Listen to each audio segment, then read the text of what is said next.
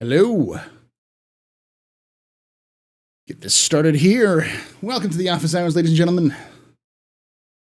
That's not what I wanted. There we go.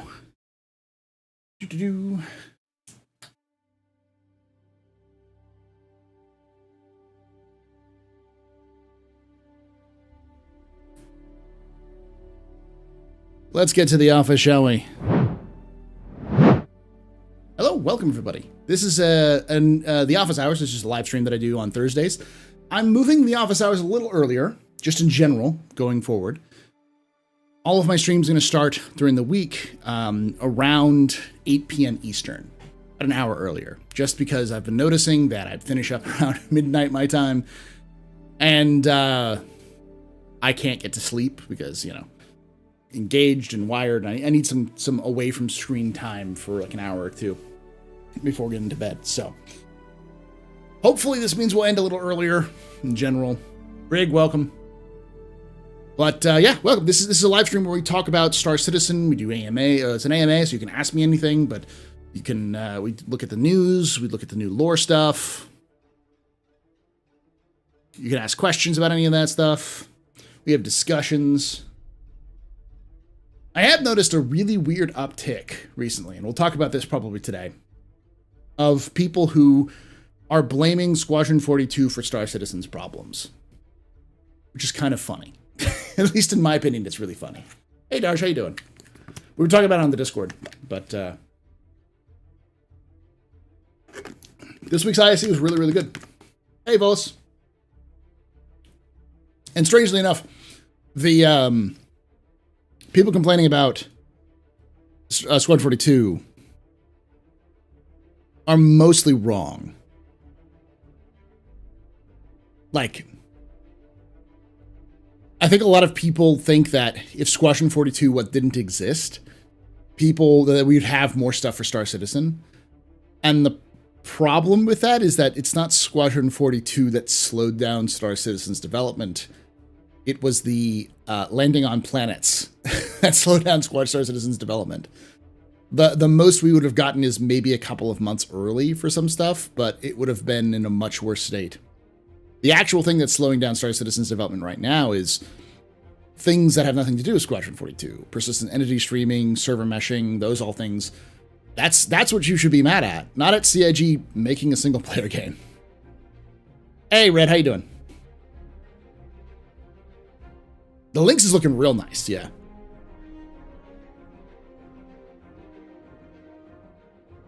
And since this is my last, coming up to my last week on Twitter, just because I just need to get out of that hell site, especially what it's turning into. And no, I'm not going to talk about your Lord and Savior, Elon Musk, or anything like that. I just don't need to be there anymore. It's so bad.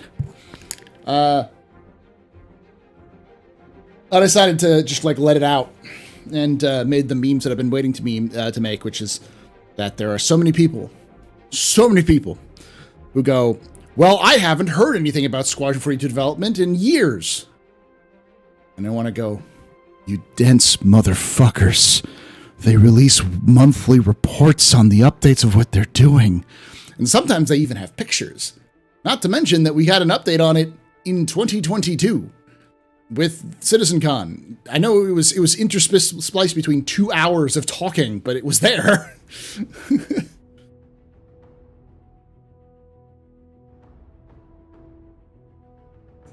Indeed, single-player games are much easier to do than multiplayer. Blame multiplayer for delaying the game so much. I mean, it's not untrue. The reality is that like the game can't exist until persistent entity streaming and server meshing really is in, like the game that it wants to be. And there's a lot of things that we've seen as of recently that were made available because of persistent entity streaming, and we'll see more when server meshing comes online. It's just, that's the reality. The game is bottlenecked by technology that they need to develop. And none of that technology has anything to do with Squadron 42.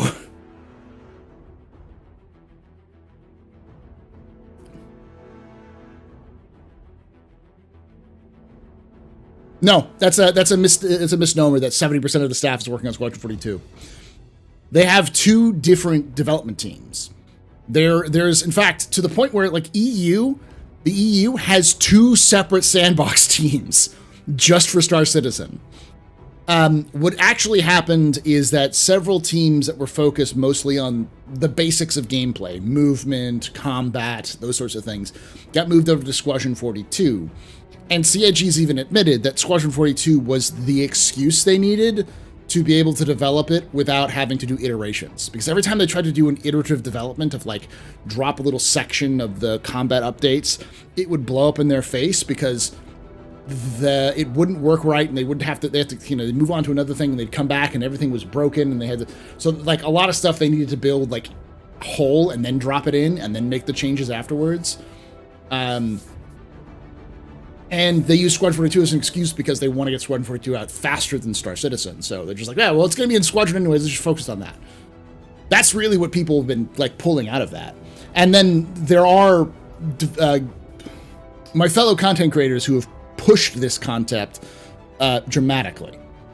I wouldn't say disingenuously. I'm sure they really genuinely believe in it, but it's not the actual reality of the situation. You mean that work has actually been done on the game? Who knew? Hey, Cindy.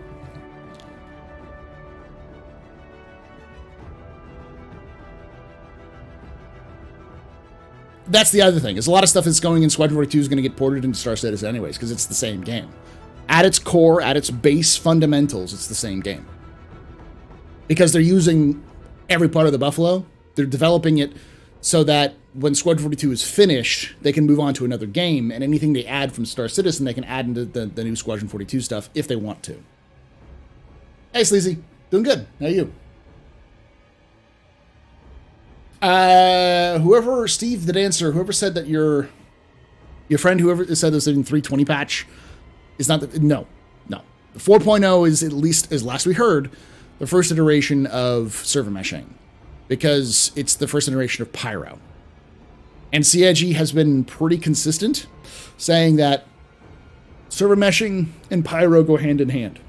Now, they seem to have been backtracking that recently, so we'll have to know more about this in the summer, but hey, Slash.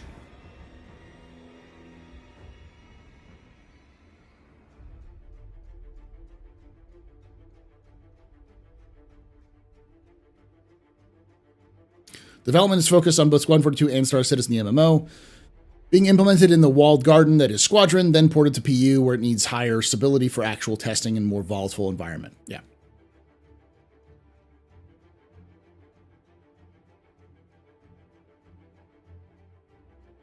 Yeah, we're going to be starting earlier from now on there, Ionic.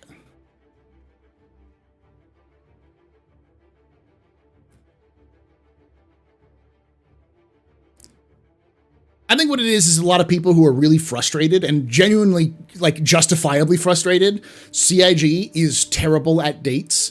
Now, I haven't seen a development team that is good at dates in my gaming history.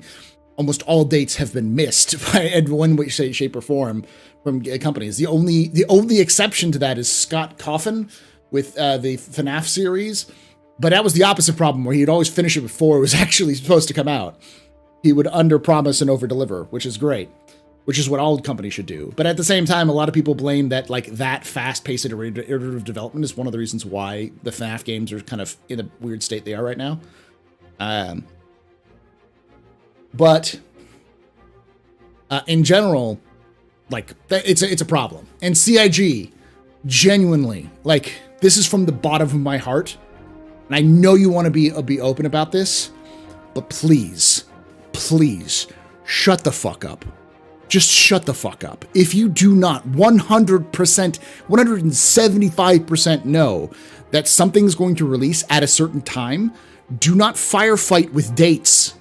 Don't say, oh, it should be done next week, and then it's a month and you still haven't done it. And I'm talking about 3.18.1, where 3.18.1 was supposed to come out a week after the release of 3.18 and fix some of the problems. It turns out there's more complicated stuff. Understandable. That happens in game development. Once you actually crack open the thing and go, wow, there's a lot of shit that's fucked up here. We got to piece by piece figure out what's going on. That makes sense. But if that happens, just say we're working on it. We'll let you know soon. Do not put a date, any kind of date by it, because then people will think that you're trying to cover up for shit.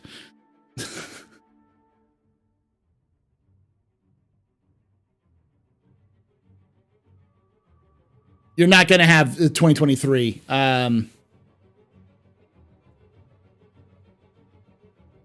A8/, I'm sorry, buddy. I have to. I'm going to have to be the bearer of bad news. I don't think Pyro's coming out in 2023, but you're welcome to chill. Did CIG say the trading prices update and cargo timers will be added 3.19? No, not yet. Trading prices and those sorts of updates are likely going to happen when we get cargo elevators, which is likely not until the patch after 3.19, either 4.0 or 3.20 or whatever. I'm being serious on this. I think it would be a big win if CIG could bring edible pizza into the game. I'm also serious that I think that's a huge addition. Because gamers are weird. It's like petting the dog. If CIG put a dog into any like Loreville that you could pet, instantly people would be posting that shit online like tomorrow. Why? Because gamers are fucking weird.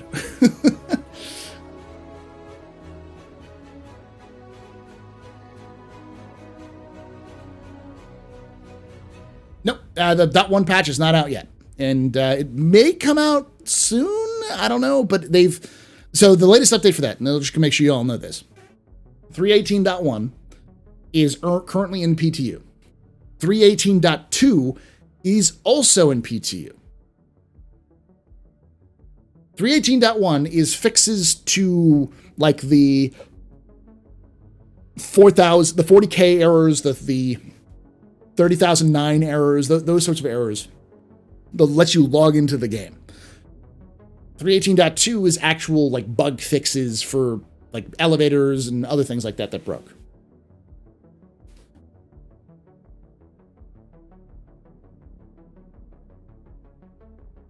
The comedy in ISC has been absolutely hilarious today. I love Jared and his content team so much that we are so blessed to have them. They're great. They're great content creators. I would think a lot of the people who are in the content team are former YouTubers. Jared, obviously, but several of the other ones were like editors or other things on YouTube. So they understand internet humor, and they have their own weird, unique humor, which I love. And never stop it, because comedy is the thing, the thing that will make the universe feel more real. 3.19 sounds like a real nice patch with what's announced recently already. Yeah, it's going to be great. It's just not going to be everything we necessarily want. What kind of health effects would pizza give? Diarrhea. that would be 100%. You eat pizza, you're going to shit liquid, and because so many people will just post worth it the entire time.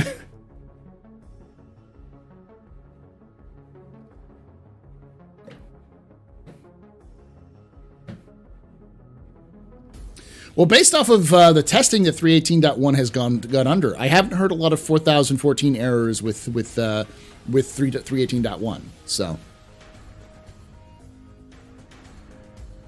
gives you the big D. My kind of pizza. Pizza gives a dummy thickness bonus.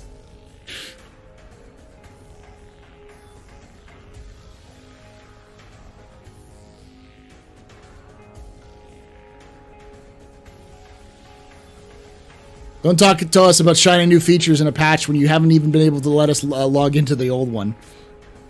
I mean, development continues. Star Citizen marches forward. Hey, Dano.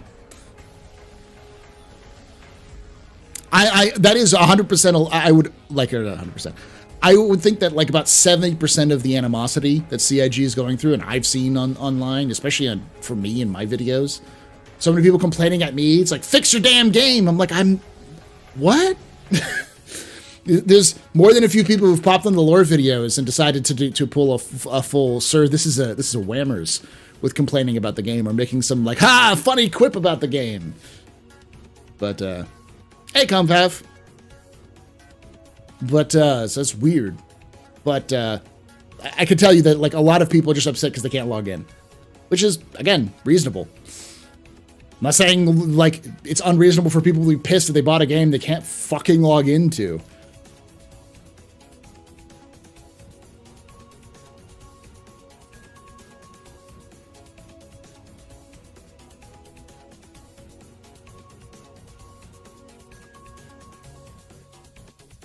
But those people who are developing stuff, they can't drop everything and start helping fix the game when they're not specialists in that kind of thing. Hey, Vinny, how you doing?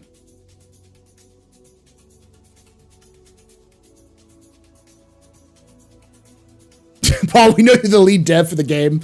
You can't lie to us anymore. I am Chris Roberts.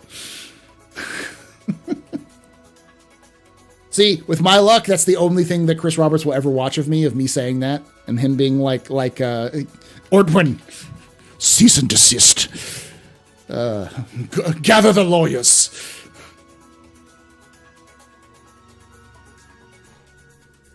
Hey, Red, thank you so much for that $20. Hopefully it'll come through now. I've got everything working, I think. Sound alert should be on too.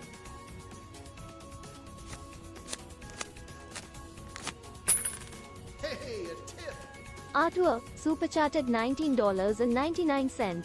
Thanks for all the content, Paul. Thank you for your generous donation, and thank you for watching. It really does mean a lot that y'all watch, because, like, it's hard to describe that I'm in a room by myself, talking to myself to a camera. For all I know, you're all just fake, and I'm just insane. I don't know. So, thank you. Hey, Sparkplug. Hey, Treesan. Ordwin, get the man. I just want to be able to blast grasping weevils. That's one thing I will take into account. Jared, we've had grasping weevil eggs before. They've been in the game before. They were contraband in the game several years ago.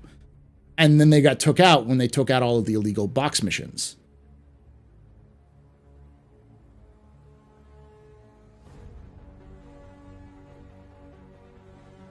Paul's so insane, he thinks he's a figment of my imagination.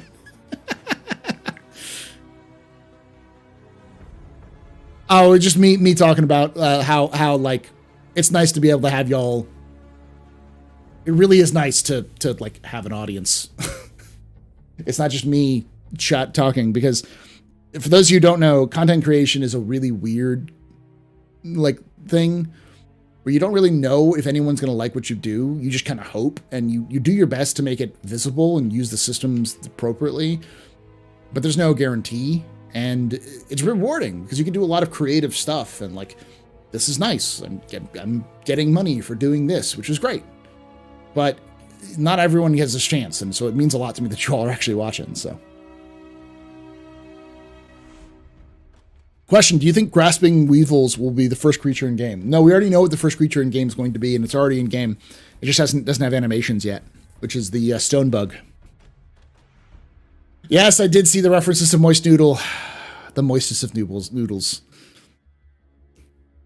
Spirit this year, yeah. I've been saying it. IAE this year is definitely Spirit. Yeah, I did in the latest ISC. Yeah, were you talking about the bounty hunting stuff? Yeah. We'll watch it live here again, so we'll break it down.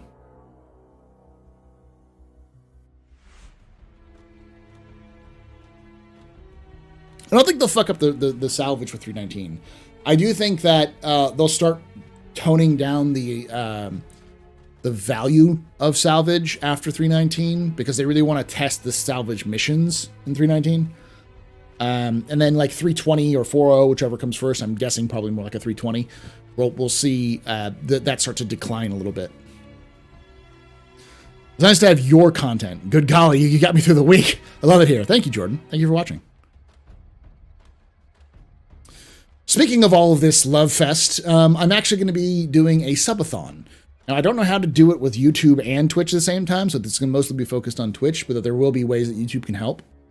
For those of you who've never seen a subathon before, the way this is going to work on starting tomorrow at 8 a.m. my time, so 9 a.m. Eastern, is I will be streaming for 8 hours. No one could donate a thing, no one could subscribe, and I'd still stream for 8 hours, and I'll be giving away 2 ships.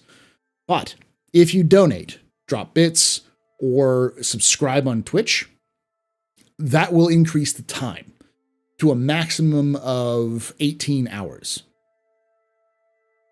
So I'll be playing Star Citizen for 8 to 18 hours and see how it works. Hey, Waffle Insanity.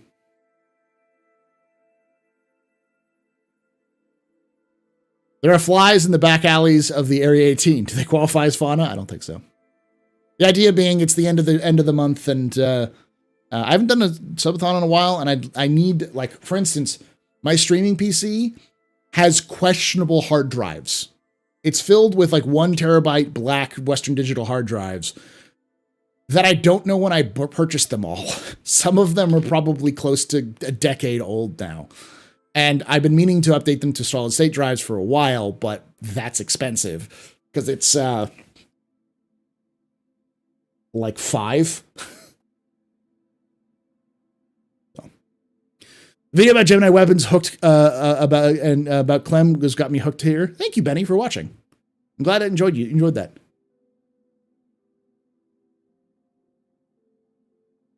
We all know about questionable hard drives, not for the same reasons. You really don't like sleep, do you, Paul? What? I have tomorrow off, and why not? I'm raising some money. The cave bugs move too. They undulate, yeah, but they don't have animations and such. Just a storage, so normal SSD? Yeah, a little bit. I think there's definitely, I need to get one for the OS. I need to get one for like cache and stuff like that for, not for gaming. It's for like production. So like I need some fast SSDs for writing purpose, like write fast SSDs. Or SSDs generally are faster for things like encoding and other things for videos and such and streaming. So it's my video and streaming PC. Oh, no. I don't play the game off of an HDD. I have two PCs. I have a stream PC and a gaming PC. My gaming PC is nothing but SSDs. I've got like M2 drives in there. It's a 2070 Super, an i7 11700K. That shit is like solid. It is a solid rig that is kind of coming towards the. I probably just need a better graphics card soon, but it's fine. It's upper mid. It's just my current streaming PC is basically an amalgam of all of the parts that I don't use for my gaming PC. Yeah, N2 NVMe, yeah.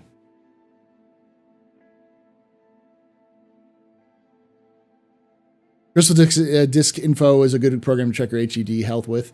But in general, I needed to get new SSDs.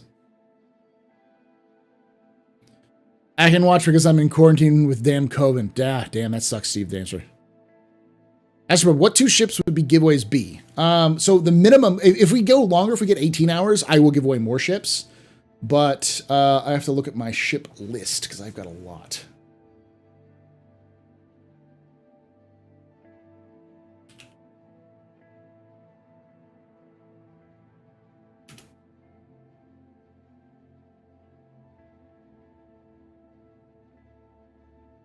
Favorite dino? I don't have too many favorite dinos. I guess I'm the classic T-Rex kind of guy. So for sure, one of them will be a Drake Vulture,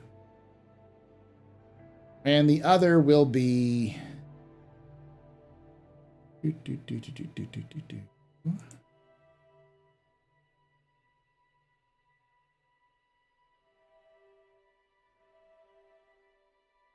a C1 Spirit.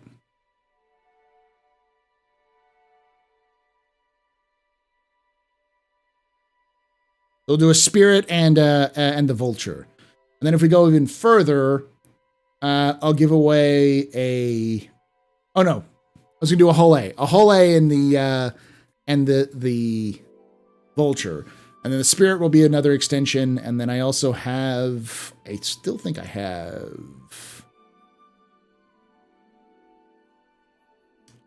It'll be up to, I'll let y'all choose. I've got a Raft, and the other option is a Corsair. So no Raptor, Compy. It's okay. Raptors are overrated because they're like chickens. Not with Vulcan, we'll be running on space potatoes soon. It'll help. I don't think it'll be that optimized yet, but yeah. Is there any ground vehicle with a logout bed? No, not right now. Do I have a Phoenix? No, I don't. 2 ship giveaways, Antares and Steel. And wonders what the Steam's so quiet. Good thing SSD prices are coming down quick. I saw this morning 2 terabyte NVMe for 113, and a 4 terabyte for 220 ballpark. Yeah, I just need like maybe 1 2 terabyte and then a bunch of smaller 1 terabytes, like 2 terabyte for the like OS and stuff. But here's one of Vulture the other day, and ooh, a C1, yeah. Admiral Bops reporting for 40K 14, sir. I've lived vicariously through your gameplay tomorrow. Honestly, though, they always fix these things. A bit of patience goes a long way. Yeah, they'll fix it. Hopefully, the 3.18.1 goes live tomorrow, but we'll see. I don't know what the situation is with 3.18.1, but goddamn sexual Tyrannosaurus, just like me. Yes. Had a bit of modeling bug bite me yesterday, and assembled my first 40K model in months. Great pile of shame, still mountains. Yeah, I actually went through and assembled all of my guard. I was figuring, I'll paint these as I go, and I'll assemble them, and I just said, fuck it. And so I have assembled the rest of my infantry squads. So I've got 3 infantry squads assembled, 1 still primed. I have my command squad assembled and primed. I've got a bunch of miscellaneous, like, I've got a Primaris Psyker, which is a Astro Militarum Psyker. I've got Mrs. Trunchbull herself, Ursula Creed, and I've got my Castellan, and I have a Commissar, and I also have an alternative sculpt for a medic. And then I've got a bunch of stuff that goes with tanks I'm gonna do as well. So, and a heavy weapons team with mortars. So I just gotta get through all of those. But now that they're all assembled, they're in front of me, and I can just chomp through them pretty quickly. I cannot get rid of that Redeemer, no. Well, imagine if raptors did actually taste like chicken. They're the size of chickens. Giveaways? We'll be doing them tomorrow. Christian, you mad, bro? No? Today was a good day. I don't know why I'd be mad.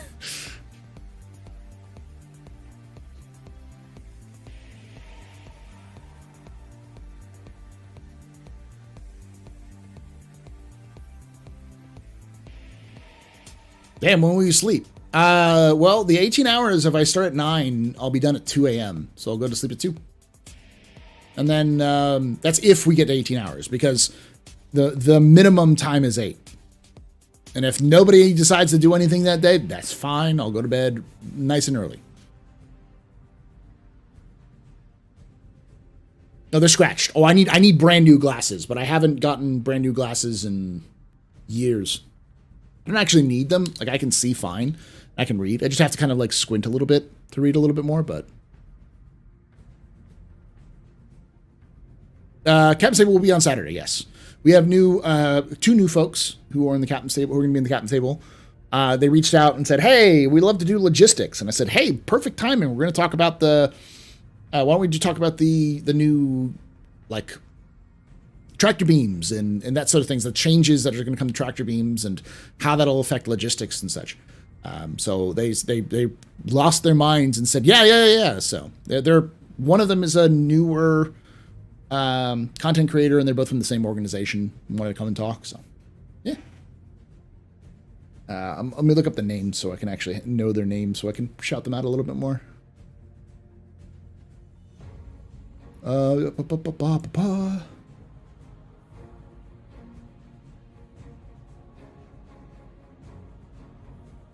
The Real KG, who's someone I've actually rated before. And Darissa. Darissa? I don't know his name. But from an org named the FDI.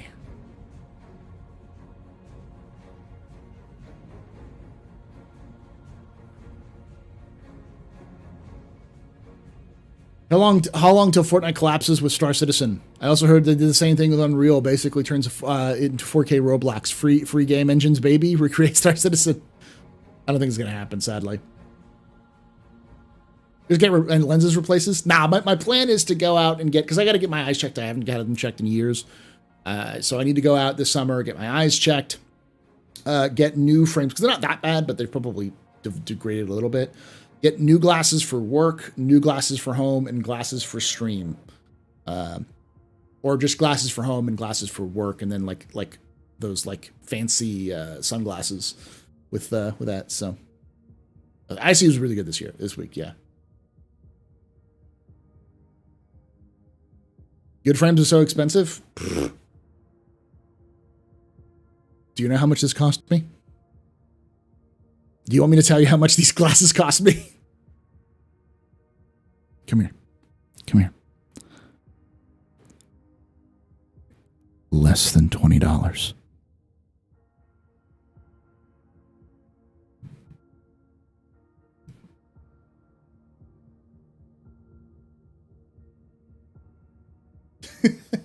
Hey, they've worked. They've worked.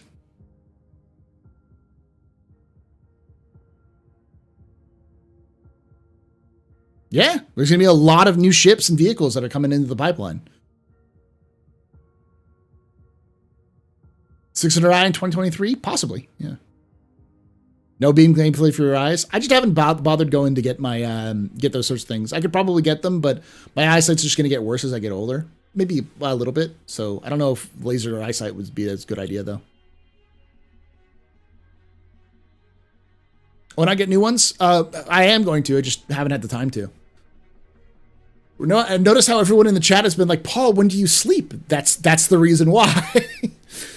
Quite literally, my life is filled with go to work, come home, hang out with a wife, maybe have some dinner, do some chores around the house, go work on videos and or stream, then sleep, wake up, maybe do the same thing. And every so often I'll find time to do modeling or go out shopping and stuff like that. But not that much time. I don't have a lot of time. I'm just going, I got nothing to do. But over the summer, I have more time, so I can actually take some time to go out to the optometrist and get my eyes checked. Texas Skull's got his eyes beamed and has to do his eye drops for every 2 to 3 hours forever. Oof. There will be a new ship for the Titan suit. CIG. Why sell only one when you can sell two?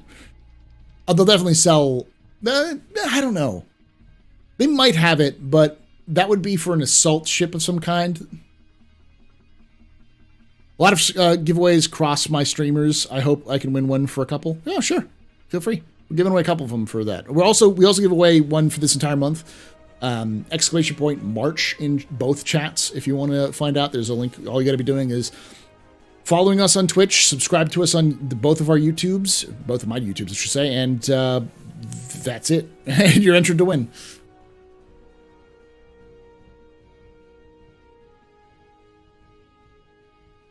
What do I think of the RSA links? It looks good. We'll go over here in a moment. Fishing and hunting in 2024 with all the Boyds? Who knows? Maybe. Is there a group on lore that focuses on smuggling? Group in lore? Not really. Crusade Industries, maybe? All right, so I'm going to step away for a few minutes. Been about 34 minutes. I want to go use the restroom. When I come back, we'll get started. If you're watching this on YouTube, mute until I come back because chat's about to go nuts.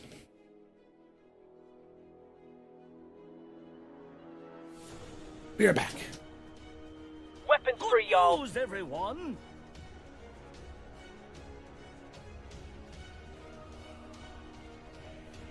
Drugs.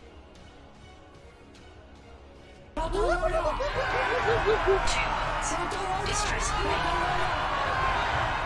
hunting is a complicated profession. I'm flying. I'm pilot. Everybody and his dog calls himself an outlaw. Distress bacon.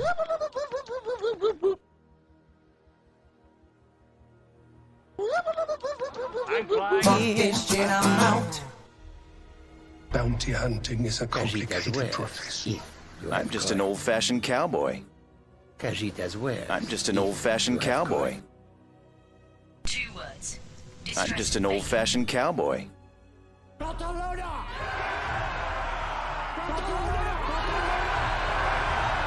It was at this moment that he knew he fucked up.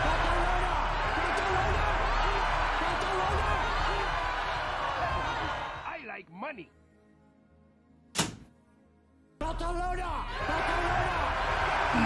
Stop it. Stop it right now.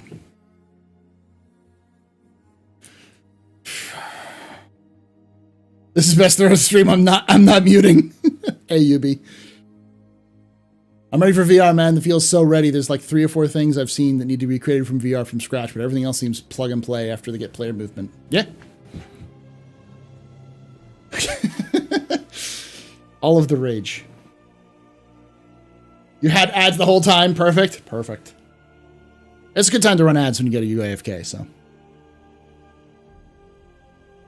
All right, let's look at this fucking massive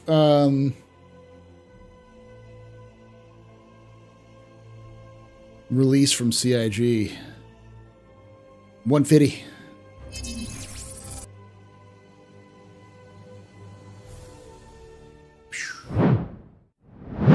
It's beamed all the way up. All right. As the first quarter of 2023 comes to a close, we're hitting a few milestones here for what we call internally the Evergreen Content Team. That's the folks that are dedicated to the creation of weekly, recurring, some might say evergreen video content. For Inside Star Citizen, today's show represents the completion of our 4th year and 150th episode since that first evolution from Around the Verse in 2019. And when you factor in the legacy of ATV and Wingman's Hangar before that, we're now just passing the 450th episode of this continuing behind-the-scenes series unlike anything you'll find from any game developer anywhere else. And yet, somehow, still, we never show anything good. I like that. Thank you, Jared. Sometimes you just gotta take a piss out of the people. He's not wrong, by the way, y'all. There is not a single developer that does this. 0. Which is why whenever I hear someone say, oh, CIG isn't transparent, I'm like, fuck, they aren't. Of course they're transparent. They're transparent to a fault because they'll just tell us when they think something's going to happen, even though that's not what's going to happen. That's why people get pissed. Does Warframe do a weekly video show and also live stream just about every day, every week for about content, letting us know exactly in like the behind the scenes Fire Rage? Because I like the people at Digital, was it Digital Forge? I can't remember Digital. I did it as a Digital. I like the developers of Warframe. They're really good. They're good people, but they're not this active. Digital Extremes, thank you. Fun fact, they also, Digital Extremes is the company that helped make Unreal, I believe, the first one. So.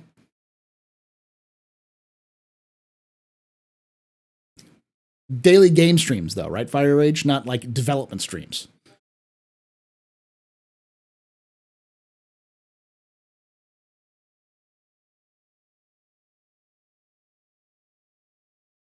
They have a Friday show that's a dev update? Okay.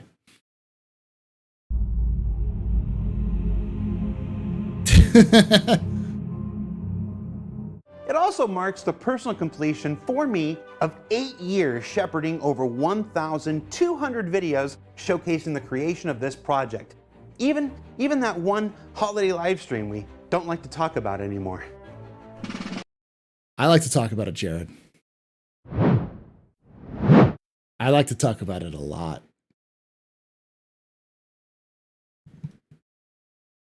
I'm never letting y'all live this down. Ever.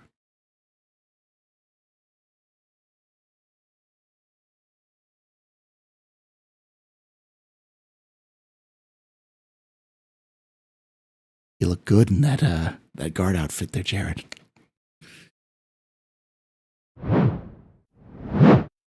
They took it down. They took down that video, the 2016 live stream, whatever it was, the last holiday live stream.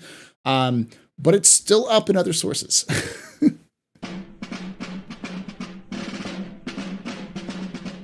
So, to sign us off for this quarter, before we go about our regularly scheduled hiatus, we're bringing back an old favorite, that grab bag of tiny looks at various aspects from all over development, the Sprint Report. Now, for those of you who maybe have never seen one of these before, A sprint is what we call the internal 2-week cadence where developers go off on a task, come back to check in, see everyone's progress, get some notes, and then either move on to something else or go back for another 2-week sprint on the same feature. So, what that means is what you're going to see here this week is actually internal developer art.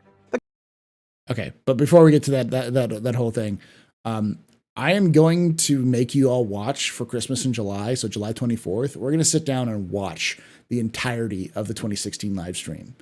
And I'm going to sit down with as many people as I can scavenge from the info runners and many other people, sit down and make them drink with me as we drink away the pain and watch it live. Oh. The kind they don't usually make to be seen publicly. It's not the flashy and somewhat mentally unstable work of the ISC gameplay capture team, who have been on quite a streak recently, possibly because we changed their medications. So without further ado, let's jump into the Inside Star Citizen Q1 2023 Sprint Report and Clam Bake Showdown. Welcome, Loken. I just volunteered you to for a drinking and watch party on July 24th, where we get to watch the worst live stream CIG has ever done.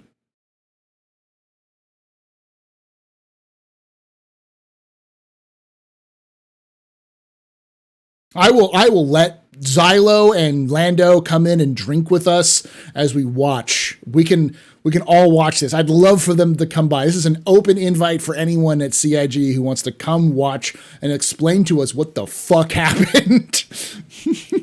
Oh, it's going to be a Discord event. I'm going to try to get as many people as possible. How about I talk about the room cringe? It is Star Citizen's version of the Star Wars Holiday Special.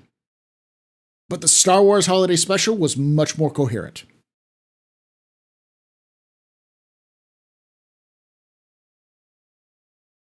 You can drink tea and laugh at it with us then.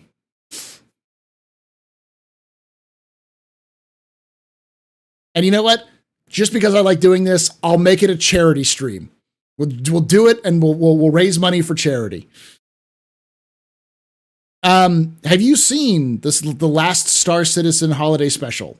The last holidays live stream that CIG ever did? Because if you haven't, we're going to watch that because it was a glorious train wreck. It was a glorious train wreck, an absolute shit show. You're going to come with me and sit down. We're going to laugh and watch. It was the last. They'd done before that, which were actually pretty good. This one, they tried to go big bonanza, and it failed spectacularly.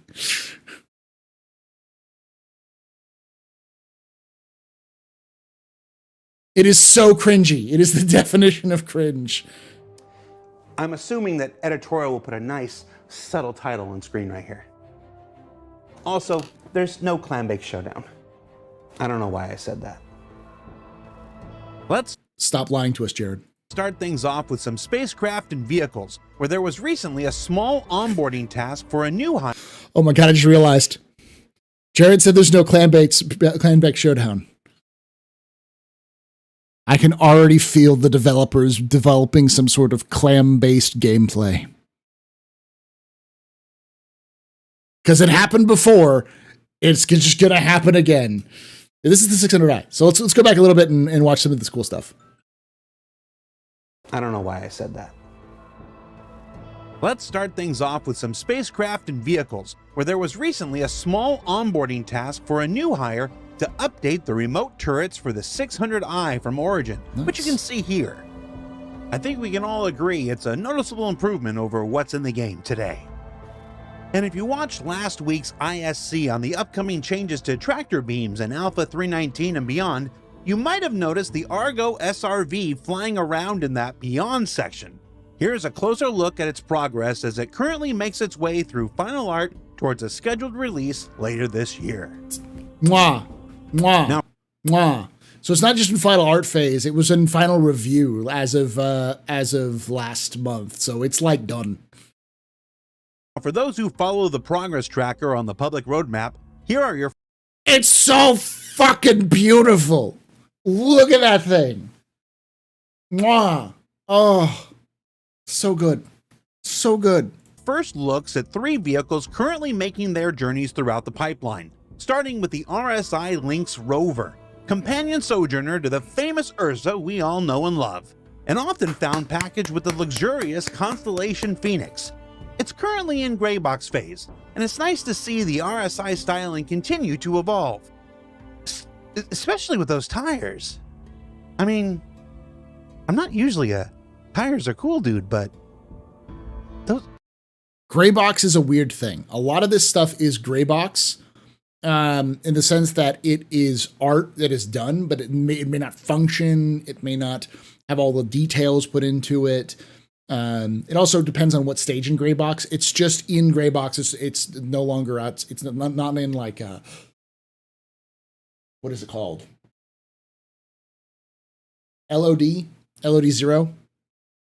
It's out of LOD 0, I believe, or no, it could be close to LOD 0. I can't remember if LOD 0 is before or after gray box. I think it's after gray box. So those are cool tires, right? So a lot of this could be and art. As we move inside, we can take a look at the cockpit coming along. So like this could not actually be in game. Some of this could just be art pieces that they've done with in-game mock-ups and stuff. And then there's the rear, which is at the back. Like, yeah, like look at this. Which is there's no texturing on these walls. No, nothing that is the interior is already not far more done. fancy than its Ursa brethren. It looks good, but it's just like you can see how bad the texturing is on those walls. Okay, it's I very thought the early. tires were cool, but can a chair yeah. also be cool? Because that looks like a comfy ass chair. Can I say that? No, I just edited it out. Can I? Okay, I thought I was poking in the back, but yeah. No, I just edited it out. Yeah, so yeah, we'll be fine. A lot of these chairs are like reused assets. Someone's pointed out these chairs are from the Phoenix. These are 100% chairs from the Phoenix. That's why they look good. It's because they're done compared to everything else. And even the floor, look at that low poly floor. That floor is basically stolen from the wall of the Phoenix. There's also the Crusader Spirit, which just entered gray box phase recently. You can see here early work on the exterior, making certain every part of it matches the metrics laid out in the white box phase before it. Then popping in through the rear of the ship, which, like the Lynx, is also in the back. And then into the cockpit that's looking, well, a bit contrasty at the moment. But that's not uncommon for gray box phase, as this period is mostly about defining shape language and material breakup before everything gets refined later in final art phase. It looks very, Star Runner. It's very, you can see its Star Runner roots in there. Let's take a look at the gray box bomb bay for the bomber variant that's being worked on in tandem with all the others. Finally, let's look at recent gray box progress on the Apoa Santok Yai, and look the at alien Xi'an fighter. You can look at that. This is also in gray box, and it's like that looks very, very bad, but it's understandable. It's not even gone through a lot of the passes yet. Where you can see the exterior coming along pretty well. Looks good. It's just not done yet. The thrusters are being modeled out.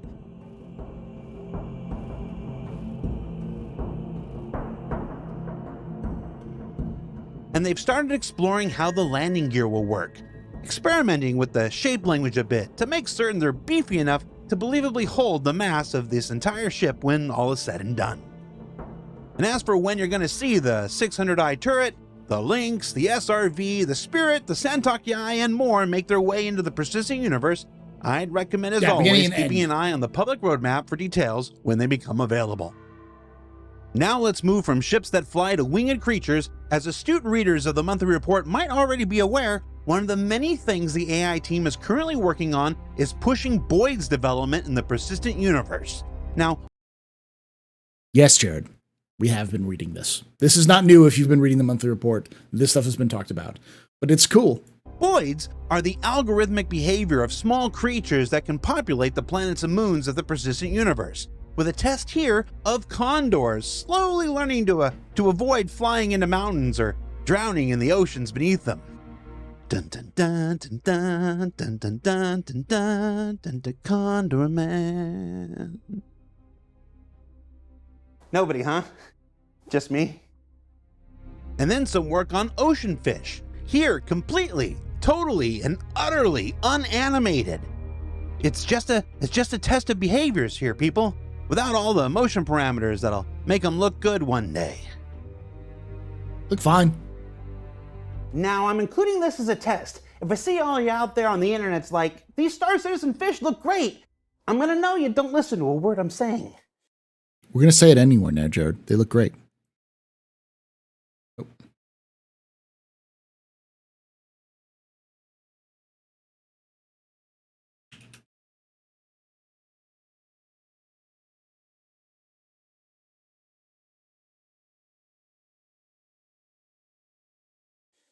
My feelings will be hurt. Meanwhile, the Interactables team, formerly known as the Prop Send team, alive have right been now. running through and physicalizing a bunch of assets for the persistent universe, like these weights for gyms like the ones you might find in New Babbage. Similar to the fish we just watched, this is also before animation has had their chance to contribute. So let's not judge the throwing form being displayed here. Still, it's nice to see even the littlest things in the verse behave naturally with realistic mass and physics whenever possible. This effort to make things behave. So what do you think they'll drop in Invictus with the current ship report? They've got a ship. They've got several unannounced ships. So my guess is at least one or two unannounced ships, possibly an unannounced vehicle in a ship. And then for combat reasons, what do they have? Maybe the SRV, if the SRV is ready, but I don't think it'll be ready. Behave as you'd expect them to also extends to the coffee machines of the verse, with a pass recently done to go through and repair their broken functionality. Now, I did consider turning this section into an update on either bartender or mess hall features, just for old time's sake. But someone who will go unnamed stopped me. Just know that there are heroes out there looking out for each and every one of you. Also, it looks like the team developed a few new coffee mugs along the way.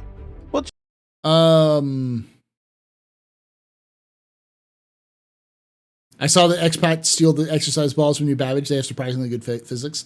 CIG wants to try to make everything interactable. Like every prop in the game is going to be interactable. So, I wonder what the timeline looks like for implementing resource management to all the ships. It would be like. Oh yeah, they already have that on. They have that on the monthly report and the progress tracker. It's right now it's up to September, and what CIG is. The people who've been working on it have been saying is that it should be there soon-ish. So my guess is before the end of the year is the plan for resource management, but we'll see. Just let this video play for a bit. See a couple coffee cups in action and think about how much bartender stuff I'm not talking about right now. That's so thankful. Also, speaking of bartenders, if you want some interactables of your own, there's this new set of Star Citizen pint glasses up for pre-order on the web store. I asked if they wanted me to promote them, and they said no, because you'll probably do something silly and stupid with it. And I said, leave it with me. And they said, what? No, we said no. And I said, no problem. And here we are. Back to the Interactables team, they've also been prototyping a new way to hang a variety of posters on the walls of the player habs and spacecraft with these new, expanding electronic devices that could let you decorate.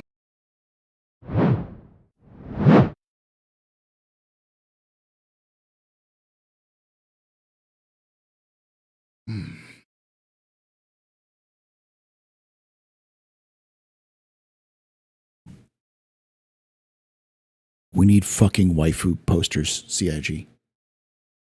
I'm not even fucking kidding. Enough of this like corporate shit. Give me some classic corporate like half naked men and women. That's what people will decorate their posters with.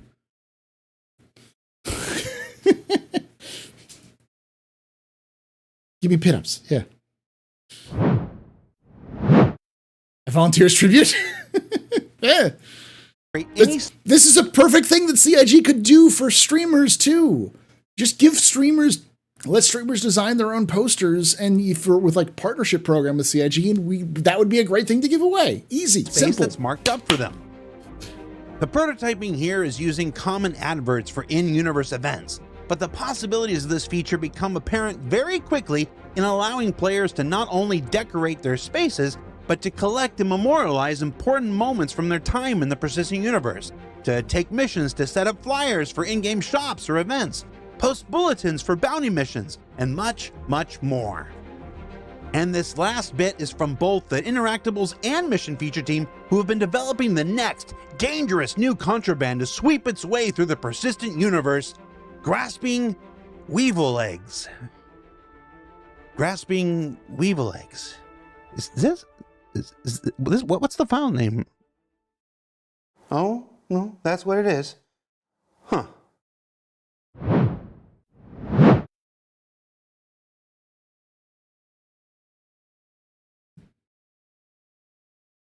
It was there before, Jared. And they're very, very pricey. Don't ask me what the fuck they are. But it's not new. Wait until they get the RS-1 spacesuits and the Mobby glasses.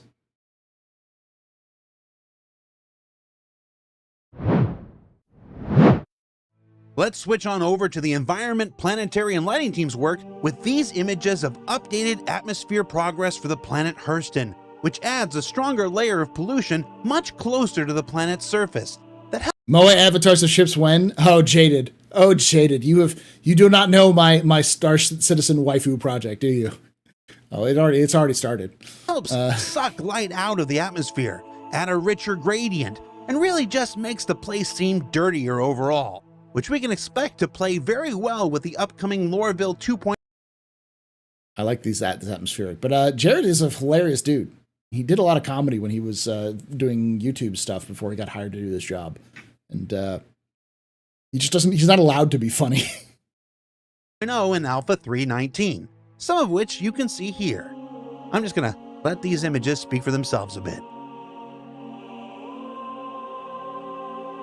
Ah.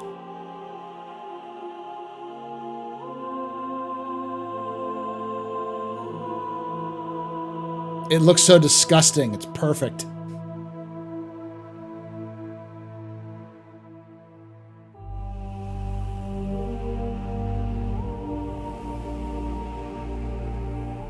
And we'll take a deeper look at how light, atmosphere, and the new cityscape all come together in Alpha 3.19 when ISC returns from hiatus in just a few weeks. And while the atmosphere of Hurston is getting a little love, so too are the verdant forests of Microtech. It looks like an actual fucking forest. We'll be discussing more of in the coming months. The forests of Microtech are receiving a performative refresh that will make the environment seem richer and denser visually, while providing more gameplay opportunities for cover during missions, racing, and other activities galore. It actually looks like the Sierra Nevadas finally. Fucking shit. The pine forests of the landing West. zone teams have also completed a sprint adding additional mission locations scattered around the planet Crusader in the style of resort hotels that can utilize overlays for pleasant, in-use active businesses, as well as those taken over by the ever-present and vile Ninetails. Each new... Okay. We're gonna talk this again, but this is something that players had been asking for since Crusader went in, and CIG said, "Nah, we're never gonna do it." Like, this is a perfect example of the kind of impact that players have on CIG. Because I can almost guarantee you, somebody at CIG said, let's make a bunch of these platforms and put them all over Crusader. People make some gas mining platforms and other things. And a lot of people said, nah, they never really use it and all that kind of stuff.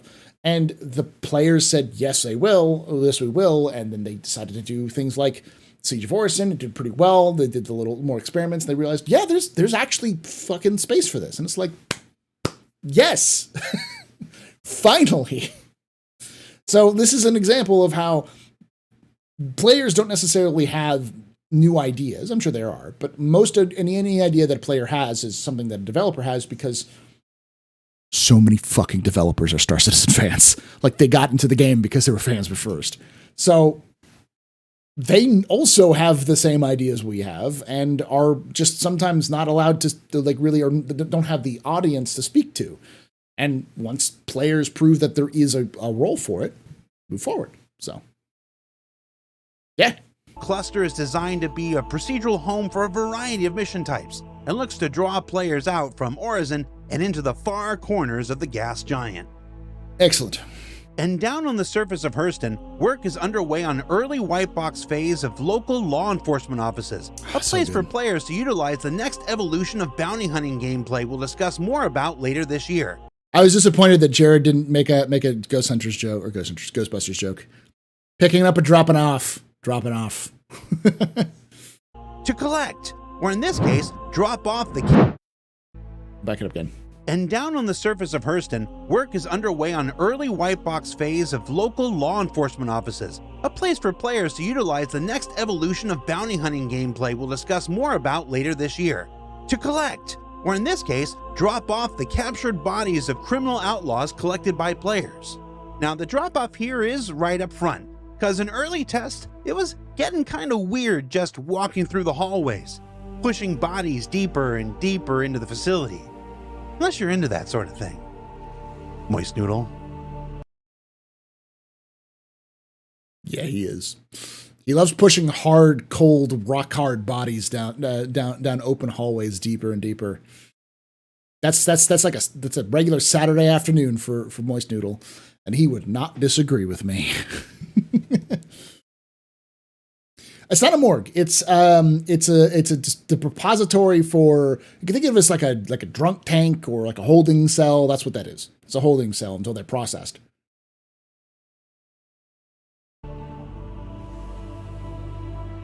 You can then also check out the bounty boards to collect new missions here. Very cool.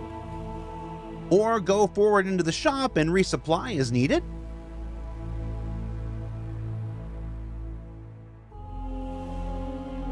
And there's an office for meetings, but who needs more of those in life?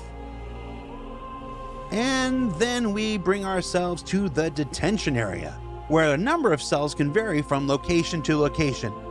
I suspect that many of you will be looking forward to spending your time anywhere else besides Kleischer, even if it's just a jail and not a prison. Also in white box is the pre-production blockouts for a variety of building interior modules that will fit inside the towering skyscrapers of New Babbage on Microtech. By the way, jails will probably be where you go if you have a CS1 or CS2. Hopefully they get rid of that stuff and it's more like misdemeanors versus, whatever. But yeah, that's probably where you'll end up. Being developed and tested in situ simultaneously, to work out and discover anything developers might not have considered or recognized as necessary in the original mandate. The idea here is that once the player lands, they would enter this particular interior from the very top, encountering a lobby and expected elevators. Then, after a brief trip down, emerge into a number of different interior modules such as block of player apartments seen in the example here. Very cool.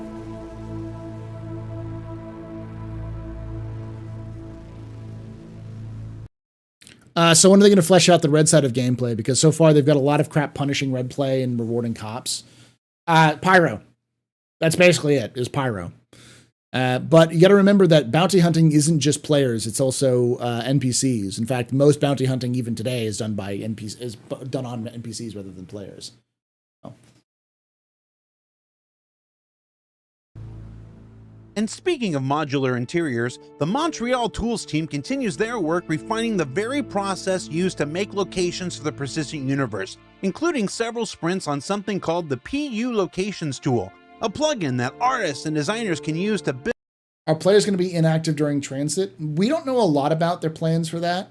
I think at one point they kind of spelled out the idea being, if you are captured, they want to have the actual transit to happen in real time. They don't want you to be captured and then instantly teleported to prison.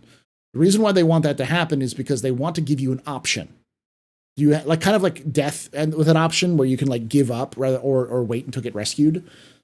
If you get captured and someone's bringing you back, you can like wait and experience the entire time. But if someone's just fucking around and not actually like depositing you, you can say, I give up, and you'll end up at wherever the prison is. And the reason why you'd want to wait is because of rescue. Yeah. The only issue that I can see is that people can 100% abuse the knock somebody out and stick them in a cryopod if they're not wanted, and then they won't be able to escape. Yeah, if you choose to give up when you're transporting, you can just get transported back. But that was a long time ago. This was before they actually started working out the details of bounty hunting with Bounty Hunting V1, I guess is what they're calling it.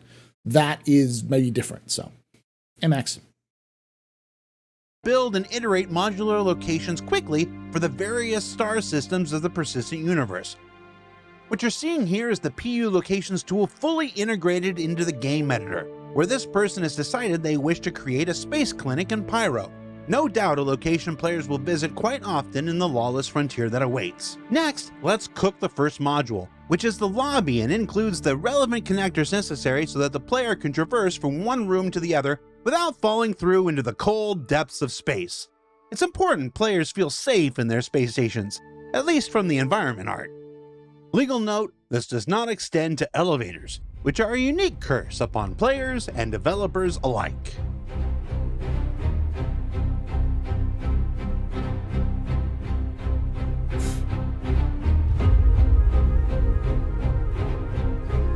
That's some Resident Evil shit right there. Next is what's called the Universal Room, which is a super fancy programmer term for hallway. They know it's true. We can even change the seed if we don't like that particular hallway and generate another and another, each one creating the various connectors needed for us to continue building. And then some side rooms, or in rare cases, a rear room, which is usually at the back. Some shops like the pharmacy. Oops, insert. I'm going to leave that in there for solidarity with developer pain.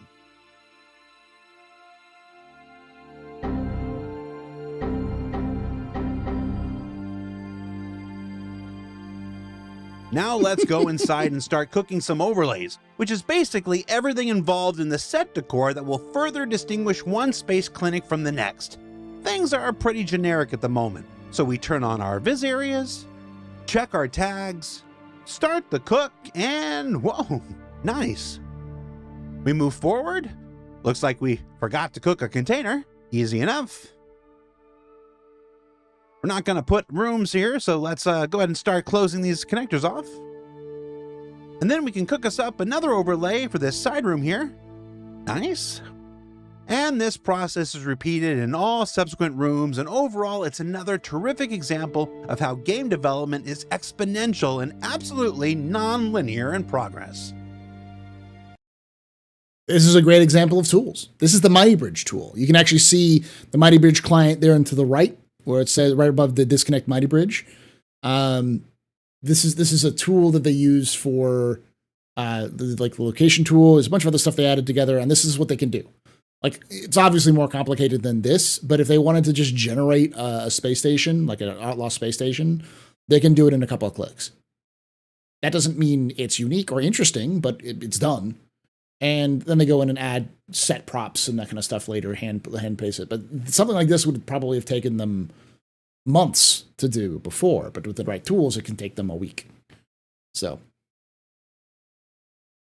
I keep doing that.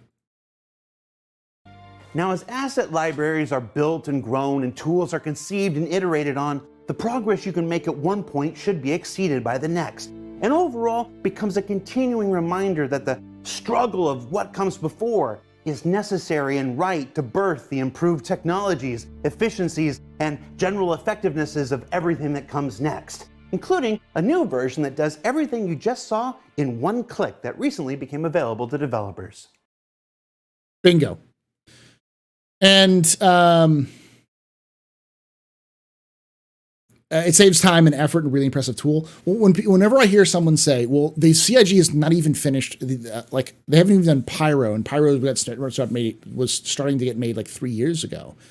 Even if they dropped a system a week or a system every 3 weeks or 3 months, it would take them decades to get all these things in. And it's like, yeah, but it's going to take them less time than that eventually because these tools exist. And as they develop more overlays and more unique aspects of the game, that will just add more variety. And all they have to do is click a button and it changes the overlays. So with new tools and better experience and so on and so forth, it speeds up. And that's how game dev works. But there's also the problem where the last 10% of the game takes as much time as the first 90%. So we'll have to see that. But it definitely answers the reasons like how quickly CIG can develop things. Well, pretty quickly. We'd have to see it in action and see them practice it, but, which we haven't yet, but who knows? Are they planning on making all frontier areas not associated with Imperial Xenos or corporate holdings look like horror sets? No, this is just the sets that they've used for the Outlaw space stations, for Pyro. I'm sure they'll do other overlays for Nyx and other places like that, because all that an overlay is them dressing a set that already exists, just slightly differently. But this is all stuff in preparation for Pyro, but they also had to develop the overlay system in order for it to work. And while we're talking new technologies, let's wrap things up this week with some work from the PU character art team, which had a small sprint working to convert some of our older legacy assets to newer resources that have been developed really cool over recent years, including Layer Blend V2 and the ability to spawn items with specific levels of wear and decay. So this means that not every version you find out in the verse is going to look exactly the same. This is cool as fuck. The team is... What that means is that we're going to have wear and decay as states on everything. We always knew that was going to happen. That means that the resource management is going to matter. So because there are fail states which exist in games or in ships and will probably exist in suits and such, you may actually have environmental seals that pop if it's too old or broken for a suit. So you'll have less time to survive in hostile environments. Maybe less like it'll reduce the amount of damage reduction you get, and so on and so forth, which is cool as shit. And the fact that they're taking these old suits and updating them to new tech means that they're reducing the footprint because they're using more efficient tools that exist already. So nice. Is also using the opportunity to discover more chances to further modularize existing armors like the Nomad and Light Outlaw you're seeing here, as well as many more we'll be showcasing later this year. It's part of a continuing effort to add more customization to what you wear in both the new stuff that's coming down the pipeline and what's already there in the persistent universe. And that customization also extends to a variety of tints that can be used for spawning armor variants within the universe, which you can see in some early explorations here. This will allow mission and location designers to specify specific variations of components and tints for different areas, or use procedural tools to randomly generate dozens and dozens of variations for each outfit. And when that gets extended... Should have repair shops repair sections on your ships? Yeah, machine shops. They'll almost certainly have some tools for that. To many of the outfits already within the universe, this will get us a far greater variety of things within the Persistent Universe than we have today.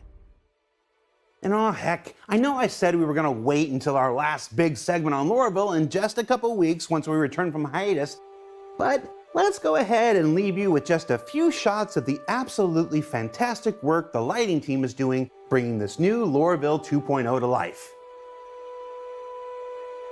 Iris, I'll need to take that salinity down just about 15-20%. Let several thousand words of images do the talking instead. I'm getting pissed, but coming to buzzkill.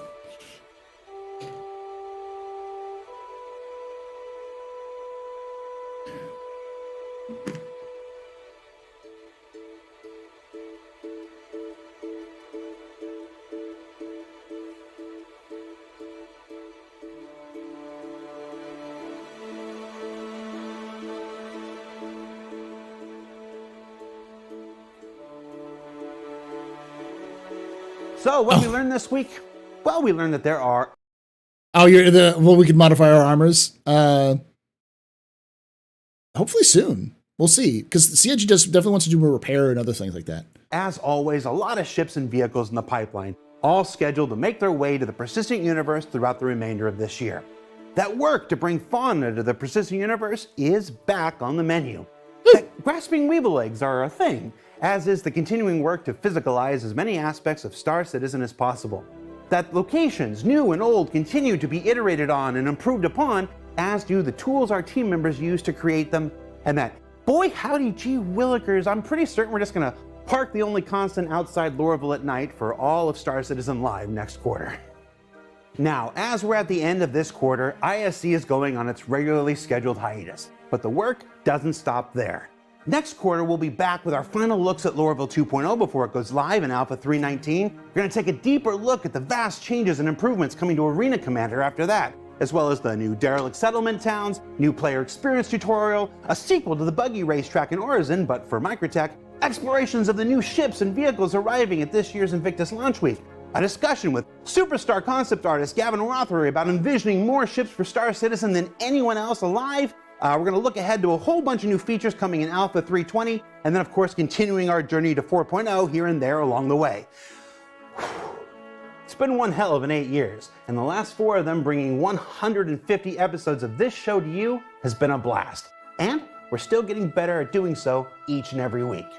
Now, I can say that because I'm not talking about myself. I'm referring to the talents and work of Will, Dave, Alex, Casey, Jill, Stephanie, Amanda, Caroline, Tom, David, Luke, Justin, Jake, Vicky, and now Mercy. Welcome to the team, who have all made this last year the best one yet.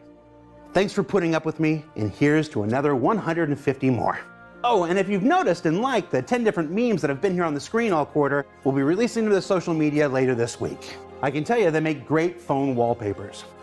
For Inside Star Citizen, I'm Jared Huckabee. Thanks for watching, thanks for 150 episodes, and we'll see you back here in about a month. If you stopped watching here, you were a fool.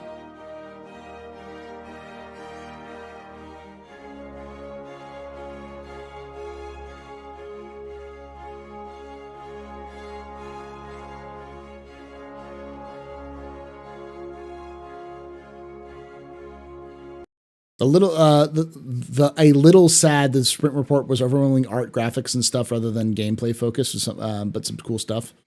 I don't know. Pretty much all of that was gameplay focused. We had ships being worked on. We had stuff with bounty hunter gameplay. Gosh, what else we saw? We saw new interiors for ship interior or ship interiors, via like space interiors for locations. We got locations for like new resort hotels and places for Star Citizen or for Crusader. Like, yeah, it's graphics, but it's all gameplay locations. All those things have gameplay implications.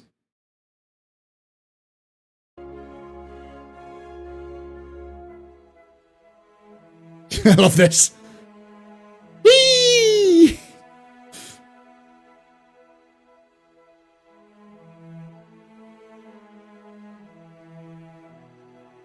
It follows.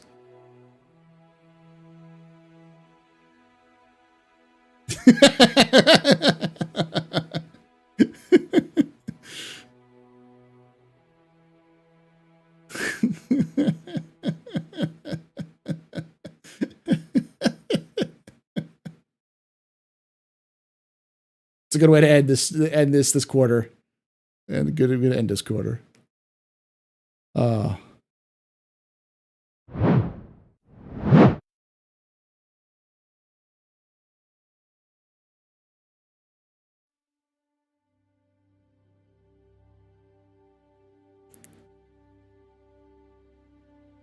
They also mentioned new derelict towns, yeah, and the overlay systems, the tools that they showed off for the overlay systems of how to do that sort of things.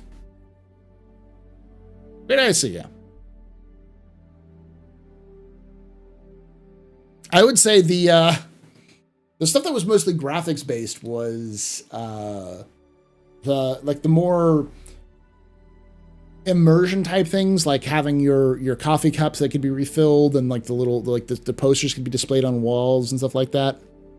I'm sure we'll have people complain about that, but that's more of a different team. That's like the props team, people who do those sorts of things, and that's the kind of thing that you need to have in an MMO. Gives you a little bit more personality and such. And those sorts of things are tech-based, because you have to figure out a way of doing it that makes sense in the universe.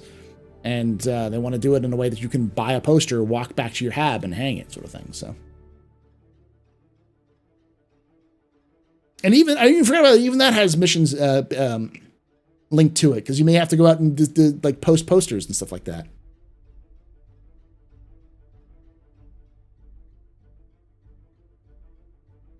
Elevators, lifts, carts, trays, box hands. Is there any entity in Star Citizen that hasn't made our life miserable? Pico.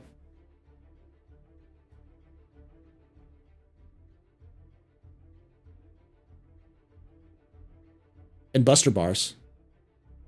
And beer.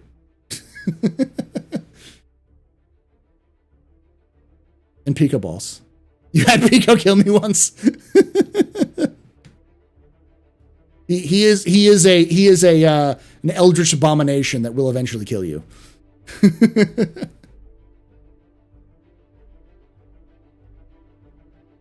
Will we have poster slots and ships? Possibly.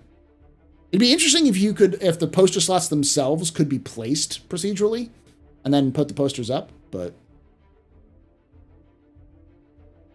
yeah, armor and weapon repair, yeah. Lies, you blew up my ship once. I'm pretty certain Pico's from the warp. Pico is actually Zinch, just a demon of Zinch.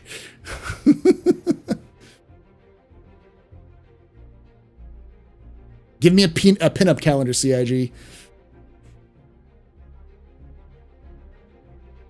All right. I'll be right back. Again, I'm going to unmute it so people can actually do the things. If you don't want to hear a lot of noise, mute yourself, YouTube or Twitch. I'll be right back. Then I'll talk. Good news, free, y'all.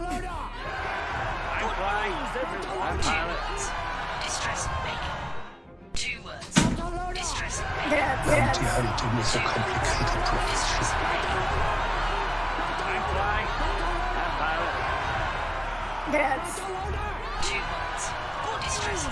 Everybody and his dog calls himself an outlaw. It was at this moment that I'm he just knew. an old-fashioned Bounty cowboy. hunting is a complicated profession. Bounty hunting is a complicated profession. Cajita's wares, if you have coin. Drugs. Distress bacon.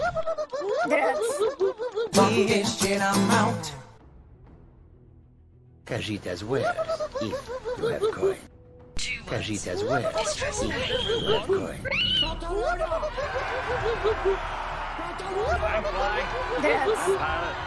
Good news, everyone. Weapons free, y'all. 2 words. Distress bacon. 2 words. Distress It was at this moment that he knew. He fucked Everybody up. and his dog I'm calls just an himself old-fashioned cowboy. Bounty hunting is a complicated profession.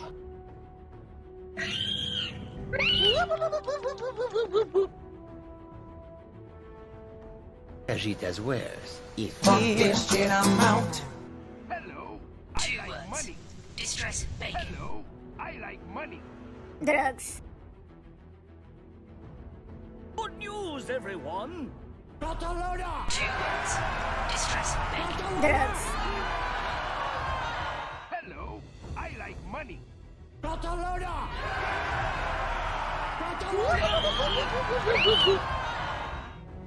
news, everyone. 2 words. Distress bacon. I'm flying.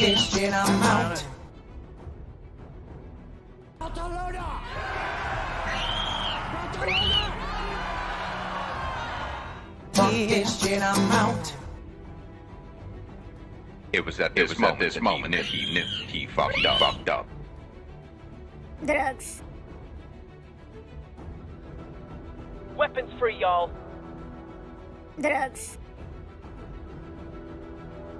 I'm pilot.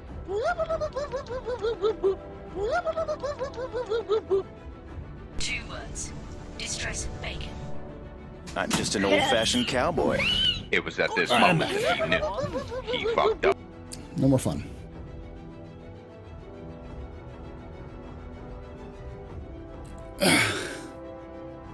You see the armor hanging in the locker? Yeah, that's stuff they've been showing off for a while now.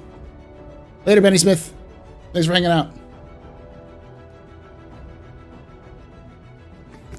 So what do I think about 320? So Ninja Waffle, I've been talking about 320 for a bit now. And since CIG basically removed 319's like uniqueness in terms of its back-end stuff, they have to do a 320.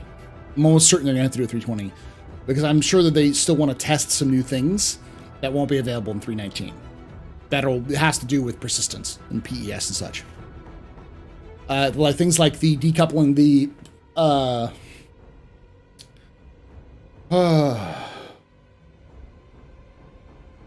I always don't remember this name. And it's the weird part. It's like I know what it is, and I know that I always forget the name, but I never remember the name. Replication layer. The replication layer.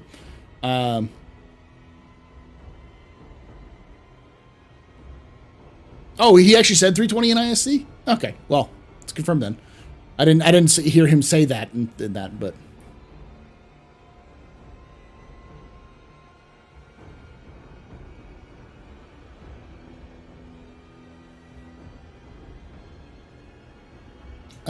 do I think the lockers will work by the time the Spirit comes out? Possibly, because the Spirit's coming out in IAE, would be my guess. I'm sure they want to make the lockers work too, but I'm sure they have to do some back-end stuff. So almost certainly, yeah, replication layer. So you don't know what a replication layer is? Is that what you're asking, Ninja Waffle? Oh boy. All right, let me try to explain this. So PES is a bunch of different systems that work together. So we've got the PES, which is how to put this? PES, which is persistence, and it is specifically persistence in terms of what you see in the game, and it like everything is stored. The replication layer takes everything that is connected to you and copies it to this backend server. So anything and everything from every server and any server is copied to this layer, which is then kind of like the overarching like database that has all this information. And it's spread out across every single server and shard in the verse.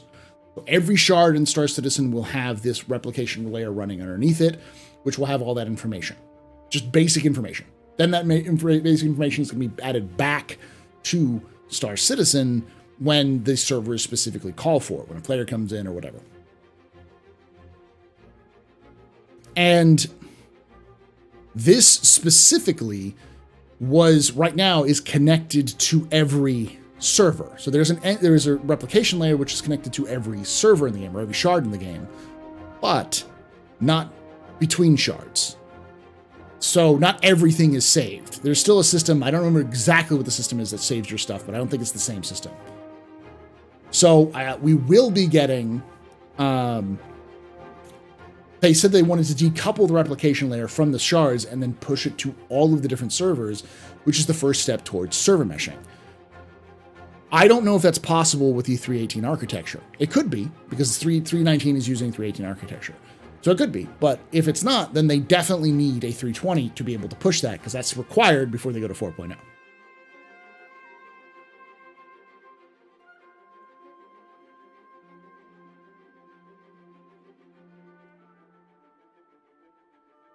Sorry, so you already knew what it is. Yeah. He mentioned 320 in today's ISC and in last week's SCL. Okay, cool. They could have, they have had to do a 321 patches for Countdown 4.0, right? It's destined. I don't know what they'll do. Replication.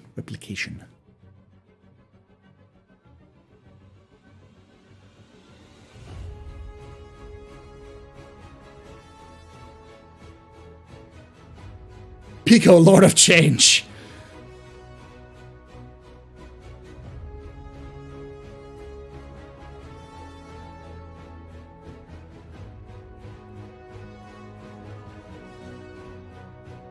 Doesn't the entity graph save it? It might be. That may be where we get all of our stuff is saved, and the replication layer is just a way of preserving it and then bringing it onto the entity graph. I don't know those details. I am not very fluent in that. I'm still barely grasping a lot of these concepts because it's still, because even the stuff that I understand is already broken up into several different systems that exist on top of that.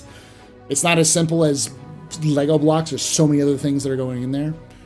The point being is that they've said specifically that they want to remove the replication layer from from shards and make it go across all shards. And again, I don't know if that's possible at 319. So that's the biggest thing that pointed to 3.320 for a while, but now that they've confirmed 320, my guess is 320 is either one or two things. Number one, it's an August patch. Basically, everything they couldn't get into 319, they'll move to then, and then anything else they get done by then, they'll move it and release it like July or August. And number two, it's IAE patch. That's the patch that's going to come out after CitizenCon.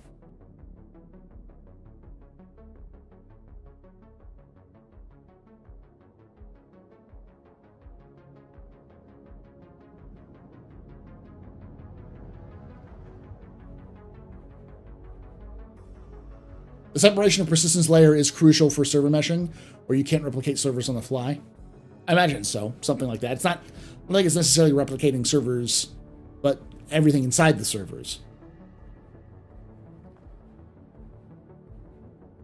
When the E1 releases to flyable, will it become the loader for the Genesis? Almost certainly.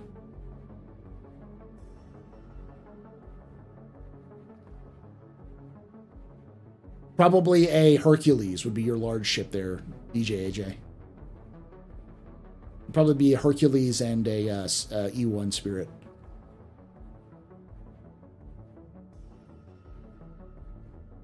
I'm really tired of the Cuddy.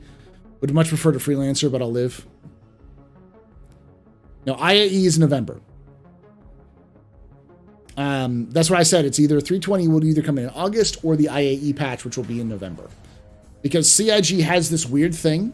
And for those who are new, CIG's Q3 is weird. Because they often put a lot of resources into Star Citizen events or CitizenCon. And when they do, pretty much by August, everything's shut down. Starting August through September, no work is done by CIG. It's all focused on CitizenCon. It's probably an overestimate, but a lot of time and effort goes into CitizenCon to create demonstrations, to all sorts of things.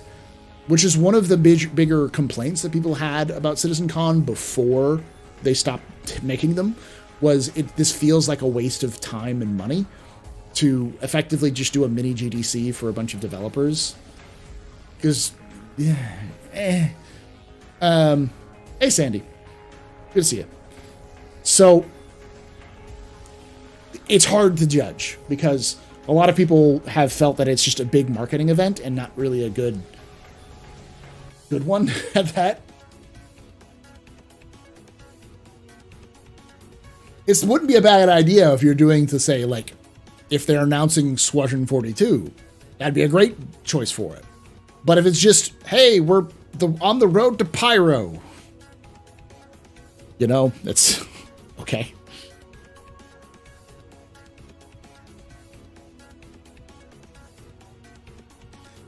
But Sandworms, I was there when Sandworms were released. It was hype. It was hype as shit. But I'm glad they don't do that anymore. It'll be interesting to see if they do another keynote speech. But do you think 4.0 will be similar to 3.18 release cycle, but this year? Yeah. Almost beat for beat. I think we'll see 4.0 release at the end of December 2023 and release in March of 2024.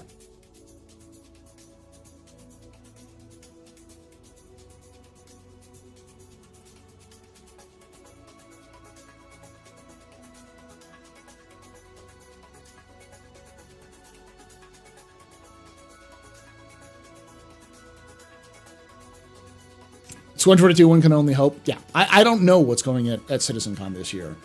And it's hard to guess based off of what CIG has talked about. My only guess is that they're going to announce a hard release date for Squadron, which would be a nice welcome change, which would mean they'll start fucking talking to us about Squadron more frequently. But that's not 100% guaranteed.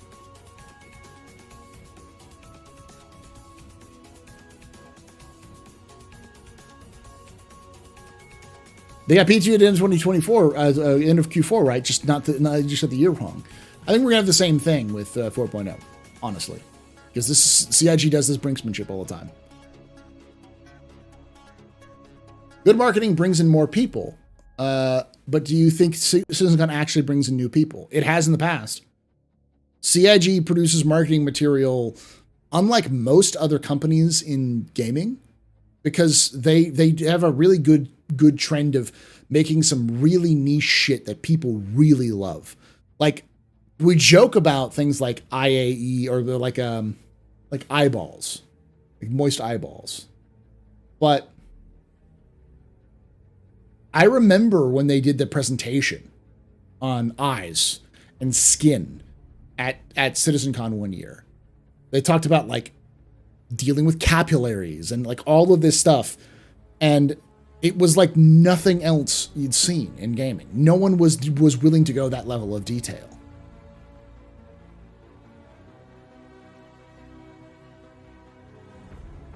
Paul, IAE cinematic predictions now. Tell us how Jack's stories develop. He goes to Nyx. And I believe CitizenCon is not a waste of time or money. But it does slow down development time. I don't think it's unique in that it's only it could drive those people who used to be, who were that interested in gaming to get into it. I think you could still get those people with free flights, regular updates, and in fact, more people would play if it was more stable and more complete. And taking devs off of the development of Star Citizen and putting them towards a big marketing show kind of defeats that purpose. It makes sense if there's something you want to market, something that you're going to sell, something that you want to drive a pipe for, something you want to introduce to the world in a big splash so you can do a nice activation and start doing a bunch of other things to help that release. But it's kind of just an ego like brush for CIG.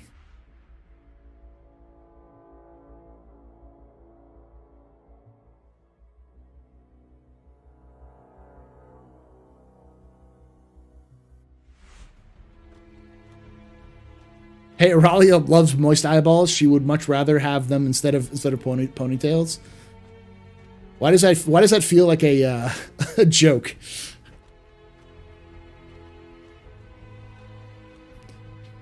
Now, I do believe that by the end of this year, and feel free to clip this because I could be wrong, and I'll talk about if I'm wrong in the future, why I was wrong and stuff like that. But I do believe that we will see some of what CIG was hoping to release that comes from Squadron. So like the movement system. I think we'll see the new Mobi-Glass and the new interaction systems, possibly even the new EVA stuff that we saw from CitizenCon. I don't think we'll see quantum travel, the new quantum boost stuff. I don't think we'll see that yet. But I do think all that other stuff isn't as crazy as it sounds. That includes the star map. Yeah, the new Mobi-Glass includes the star map. So what's the plan for 4.0? I've seen people say they're launching it without an actual server meshing and just static. We have no idea. It was always going to be static server meshing. We weren't going to see dynamic server meshing with the first release. The problem is that we have no idea what is actually going to happen because CIG dropped some breadcrumbs saying that the problem of jump points is now separate from the problem of server meshing, which is a change from what they've said in the past, which is that server meshing and jump points go hand in hand,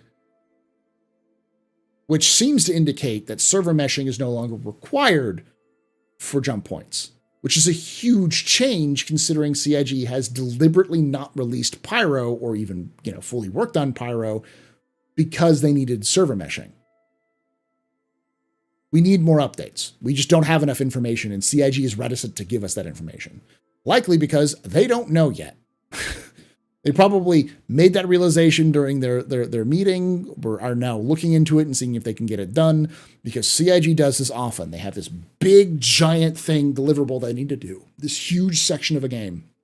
They took a look at it and start breaking it into pieces to see what they needed to do. And by the time they break it into pieces, they go, well, we need to break this. It's going to take us longer to do this and this and this, but we can get this in first.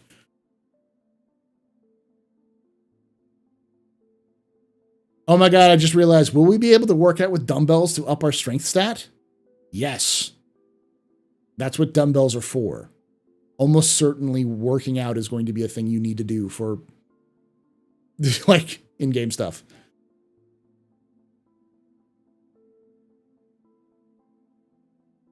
If CIG knows, it's hard for them to stay clammed fully up about what they're working on. True, they talk about it a lot, but that's the thing, is that if CIG doesn't 100% know something, they tend to not talk about it. They'll talk about it if they're developing something, but they'll never commit to anything until they actually fully know.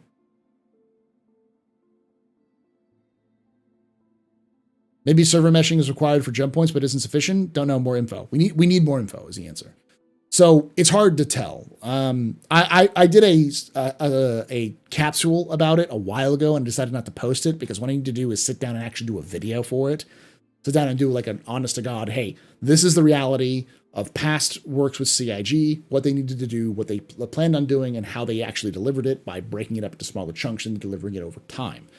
The likelihood that CIG does that with 4.0 is still very high because it's the second most important thing since PES.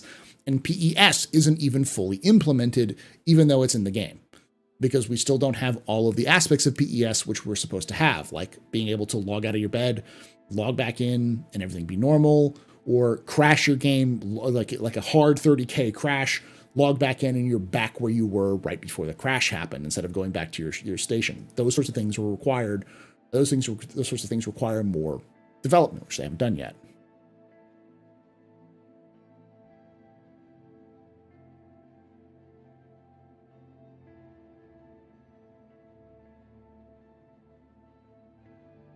That is a ripoff of Tarkov using dumbbells.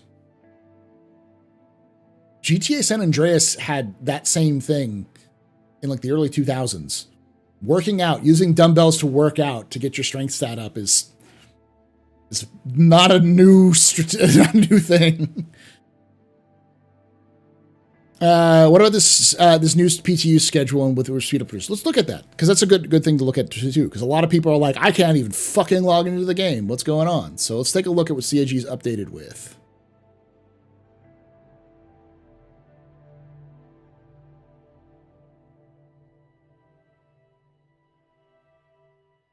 All right.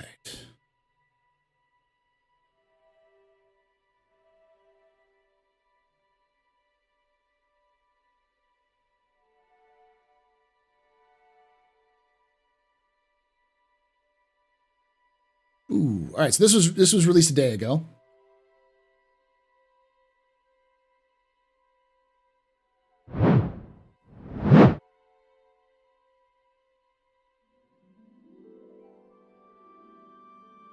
Any word on when the next dynamic event will run? We know Jump Point 2.1 was originally planned for just after 318 live dropped. I don't think we'll see Jump Point until 319 now, but we'll see. All right. This was posted yesterday.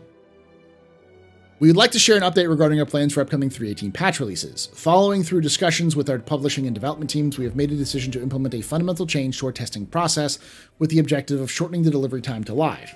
In order to increase our efficiency and remain on schedule for Alpha 319, we will be conducting simultaneous release management of both 318.1 and 318.2 patches. We have locked 318.1 for external testing, and our development team is now hammering away at it with a set of updated load testing tools.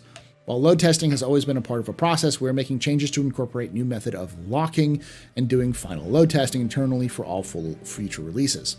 Thank you. We are eager to start testing with 318.2 on the PTU with all of you, potentially as early as tomorrow, Thursday.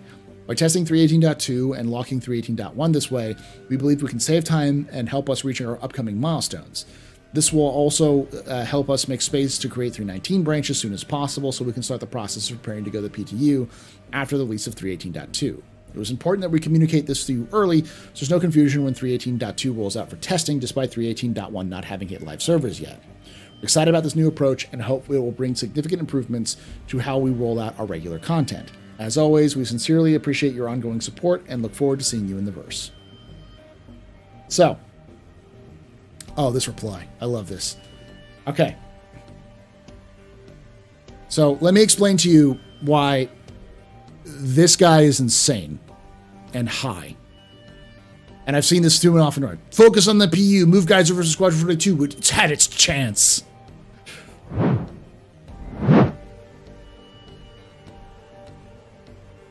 Squadron 42 and Star Citizen have nothing in common when it comes to the problems that Star Citizen's having. What's happening with Squadron 40 with Star Citizen right now, it has to do with PES. It has to do with online services. There's little to no online services with Squadron 42. Moving people from Squadron 42 to this will not fix it faster. That's not how development works. That would be like saying, hey, we need more nurses and doctors.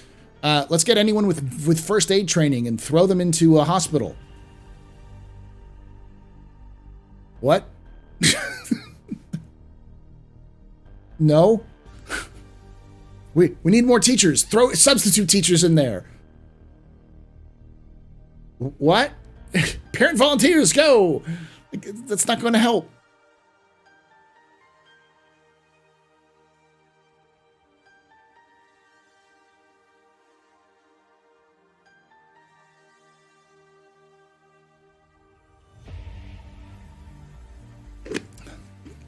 All right, so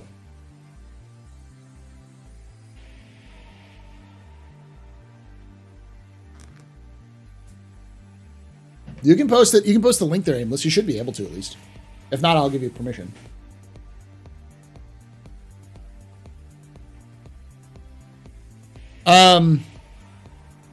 But what this means, as far as I can tell, is that CIG is increasing their internal testing load for patches. And I'm sure the reason why they haven't done internal test loads to the extent they're doing now is because it's really never been a problem. So it takes time and energy and effort to do these tests, study the effects, and implement changes. And if there's really not a major issue, why do it? You know, it's like, why haven't you triple tested the steel? It's like, because that's just a waste of time and everyone's money. You don't need that much testing. just do what we need to do and move on. Because time is money and time is a resource. But now with obviously the internal testing not being sufficient enough to deal with the sheer volume of new players, CIG is finally having to increase that amount, which is going to take more time, which means it's going to take longer for patches to get to live. Not necessarily super longer, we don't know the details, but almost certainly that's the reason why. Because anytime CIG has to do anything or increase things to any degree, it's going to increase time, because it just takes time and energy. So as a result, because 3.18.1 is going into internal testing, they want to push 3.18.2. Now, what is 3.18.2? More than likely bug fixes for gameplay and other issues, where 3.18.1 is more focused on things like the 40K errors, the 30K errors, the ones that prevent people from even logging in. This is more of issues like elevators, people standing on like animation bugs and glitches, box missions not completing, those sorts of things. So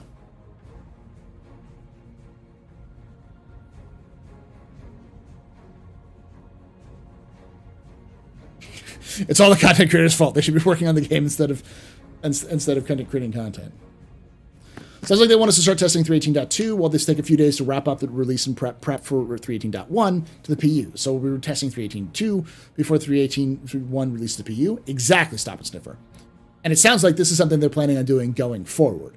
So like 3.19.1, when that comes out, will be released and then do internal testing, and then they'll move over to 3.19.2 for any kind of things they need to fix if they have a 3.19.2, and so on and so forth.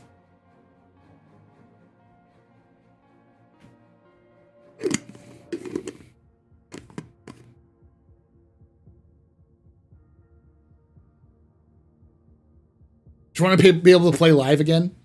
It's gotten bad.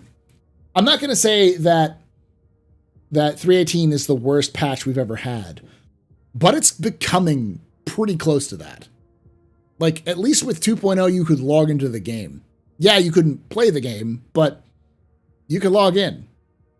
3.0 was barely playable, but you could log in.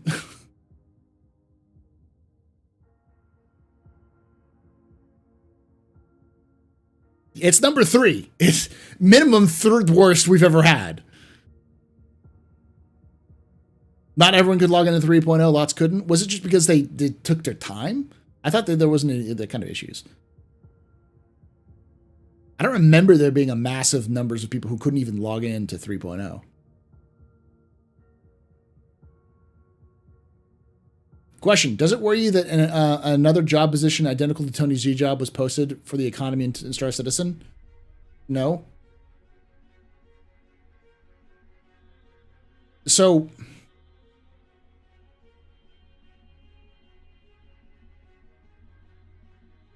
they need people to do work on the game. Tony Z is but one man. And I'm sure Tony could use some help. And likely Tony is not just going to be developing stuff specifically for a specific tool. He's probably going to be going beyond that tool. Because Tony Z is not just a dude, he's a tech guy. He's been doing stuff with tech for a very long time, and he's want to do it for that sort of thing. The reason why we don't see a lot of Tony Z is because Tony Z is not a very sociable guy.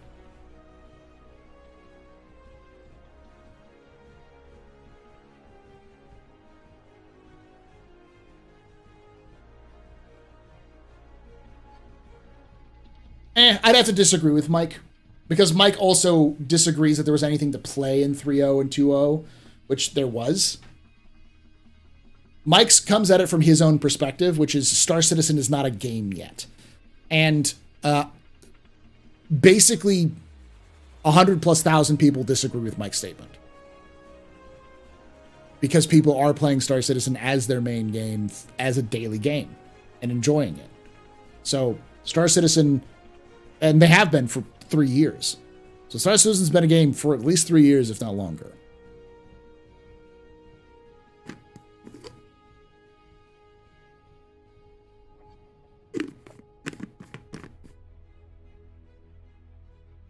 He's actually AI.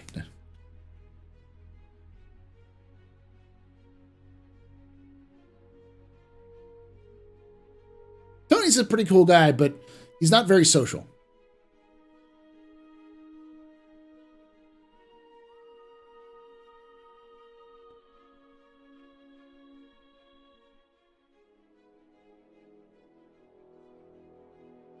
Tangent. Currently, to your knowledge, does the Animus serve any purpose over the Scourge as a man-pad or anti-vehicle weapon? No.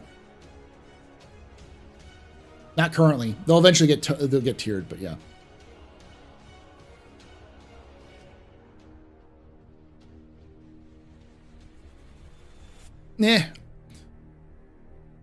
Kinda.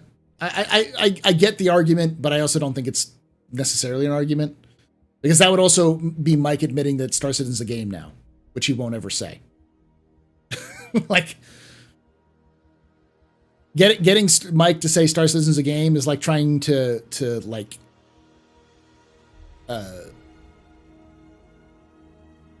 punch water. I don't know the term, but it's not easy. Mike is going to effectively say this is not a game until it's released.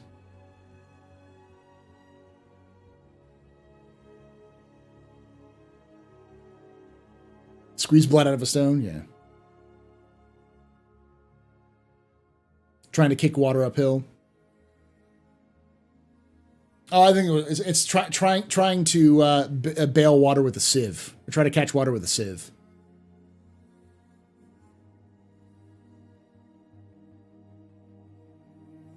So 4.0 is going to be the trend with the fourth worst patch release? Almost certainly. That's the one thing that I've been trying to tell people. You think this is bad now. CIG will have learned some of their lessons, but new and interesting things will go wrong with 4.0, such as the nature of implementing new technologies. Luckily, I don't really see much new technologies to this degree beyond 4.0. Dynamic meshing will probably have some weird shit happening, but it's probably not nearly as bad as something like PES or 4.0. Nail jello to a tree? Yeah.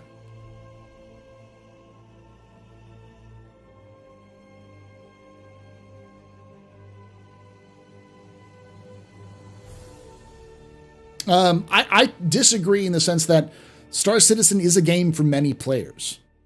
It has gameplay loops that are completable. It has rewards and achievements. I don't think it's a particularly good game.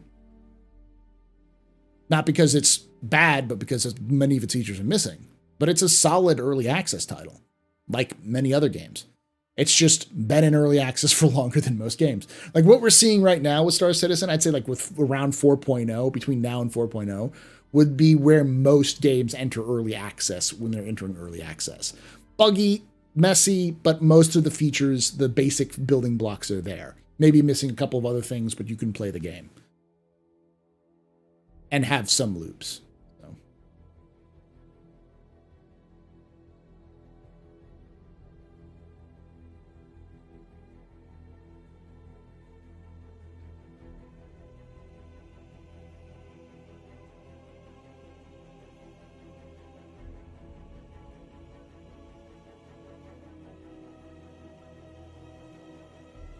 Define a game then.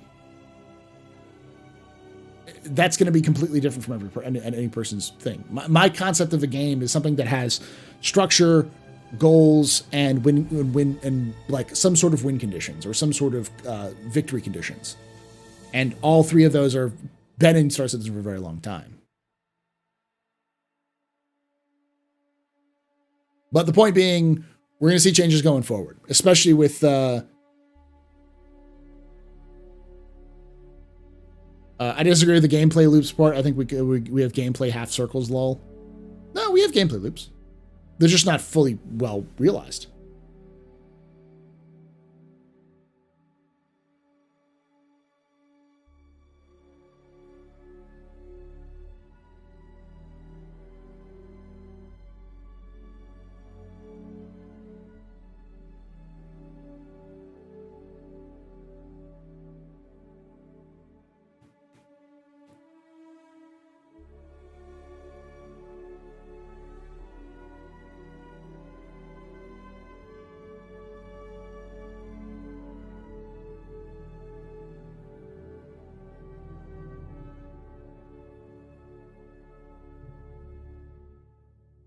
Some loops in their current state handle better than other games. That's true. But at the same time, they're not fully completed.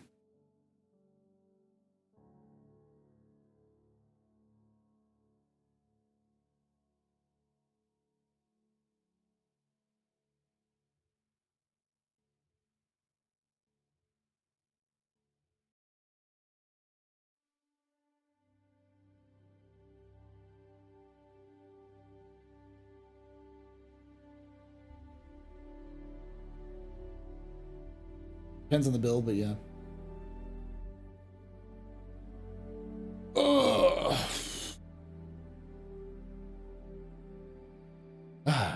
So yeah, that's pretty much all we have. There's not much new content that's out this week. And that's the last ISE for a long time. I don't know if we'll get an SCL this week. So we're looking at another content drought of about 3 weeks, though we should next week, in theory, get the Star Citizen monthly report from March, and then the week after that, the Squadron 42 monthly report for March. So.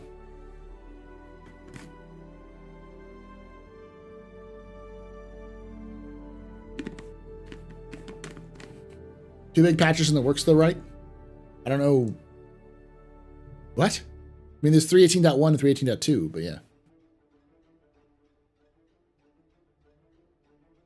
I know 2 words will make someone laugh and someone dread of those words are help, Leon. God may have mercy on the day Star Citizen handled that type of quest. Oh, it's sooner than you realize there, Fishy. Sooner than you realize. Triggerfish is next week. That's true. Yeah, 3.18.1 and 2. Those are big patches. They're just more hot fixes, but. Y'all discuss the chance of 3.18.1 AUEC hype. I don't think it's a chance. I think it's confirmed that we're losing our gear. I don't know if we're getting a wipe. I know a lot of people said, "Hey, there's been a huge exploit that's going around. You need to wipe." I'll tell you a secret. There is no economy in Star Citizen. There just really isn't. There's just like no reason to buy anything or do anything. Like long term because of wipes and stuff that's still happening, and there's no real like fully realized economy system. So it doesn't really matter for balance purposes. Not for now. Just patching it and keep going forward is fine. I'd almost guess we'll see. Well, I don't think we'll see a wipe with 4.0, but we'll definitely see a wipe whenever they start implementing the quantum system more.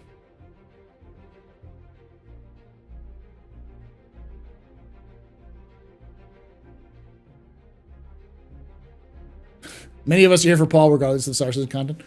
Oh.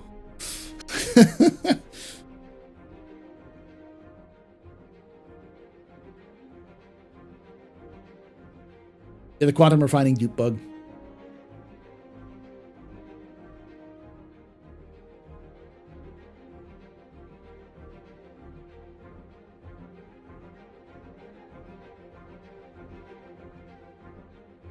How much do you think the price for capital components for salvaging reasons, of course? Probably the breakdown would be more important. Like the actual components that are made up, like that make up a capital ship component is more valuable than the capital ship component itself. Because capital ship components, if they are salvaged, are likely going to be hot as fuck and very difficult to sell. So unless you had some way of scrubbing them and passing them off and selling them again, that market is very small. Probably pricey, but very small. So it's hard to tell. You may be able to make more money by just chucking it into a mulcher and getting the component parts out of it.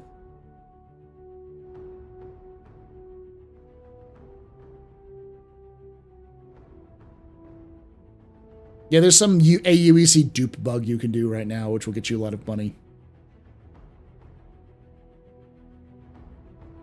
Some component prices will be much more. But again, Steve did answer. What I'm talking about is salvage. If you get my drift.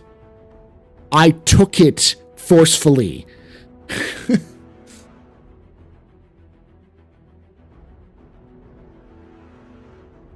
Recovered. Yes.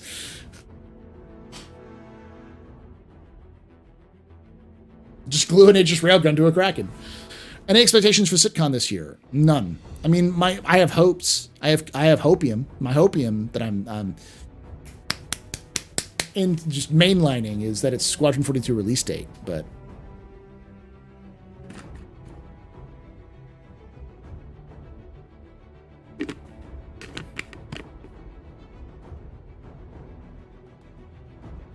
yes, I mean piracy. If you found like an actual capital ship and legitimately got the salvage for it, you could probably sell it for good money, for sure. But found is another story.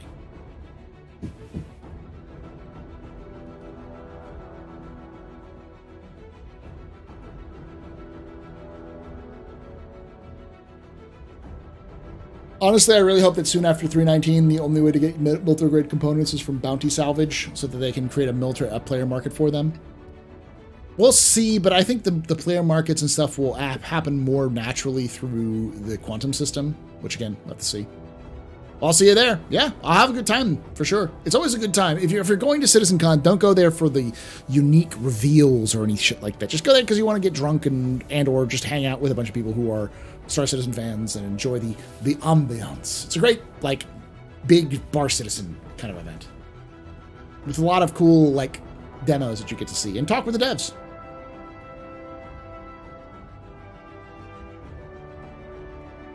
You want to meet the Big Benny's machine? Oh yeah, there was people who cosplayed as Big Benny's machine. I forgot. What would be the number of release windows for Squadron 42 then? 4?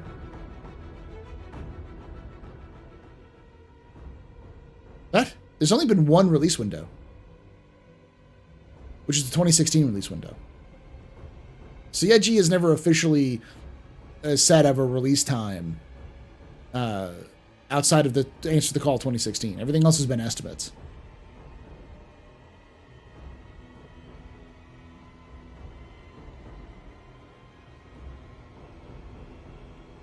I'm jealous if people can go to things like that.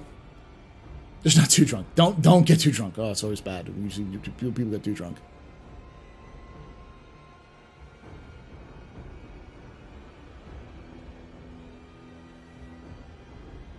Don't get test squadron wasted. Yeah.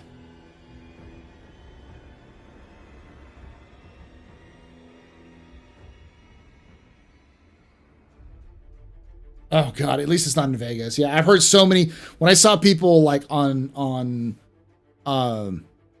Spectrum complaining that it was at LA, and they're like, just do it in Vegas, man.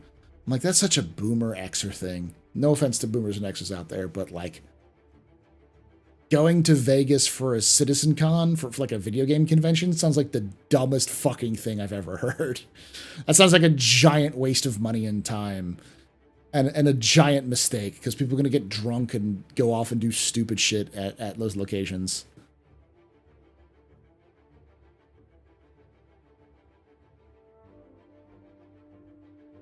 It's that kind of ambiance, the whole like, it's Sin City, man, and it's like that kind of middle class cosplaying as a gangster sort of thing.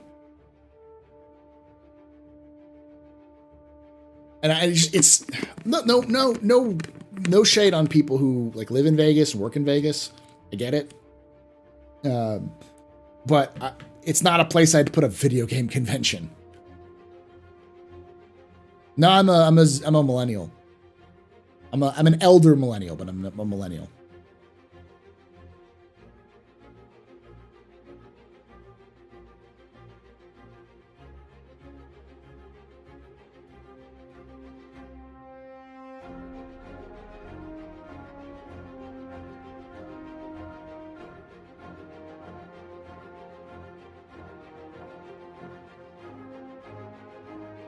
Twentieth century millennial? Yeah. Basically, anyone born between the ages, I think it's between 1985 and 2000, are called the millennials, because basically when you came of age during the new millennium, like the beginning of the new millennium. And then anyone born from around like 2000, 2001 till about 2015 is a Zoomer, or these Generation Z. And then Alpha is 2015 beyond.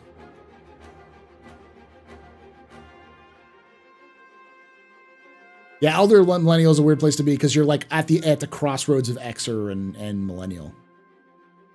Like I grew up with 90s cartoons, you know, late 80s, early 90s cartoons, and like MTV still showing shit, and like I saw the transitions to like reality TV and stuff like that. I remember when the internet was dial-up and the life before the internet.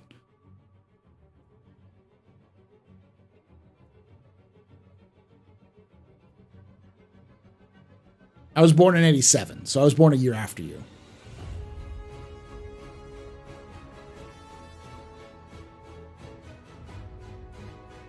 This is the first definition that I've heard that excludes me from millennial. Generations are all made up. They're mythical. They don't actually exist. It's just a way of kind of trying to categorize culture. By that logic, you're an elder millennial? Yeah.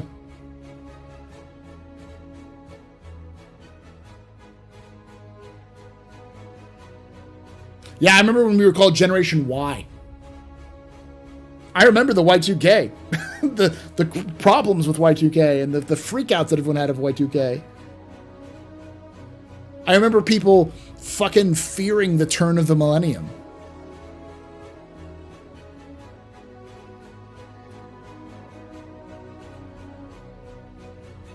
Yeah, that's what we were called before. For those of you who are younger, who are in the Zoomers, millennials were called Gen Y. Generation Y. Which is why people called Zoomers Generation Z. Oh god, Generation.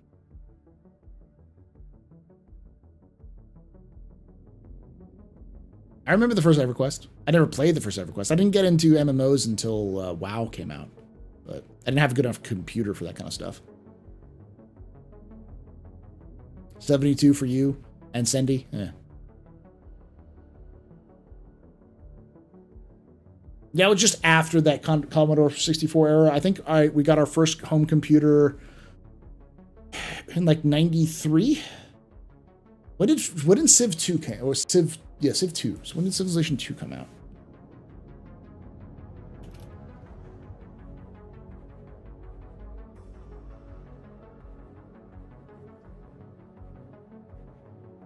'96. So like 95, 96 is when I got my computer.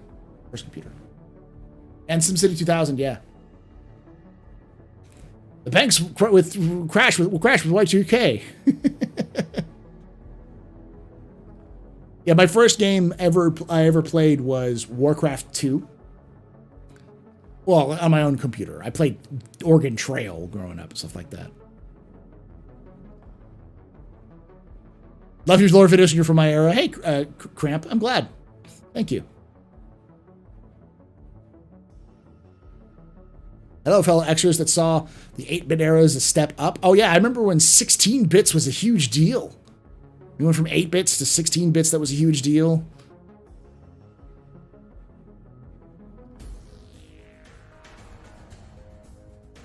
Ah, Red Alert 2. I remember Red Alert 2 fondly.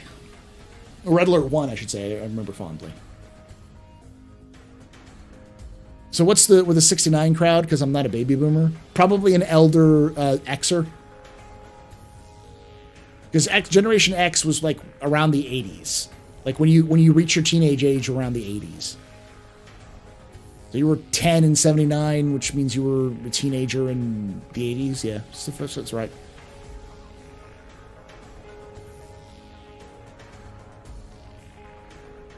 Simcopter, I remember that. I remember booting things on DOS, yeah.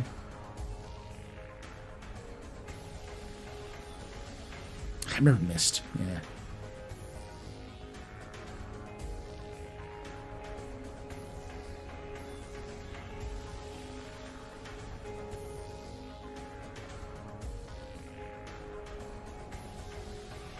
Booting games from tape, yeah.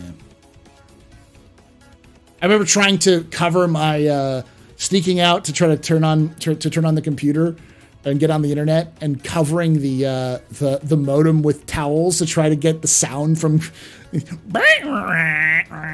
know. Oh god.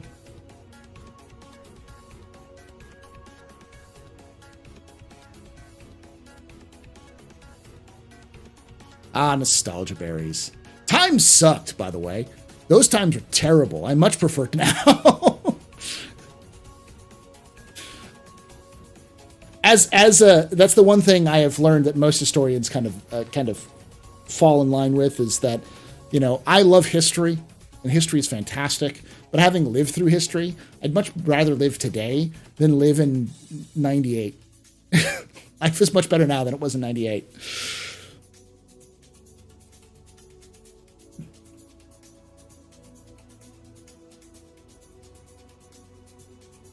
Sam Ant was fully goated, yeah.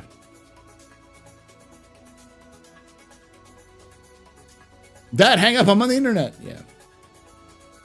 So this is where I explain my history. I was born in San Francisco and raised in the Bay Area from two Southern parents. My mom was born in Arizona and raised in Texas, and my dad was born in Washington State and raised in Louisiana. So, and they moved all over the place because of different reasons. But both my mom and dad ended up getting into marketing and then worked for Clorox and then ended up going back to, because Clorox moved its HQ to San Francisco, and ended up leaving Clorox in San Francisco and starting their own companies. And so my mom owned her own marketing research company. And because we were in the San Francisco Bay Area during the 90s, if you know where I'm going with this, I was around a lot of Silicon Valley types because my mom had a really well-known, well-liked marketing research company, so a lot of companies came to her looking for her help. And Maxis, I don't think Maxis was one of her clients, but I do think that she worked with Maxis in some way, shape, or form, or some of her clients worked with Maxis. So I ended up getting a lot of free demoed CDs from E3, from early E3s.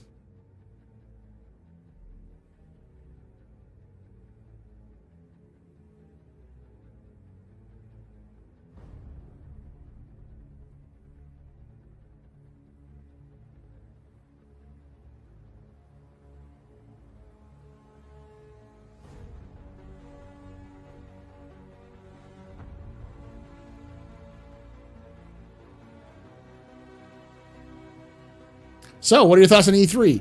Good fucking, like, ding dong, the witch is dead. E3 was a terrible conference. It's always been a terrible conference. They never modernized with the times. They tried to literally use their status as being somewhat popular and televised as a means to try to basically like brutally force publishers to come and like show off their stuff at their conferences. And yeah, I'm glad it's dead. They canceled it because none of the publishers, they all realized they didn't need E3 anymore. E3 was superfluous. The only reason they'd go there is for their big demos, and you know, it doesn't necessarily, they can do that on their own. They don't need a reason for it.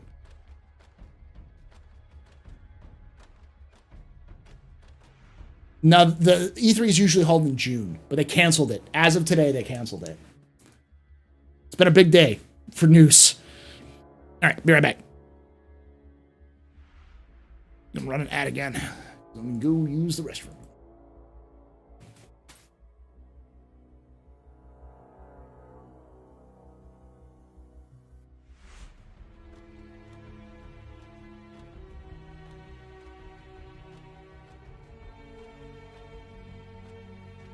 Weapons free, y'all.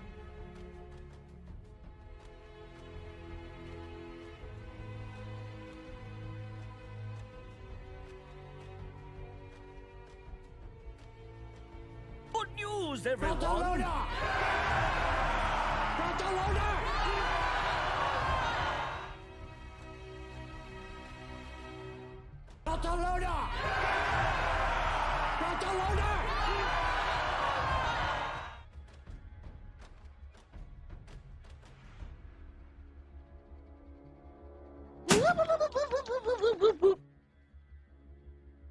Bounty hunting is a complicated profession. Very briefly.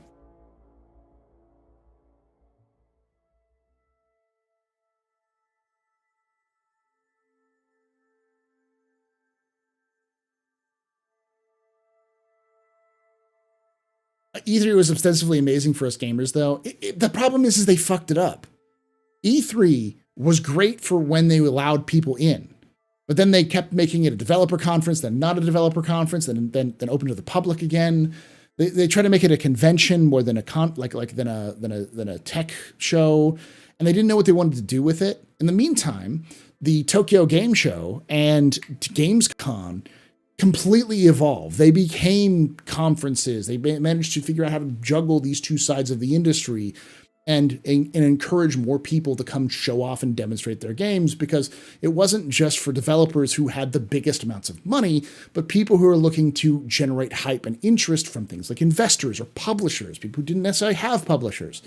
And E3 fucked it up. That's just it.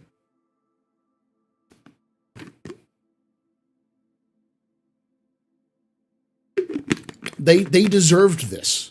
They dug their own grave by not modernizing, by not figuring out what E3 was that was made it different from everybody else. Other than that, it's just old. The reason why you haven't heard anything about E3 is because it's been canceled since 2020.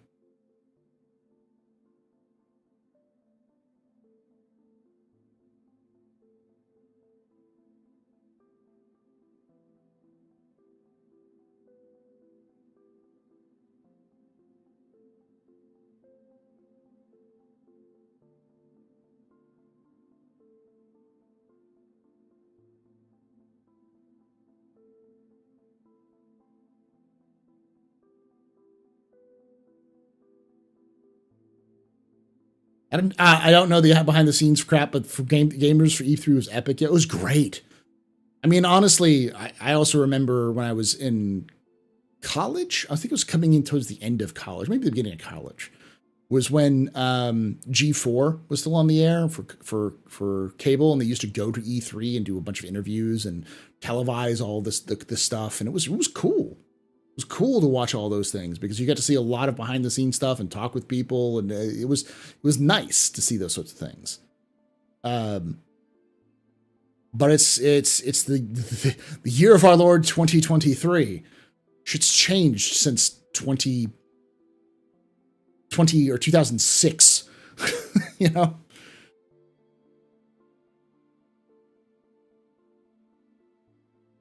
I mean, initially E3 was supposed to be an industry thing. Dev houses would market and find publishers like CES or like, but then there was the Comic-Con Gen Con appeal for consumers to attend. And yeah, E3 tried to straddle both routines and muddled and forgot to keep an eye on trends, basically. Whereas someone like Gamescom managed to do both.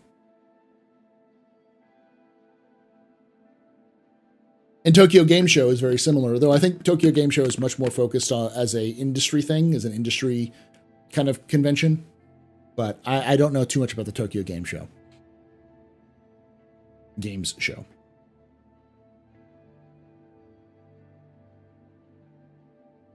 COVID caused basically a massive forced modernization to all the holdouts that still thought it was 2004. Yeah.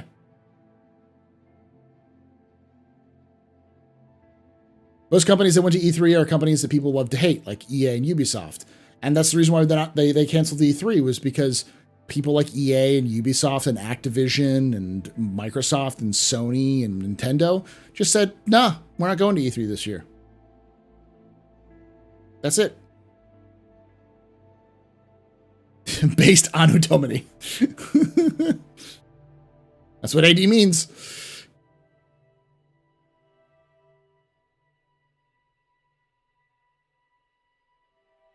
I should start say in the modern era 2023.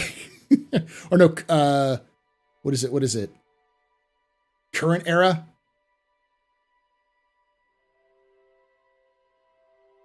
Yeah, I think it's current era.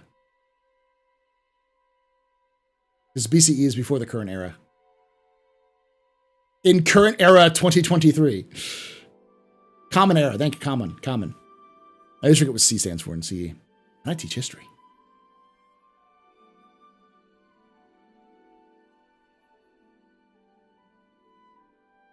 The third age. That's a good one. In the third age of the common era. Because we are in the third age of the common era. Oh, that's a really cool. Yes. Let's just start collectively referring to this as the third age of the common era.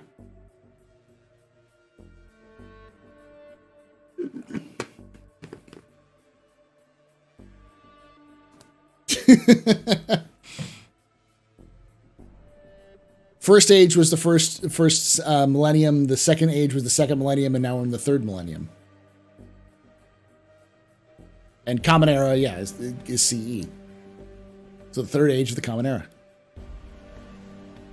Technically, it's like the fifth age of mankind, but yeah.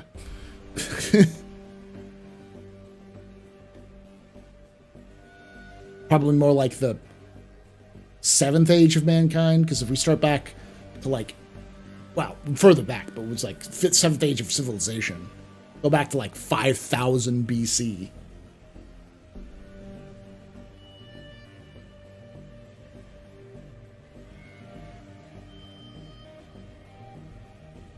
All right, let's get back to Star Citizen talk, though.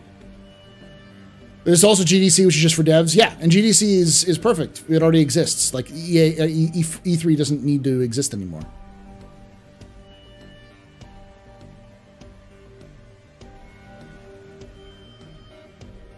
So this is the third age. Yeah, the third age. It's just simplifying as the third age. We don't say 2023 AD or CE. We call it just 2023. Where's the ring? Oh, I get the joke. I get the joke now.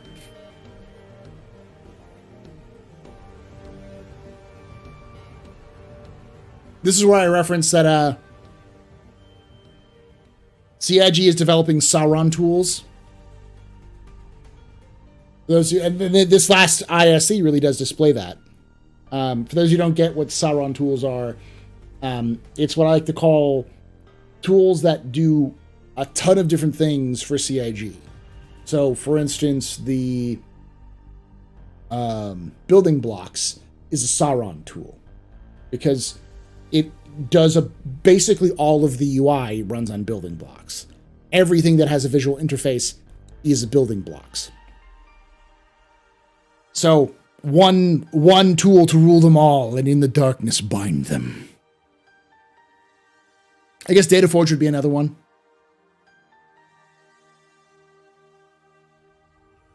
And here I was directly referencing Babylon 5. Yeah, I get the dawning of the third age of mankind. I get that as well. But that's also I love JMC. He's a fantastic writer and creator, but he wears his inspirations on his sleeve. It's 100% Lord of the Rings in space, which is why it's the third age of mankind. And in the verse bind them.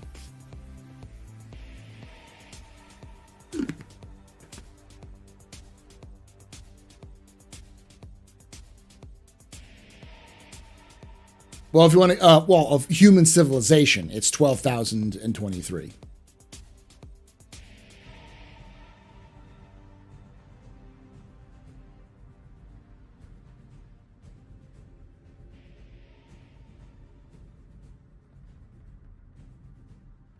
Your DJ AJ, you are pushing the button that makes me go off. I hate that stuff. The ancient alien stuff and Atlantis stuff, I hate it. Because it comes from the basic understanding or the basic explanation that humans had no ability to stack blocks on top of other blocks. So insulting. When will they wipe entirely next update? Not a clue. We have no update on that. I think the only thing we have for sure that's going to be wiped is your gear. So any gear is going to be wiped.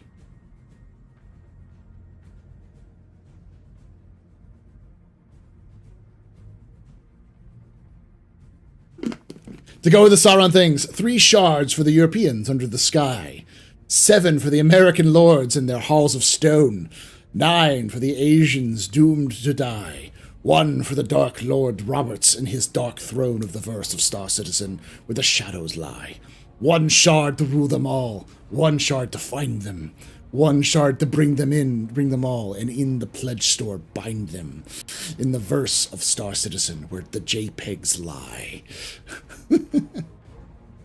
Yeah, almost certainly we'll see a 3.1, 3.18.1, if not tomorrow, then next week. They've been smart not telling us when they're planning on 3.18.1 going out, which is nice. But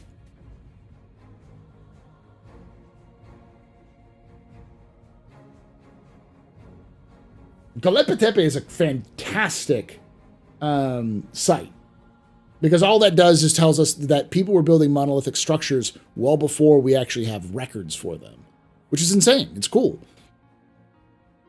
But it doesn't mean that aliens built it or that Atlantis existed. It just means that we're building stuff a lot earlier than we think. And we'll probably find out that humans have been doing shit like this for much longer than we think. Just it's hard to find records because, wood doesn't fucking preserve. Not as well as you think. And that's mostly what we built out of for most of our existence, and still build out of for most of our existence.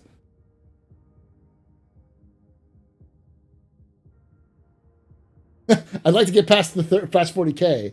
Like, Space Marines and Eldar are cool, but I want my spaceships. Yeah, I get you. Dear God, don't release on a Friday. Have they learned nothing? Of course they've learned nothing. They'll release on Friday no matter what. I would think Ancient Aliens is funny, but not in the current era where we live in. Ooh. That's actually a misnomer. All right, let me pull up my history hat there, Krathus. Dark Age is actually an invention of historians. I don't remember his name, but there was a historian who liked to promote the idea. This is like I think 18th, 19th century, who liked to promote the idea of the Renaissance. When history first started to become an actual discipline that was used in universities and such, which is not too far along, like only a couple hundred years, we had to start putting things into eras, into ages, to try to understand what was happening. And so the idea of the Renaissance, the rebirth of classical ideology and thinking, became a big sort of selling point. But if you have a rebirth, you have to have a death. So we start to say, okay, Rome fell, the Roman Empire fell in the 400s AD. But they didn't. Rome, as a culture and as a society, existed until 50? when Constantinople fell? We just invented an entire new empire called the Byzantine Empire. They didn't call themselves the Byzantine Empires, they called themselves Romans. But it was still the Eastern Roman Empire. It still existed as the Roman Empire, up well through the Middle Ages.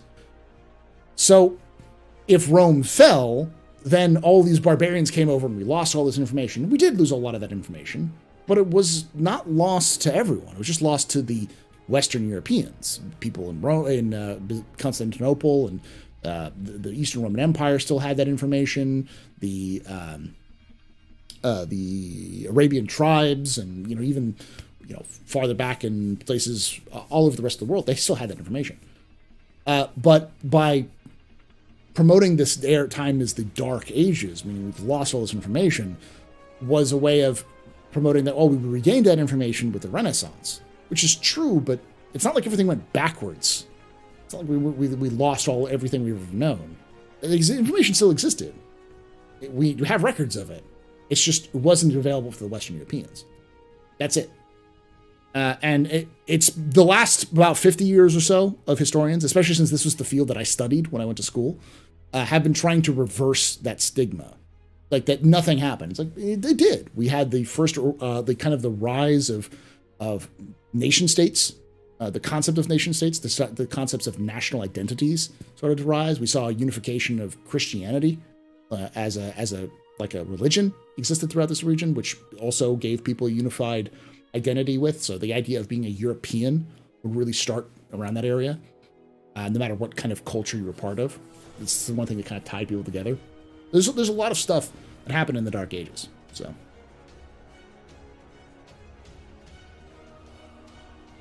May 20th. Yeah, I thought it was 14. It was the 1450s. 1453. Yeah.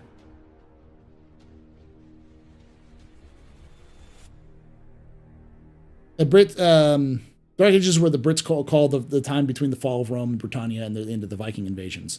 But the problem was that, as the Brits will never like to admit, it wasn't the Dark Ages for the fucking Irish.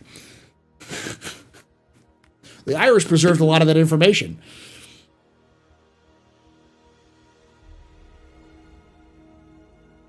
Yeah, the Bronze Age collapse was a huge thing. And we have ideas, but we don't have a full picture of what happened after the Bronze Age collapse.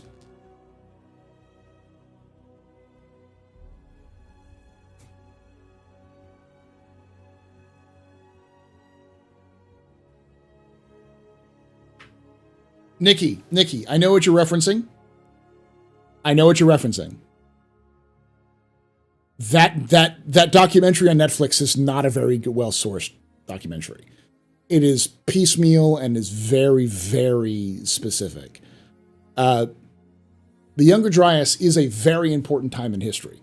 But I'm a historian, not an archaeologist, but I do know a few archaeologists. And if you actually look into the data behind the Younger Dryas and the time period of all that sort of thing, it's not as cataclysmic as people think. It sure did happen. For fuck's sake, it did happen. And the idea of having civilizations that could have existed in some sort of Neolithic or early Bronze Age civilizations during the Younger Dryas is not impossible. It almost certainly happened. But there is no evidence of this kind of diaspora of the civilizations collapsing because of a climactic flood and then people fleeing to go to new places and start civilization again, because there's no linguistic connections, there's no biological connections. What we do see is climactic climate change happening, and people suddenly started to change their ways because humans are adaptable. We've always adapted to climate change for 200,000 years.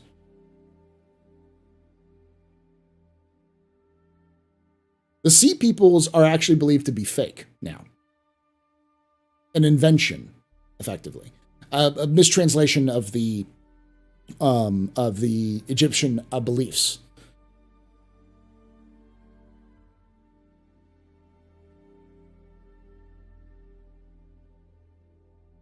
Yeah, about 1 to 2 inches per year. That's not insignificant, but it's pretty small.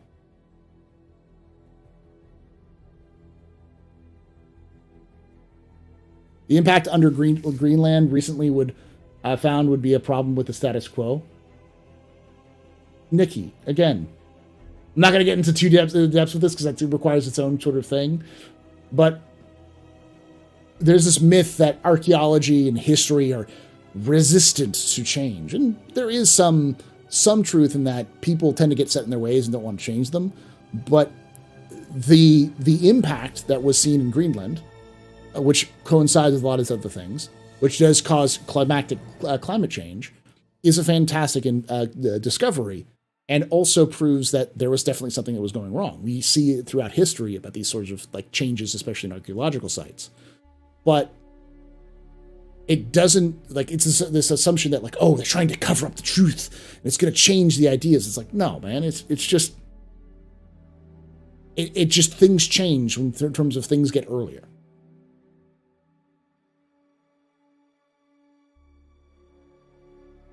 The sea peoples may have been a climactic refugees. Yeah, but they're not this mythological. So when I was in college, we learned about the sea peoples as being this unifying force that would go around and help cause the Bronze Age collapse. But that's not really what they were. They may have been mercenaries. They may have been other things. We don't really know. But they're only referenced by the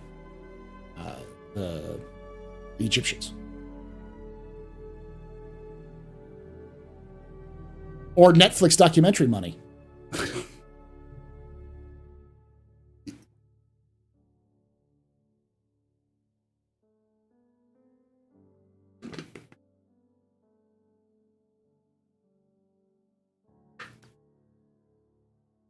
The main thing is the old haggard 10 years university types with their giant funding eventually funding die off eventually. Well, I mean, social studies is in a bad position. Most universities are entirely slashing and destroying their social studies departments because the people who graduate and do really successful, like make a lot of money and then donate back to universities, are not history professors. They're not archaeologists or sociologists. They're not psychologists. They're business people. So, and engineers and tech people. So most universities are effectively getting rid of anything that's not STEM related, which is a mistake and a terrible idea. But as a result, yeah, you're seeing people start to lose their funding and stuff like that. Yeah, Hancock. I don't disagree that Hancock is a charlatan. I think he actually believes what he says. But you should read some of his books. Just read them. Some of his early books are fucking wild, man. It's Ancient Apocalypse by Graham Hancock on Netflix.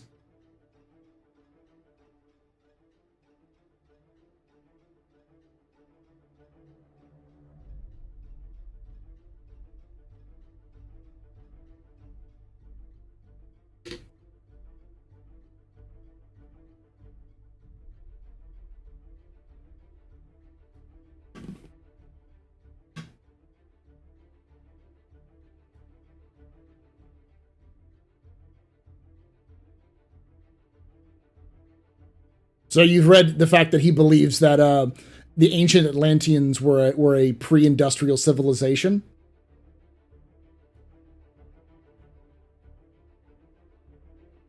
Which is a myth that was perpetrated by the Nazis during the 1930s, during that whole mystical era.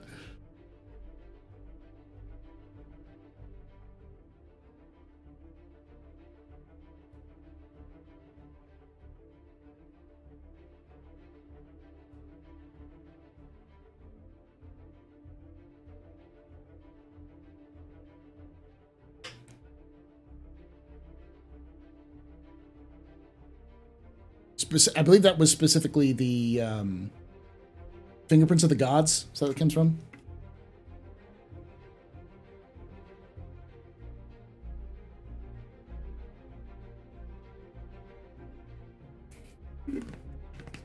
Yeah, it's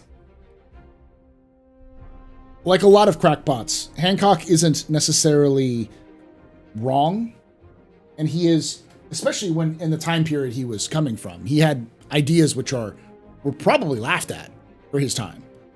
And he was probably mocked probably too hard. Some of his ideas aren't crazy, like the idea that history is older than we think. which is true. Almost certainly. We will almost certainly set back the clocks even further as we discover more and more sites and understand more context. It's just a lot of stuff that we don't know about early history. We barely know about the time period that we call like the dawn of civilization. We don't know much about it. So he's right. And there is a lot of stuff in North America and South America. It's mostly North America because it's a little bit easier to do, which is gone. We just fucking destroyed it all, like the mounds and stuff like that. But and it was entirely mishandled. And the concept of people being savages and barbarians and barely understanding things because they were simple, which today would be laughed at. The idea that a hunter-gatherer civilization or an early civilization was savages or backwards is fucking dumb. Those people were very creative and inventive with what they could do with limited technologies they had, and much more advanced than we realize. But we've only learned that recently. Yeah, like the guy who gets the plain truth, similar kind of concept.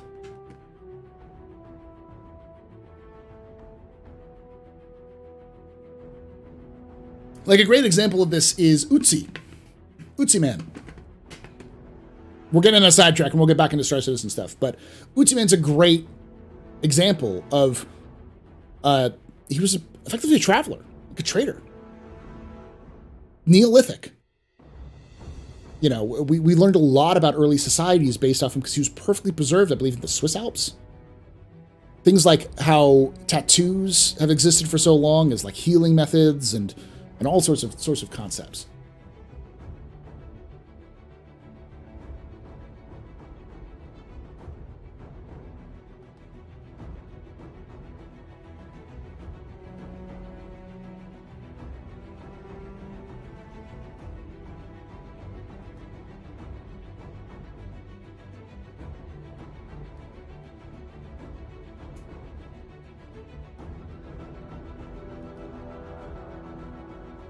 The issue with the concept of high advanced civilizations existing sometime in the past is that there would be evidence for it.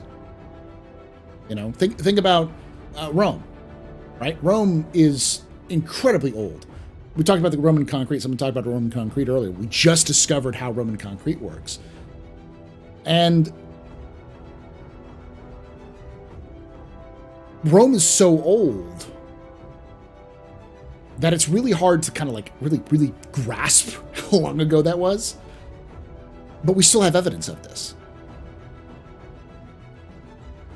We have evidence of even older civilizations that have existed that were to a level where we'll see their tools, we will see their imprint, their DNA, their bones, and stuff like that. It's just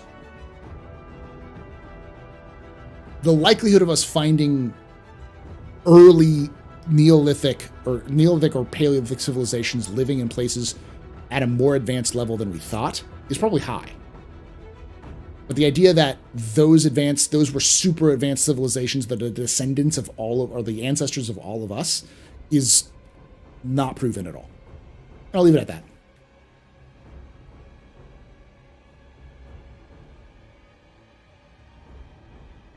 This is a Star Citizen stream, Nick. If you want to talk about it more, you can go to my Discord and we can have a discussion on it. But yeah.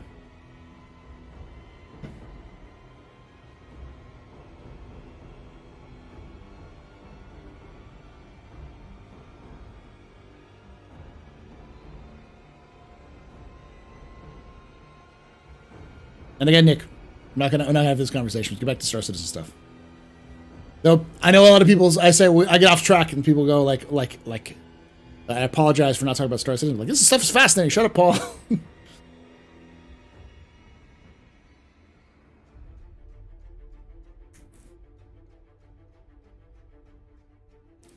When grave robbing. That's a good thing. We can tie this into Star Citizen a little bit. I definitely am looking forward to stuff like archaeology in Star Citizen. Because I think it can definitely work. It just has to... There definitely needs to be new things that are added, though. So the links look pretty. The links looks beautiful, actually.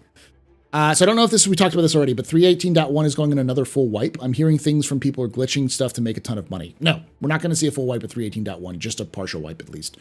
CIG's not confirmed anything. It's just AUEC glitched, but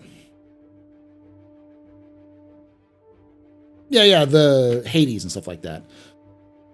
But they can't just have a gameplay loop that only exists for one planetary system. They should have it for other things. Yeah, they have science chips, so what kind of science were we doing? That's a good question. I'm assuming that what we'll have is some sort of scanning and other technologies which will be able to detect specific locations of stuff, you know. And I don't mind when you stay off topic. I love history. Yeah, a lot of people do.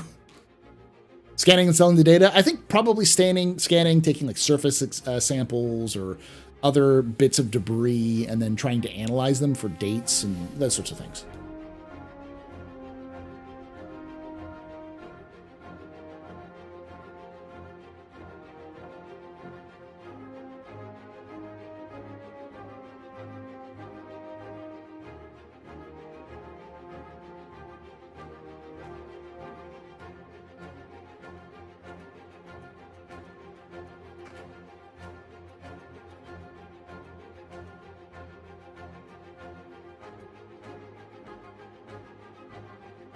Scanning Lagrange points to establish new mining claims, not obvious to average scanners. Yeah, for sure.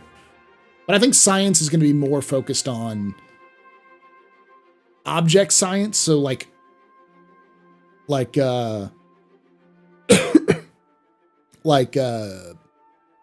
interplanetary stuff. So like comets or maybe some asteroids, but also things like nebulas. And then mostly planetary stuff. So go to a location, scan this region, see what resources they have, take soil samples, take plant samples, find this, track down this species and tag it for tracking, for further research, and then use a mobile lab to process some of this stuff to kind of figure out. I think they'll probably try to take a lot of the ideas from their mystery, from like the investigation missions. Could easily dovetail, those sorts of modules could easily dovetail into science, because maybe you're trying to find the answer to something, like, is this site suitable for a future outpost, or what the fuck is this creature doing? We need to study more of its behavior, and those sorts of things. But we need to have those modules completed first, and a lot of that stuff is reliant on other things. Science is one of those gameplay loops that's effectively all of the other gameplay loops mashed into one giant one, so.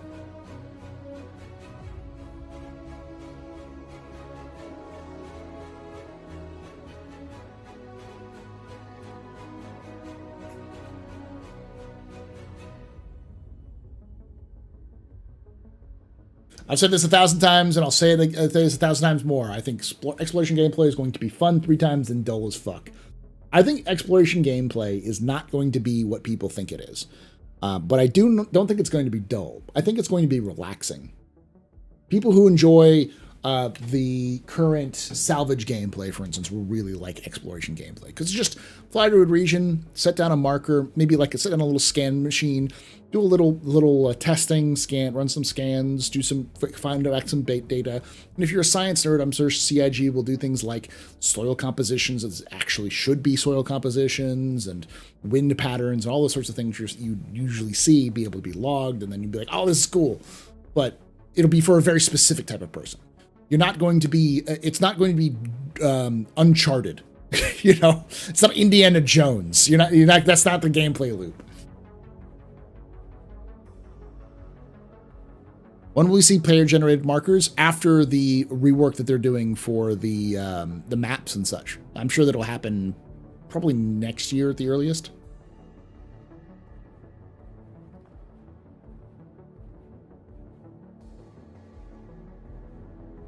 It'd be cool to dig up a half-buried ship as salvage, those storms, through storms or whatever, especially if the planet's full of foliage, or promote it getting buried in a shorter time span. It won't happen, but cool thing about it. Almost certainly we will see something like old, rare ships that have been crashed, finding old crash sites or old outposts that you can find the history behind. That'd be cool as shit.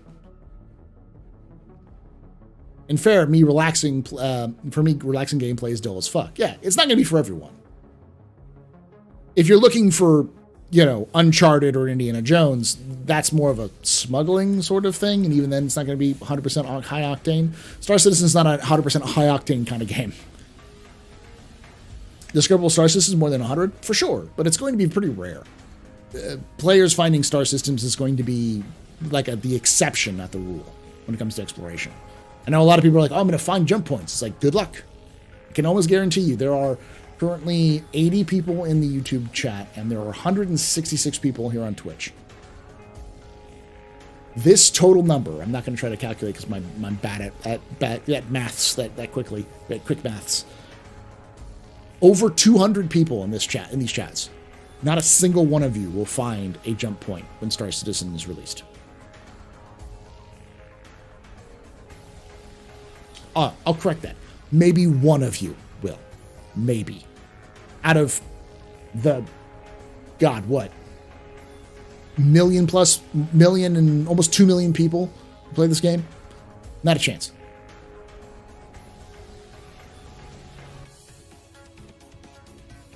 Some people just want to go fishing. Yeah. I just plunked this into ChatGPT and it came up, did not disappoint. Please come up with 100 alien species in a fictional planet that is half gravity of Earth planet and that exists in Star Citizens game. What did it come out with there, zombie? Oh, I know what to expect, roughly. That's why I said it won't be fun it'll be fun a few times.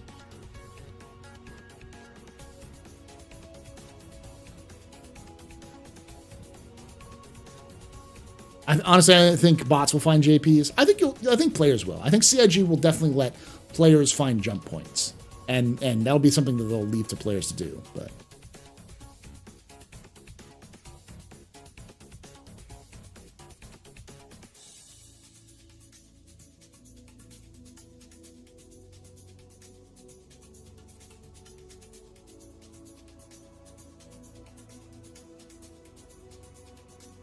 kind of like Jedi and early Star Wars Galaxies? Yeah, I think so. I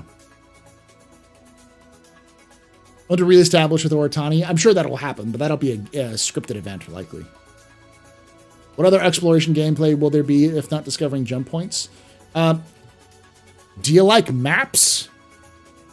Do you like cartography? Do you like surveying? Do you like scanning? Because that's what you'll be doing. Going to a planet, scanning the surface, looking for changes. You'll be going out into space, scanning a region of space and updating maps. Sometimes you'll find something interesting, like a derelict ship, or asteroid, or a rogue comet. Or on planets, you'll find a new species, or like maybe an invasive species that's set up, or a new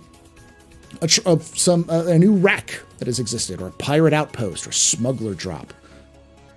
But most of the time, just updating maps and go back. That's it. And literally, this is going to sound pedantic, but people are like, I want to have the Star Trek adventures. Watch the first 3 seasons of Star Trek the Star Trek: The Next Generation. They are either delivering medical supplies, updating maps, or charting strange anomalies. That's always what they're doing. Sometimes they're doing diplomatic missions. But all of the crazy shit comes from the fact that they're basically updating maps. That's all it is. And all the stories are based around that idea, which makes sense because that's what you would do. You would constantly update a region of space that it's been out of date to try to update your maps to see if anything's changed. You ever seen a grown man naked?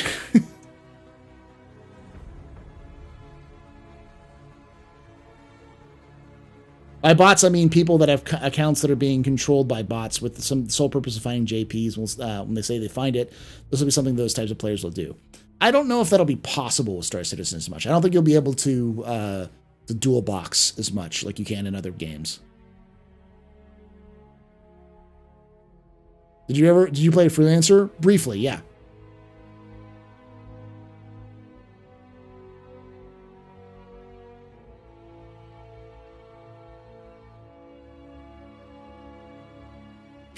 Stardate 2942. We are capturing space whale farts in the Stanton system. Yeah.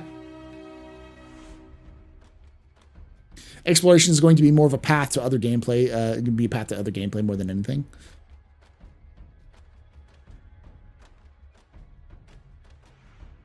Not me. I'll be hunting down the recoverable bangle and scrapping it because my soul is black. It's okay, irritated. If Test Squadron finds it, they'll dump billions of credits into repairing it and getting it up to speed, and then fly it into the sun. Because fuck you.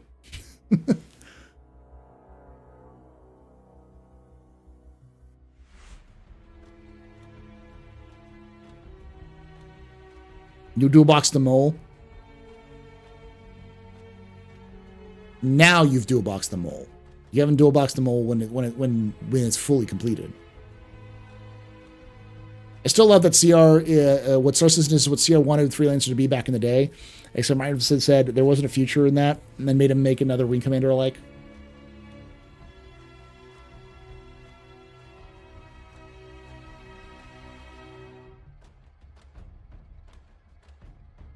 Discovering resource-rich areas to sell that information would be really neat. Star Citizen does the Star Wars Galaxies thing where resources-rich areas rotate every now and then. 100%, that's the plan.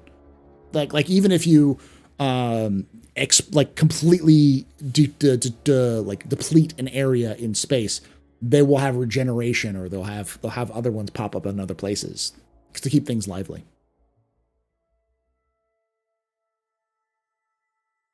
Two laptops, you must be the only way you can do multi-box. I see a lot of people doing, just say they have it on their own. I think you'll have some limitations because there's going to be more than just it'll be gameplay, for especially multi-crew gameplay, is going to get a lot more complicated as the game goes forward. There's going to be a lot of things to juggle and keep in control to encourage multi-crew gameplay. So I think it's going to be a lot harder to just fire up a bunch of bots to do what you want them to do, especially since they'll be susceptible for things like being attacked by pirates, NPC pirates, and other things.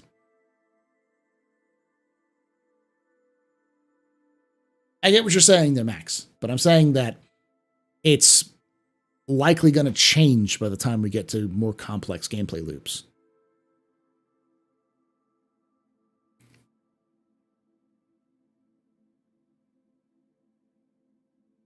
Ratchet straps. Oh my god, it'd be hilarious in the front of the prospector, the bottom of ratchet strapping it. Oh, that's hilarious. Do you think we'll see cargo modules open and drop soon? Not soon. Shortly after modules are released, sure, but probably not soon. That's a while. Why is ISC taking a break? They always take a break. At the end of the quarter, they always take a break for about 3 to 4 weeks, and then they come back. Usually it's because CIG takes about 3 to 4 weeks to go out and film a bunch of things. They pull people aside, they film sections with them, and then once they're done with that, they compile all that footage. Basically, the only footage that is guaranteed to have been produced the week that the ISC is released is the footage that has Jared talking about the content that's in the episode. So it also gives those time for those people to do things like take vacations and take a break, because they're constantly on call 24/7. It takes a lot of work. And when Jared listed off the number of people who work in behind the scenes, it was like, geez, fucking Christ, it's like 20 people in that production team, which I was not expecting. I was expecting maybe 10, but it makes sense considering how much and how high quality they've been doing.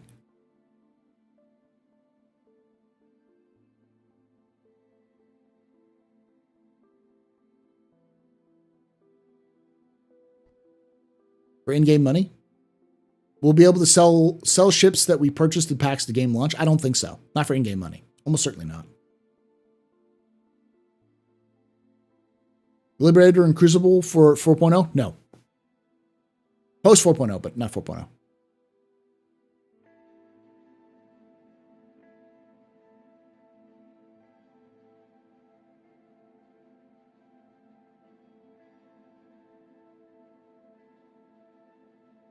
Are there any different jump point entrances connected to the same exit, vice versa? CIG has floated the idea. And I think when they first started talking about the jump points, a lot of players brought up the fact of griefing and like jump point camping, or I don't know what they're called. And I guess it's called gate camping in EVE, where if you have only one way in and one way out, people will find a way of just fucking over your experience. So CIG at one point floated the idea of having jump points work like rivers, where the main fork, the main branch of the river goes from one point to another. But rivers have tributaries. They have little inlets that happens when the river jumps the bank and such. And if you might be able to find entrances which are not mapped and are temporary, and then can take you through back into the main fork, or go on the main fork and dump out of it into a connecting path, or will jump you out somewhere else, not at the main entrance. These may be smaller or more infrequent and change, so it may be harder to map. So that is a possibility, but those are likely not going to be stable enough to sell the location of, but maybe use. X1 ever, apparently by the end of June is when it's currently on, but will jumping be a puzzle mini game? Like jumping, like jump point jumping? No, it's just it's a on rails game where you're on rails. You have to kind of try to keep your ship on the center as much as possible.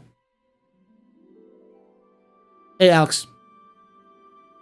Vulcan at least for 4.0? No, they don't have drones. I don't think we have Crucible either. Just killing all your dreams. All right, I'll be right back. Run an ad. Run an ad, and I'll be right back, y'all. Don't go anywhere.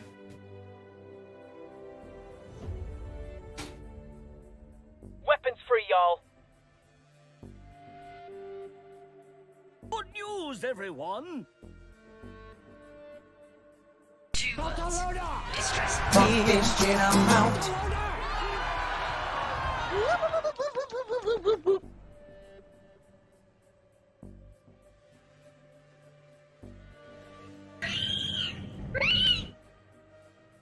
It was at this moment that he knew.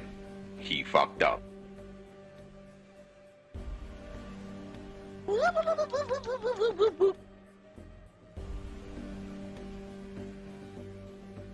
Drugs.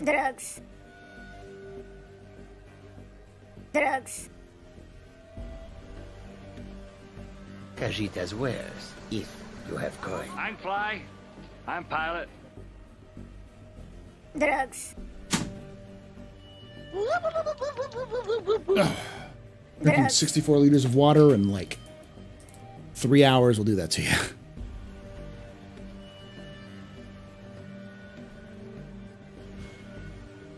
Paul, have they given any idea of how personal hangars are going to work with cargo storage, etc., with landing zones? Not really. There's only a lot of assumptions we've been making based off of what CIG has talked about.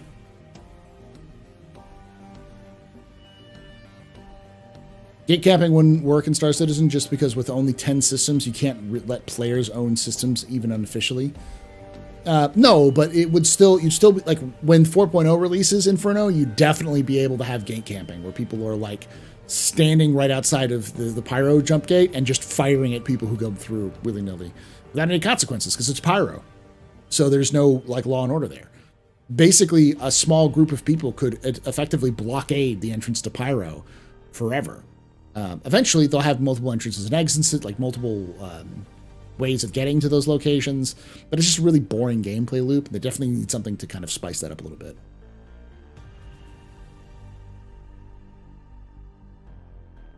Would be neat to have a wormhole jumps damage your ship if it's too volatile and not an official jump gate. Yeah, stuff like that would be interesting. But in terms of cargo storage, I'll tell you the basic understanding of how it works.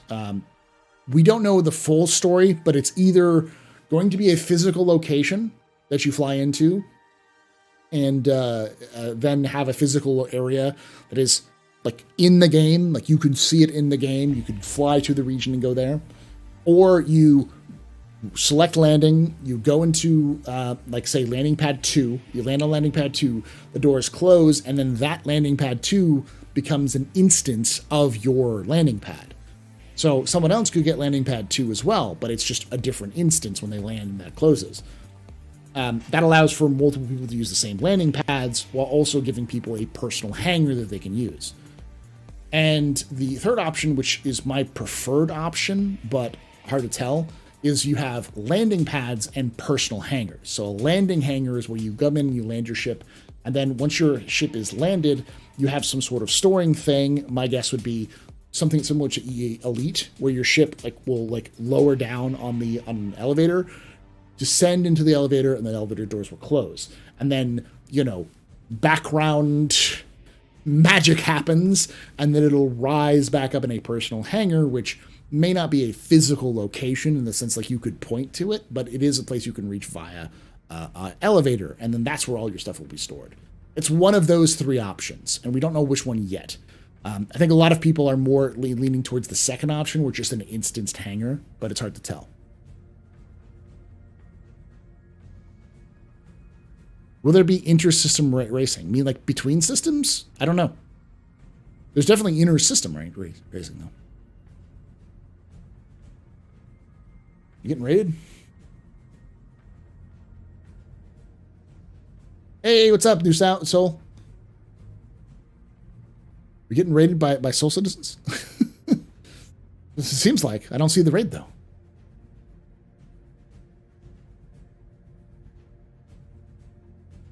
But no Ranger in sight. Yeah, sadly, we're not seeing the Ranger. I think we will see the Ranger eventually. They need to work out how a motorcycle works.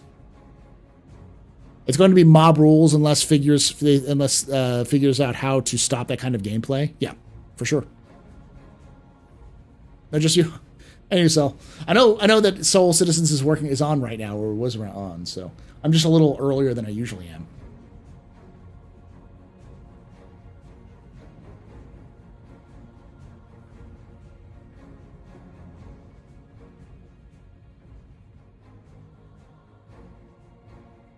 I know that Chris just threw up in his mouth a little at that word, but please, what do you mean?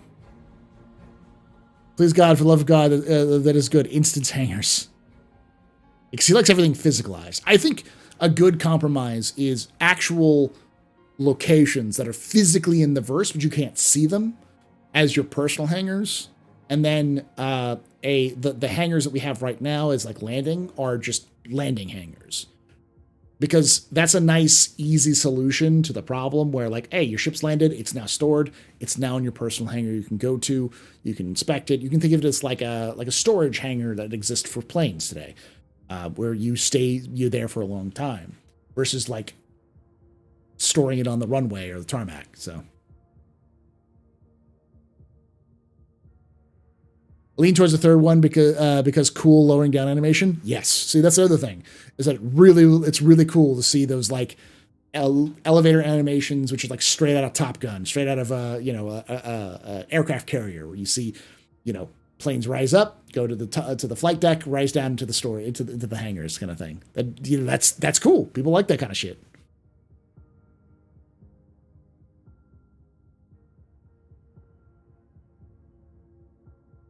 Org hangars would be something similar to that, yeah. It'd be like that, but bigger. I know how to stop that. Area storms around the jump point. That one shot EMP ships for sure. But that's a CIG generated thing. I miss the hangar module where I could display my ships. I think we'll see more of that come back. But how will cargo delivery work for someone who's not at their home planet? Will you have a persistent hangar at every landing zone? Yes, but you'll have to pay for them. There's going to be hangar fees for those.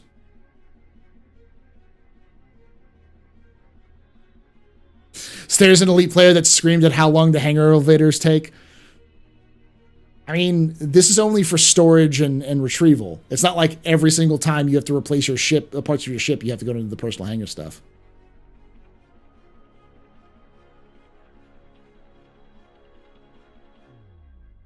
And it doesn't mean, as Mikey points out, we could also have like the asteroid hangars, which the VFG industrial hangars are, and they just added lore to it. So you could easily have, hangars which exist in the middle of nowhere, which are personal hangars, which you don't have to do through the storage system. It's really difficult to see a system that exists where you have landing zones with, like, say, Microtech, New Babbage, which has, like, 20 landing pads. When we have the density that CIG wants, which is what, tens of thousands of players per shard. There's no fucking way that 20 people, you can only support 20 people at a time. That would be a nightmare scenario. So they're going to have to do something to either increase the size, which will be bonkers big in terms of actual supporting hundreds of players coming in and coming out, or find a clever solution that allows for that sort of traffic to happen, because it's not just going to be players either. It's going to also be simulated NPCs or virtual NPCs, or even just the, what are they called? The, like actual NPCs you'll see landing and taking off as well. So, is there a size limit for these hangars? Like, will Praetorian have all of their ships inside? We don't know. Like, we literally know nothing about the new hangars at all.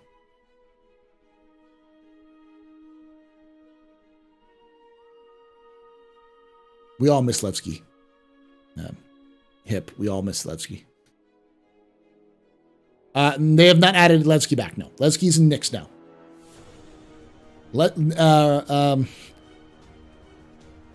Delamar just went home. It's not gone. It just went home, and its home is in the Nyx system.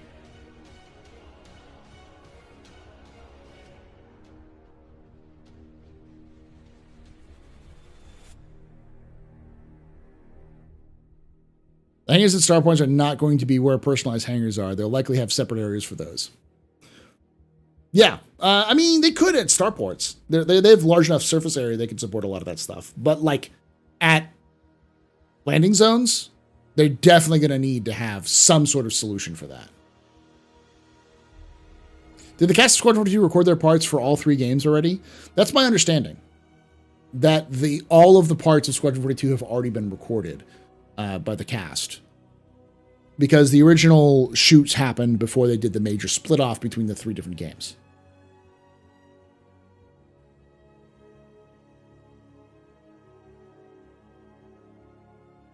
For those who don't know, Squadron 42 was supposed to be this big, long, 80-hour game. And I'm not fucking kidding. That Chris Roberts wanted to make. And Aaron Roberts came on and was like, no, fuck this. And so they split it into 3 separate games from the original single idea for the game, which is where we're going to get, when we get Squadron 42, that's only part 1 of the 3 parts of the games. And that's still going to be a 20-hour game. Last we heard, that Squadron 42 part 1 is 20 hours with an additional 20 hours of side content. So about 40 hours of gameplay.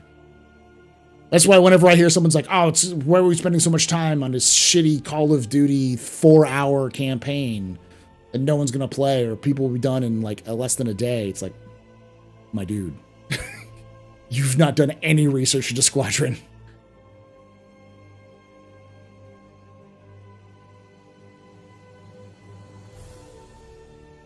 Yeah, the estimated playtime, again, that was an old estimate. We don't know if it's changed, gone up or down since then. Likely, more likely up. But last we heard from Aaron Roberts was that he anticipated about 20 hours of the main gameplay and about 20 hours of secondary stuff. To give you context, if you've watched the vertical slice of Squadron 42, that's a side mission. It's 40 plus minutes into a side mission.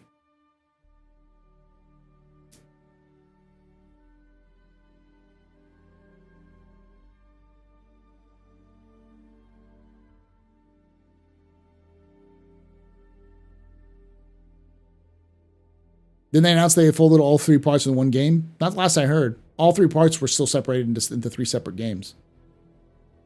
You'd have to tell me where you got that source, because this was a while ago that this happened.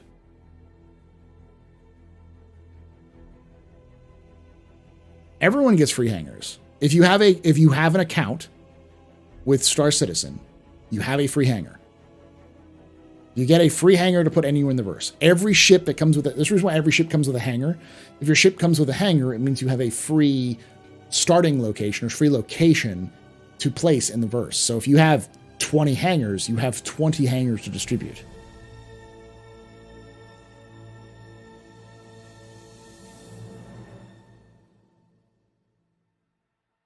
I mean, we will still be done with it in a week. It's really not. It's really silly, no matter how you spit it, put exponentially more resources into a single player than a multiplayer.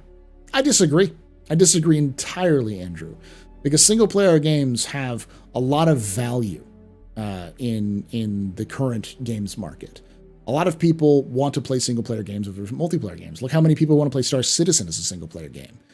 People want to play the game at their own pace. They want to have impact in their own gameplay. They want to play a story. They want to have an experience. People still play Skyrim and Mass Effect and all those things, and they're still single player games. The reality is that Star Citizen and Squadron 42 are the same game. They have the same basic building blocks of each other, and they can transfer assets from one to another.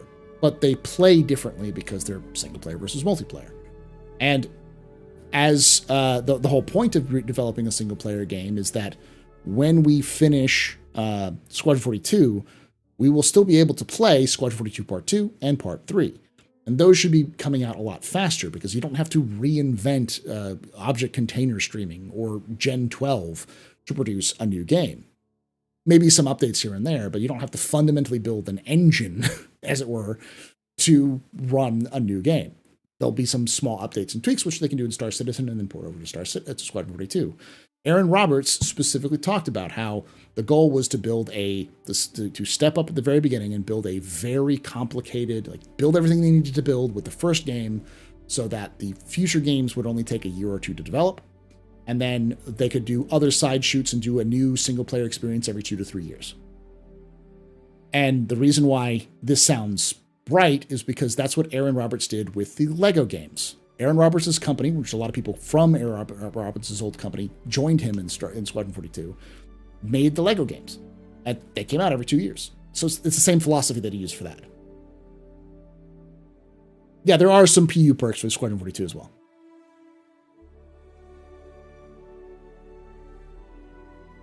I hate when people call Squadron 42 a tutorial. It's not a fucking tutorial. It's a game.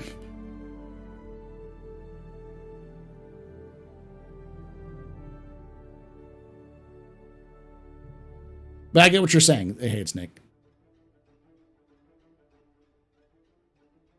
It's an addition to the experience.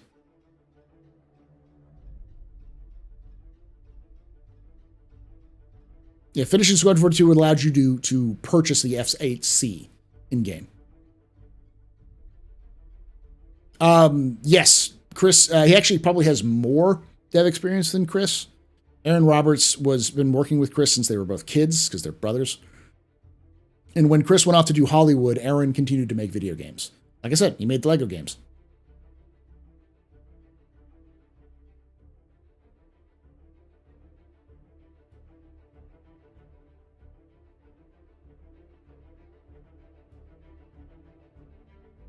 Will the PUC paid expansions instead of large content updates, like every new system being an expansion or something along those lines? No.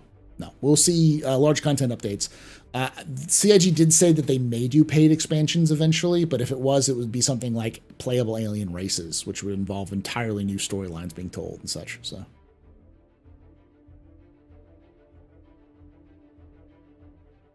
yeah, perks like for being Squadron 2, allowing you to shortcut being able to buy an F-8C.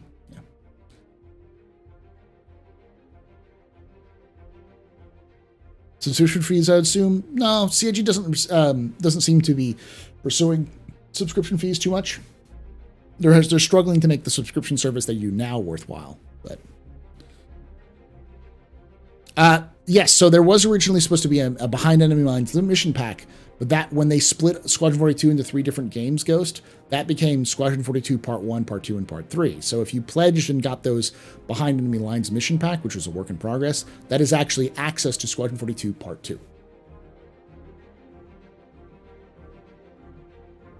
Lord of War, not God of War. But yes, he did produce Lord of War.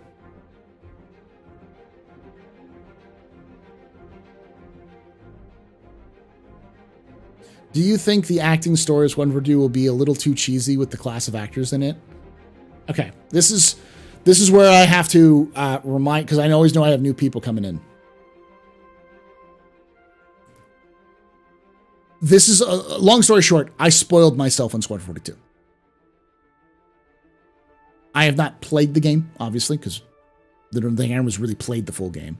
they've played portions of it and such like that, and maybe played a works in progress. But I have heard voice lines. I've heard Chris Roberts' fucking like line direction in the background. That's how much information I've gotten. I've also read most of the story, like the mission briefs for everything, and the synopsises for all this stuff.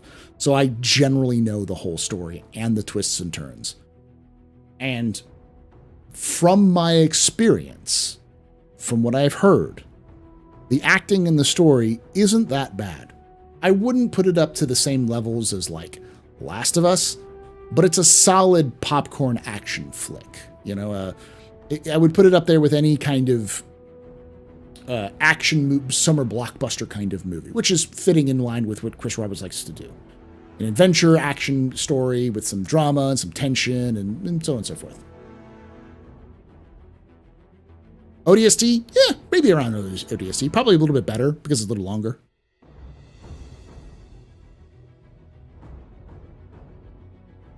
Yeah, it's going to be a fun game. I put it up there with like similar in feel to like a Marvel movie. Not necessarily like Marvel directly, but it's that kind of feel.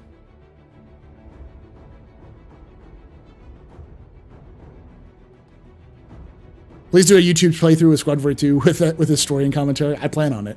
I also plan on doing when CIG announces Squadron 42 to start doing full YouTube video, like lore videos, talking about all of the backgrounds of all the characters and all the stuff that we know. So we know a lot actually. Phase 4 or Phase 5? Phase 3.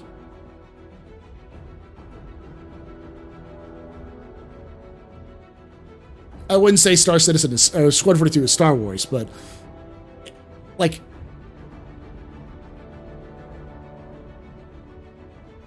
it has the feel. How to put this? It's not cheesy or campy, but it doesn't take itself too seriously. There's character development. There are, growth. There's conversations. It's not just get in the goddamn cockpit, Lieutenant, kind of thing. And the robot Shinji, but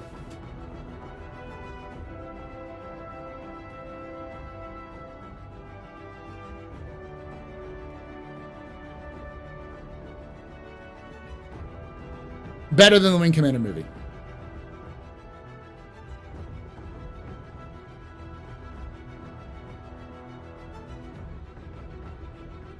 There's actually a full story behind the Wing Commander movie. That, about budget cuts and limitations that was put on Chris and everything they had to do with a limited amount of money. And I think people like to shit on the Wing Commander movie, but it's a solid B movie. I would suggest take anyone who likes the Starship Troopers and set them down in front of who's not played Wing Commander and have them watch the Wing Commander movie. They'd be like, this is a fun action movie. That's all it is. It's not groundbreaking cinema, but it never was. And I think that was its biggest crime, is it was fine. It was fine, but forgettable. You don't remember Squadron 42 when it's done, or Squadron 42, Wing Commander. And I don't think people will sit there and be like, this is the best experience of my generation with Squadron 42. But I think it'll be fondly remembered by people who enjoyed these sorts of gameplay.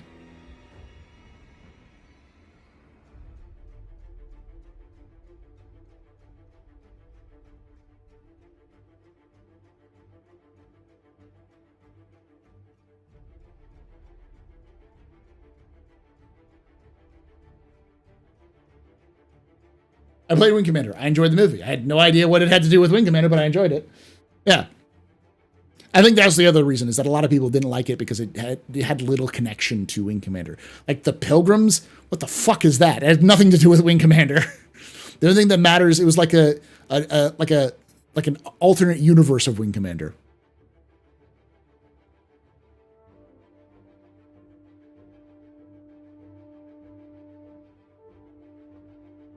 Where can you watch the Wing Commander movie now? That's a good question. I think it's free on YouTube. Look it up, though.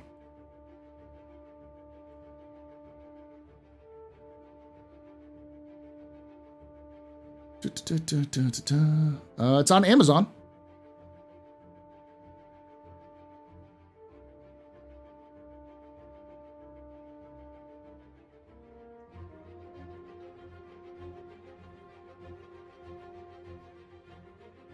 It's on Vudu.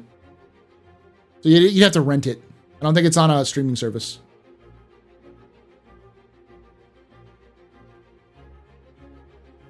But it's definitely on Amazon. It's on Amazon Prime. Yeah, you have to rent it. It's like 99 cents for a rental. It's not too bad.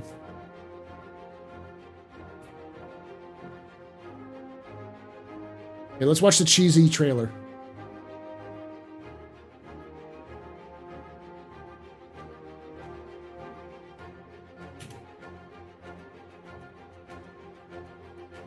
There you go.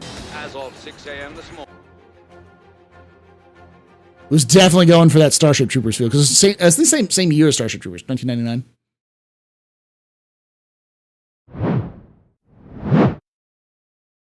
As of 6 a.m. this morning, we are formally at war with the Kilrathi.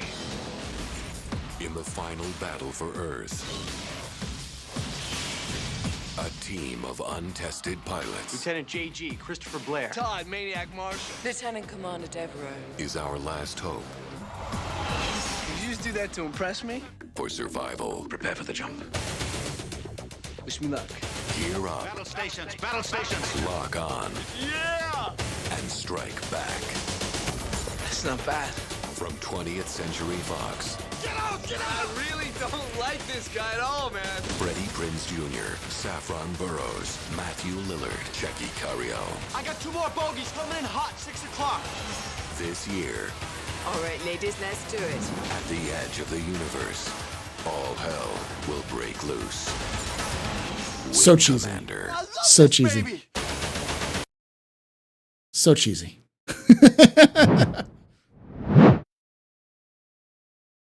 Scooby-Doo Troopers. Yeah, because of Matthew Lillard.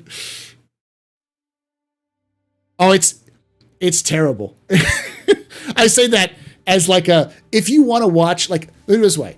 When I was growing up, if I keep saying Squadron, if Wing Commander was on like sci-fi or like a Sunday night or Sunday afternoon, I'd watch the shit. I put it on. It's a good background sort of stuff, but yeah. That was painful. It's bad. I actually like the movie. It's cheese. Yeah, it's definitely that trailer is a symptom of the 90s. What's my guesses in Squadron 42 release time? 2025. I think the earliest we'll see it is 2025. Like end of 2025. No, let's not go back to the 90s. Fuck the 90s. I'm a fan of B movies and Wing Commander's a C. I'd say it's a B. It's a solid B movie. With its quality, in terms of its like graphics and stuff.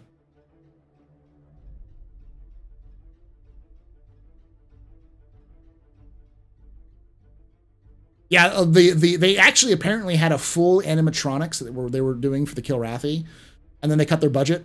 So they had to use just basically costume props.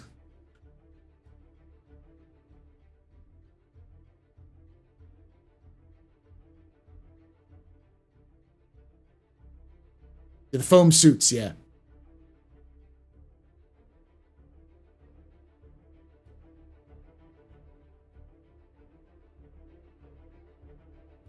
Man, 2005, 2013 still sucked.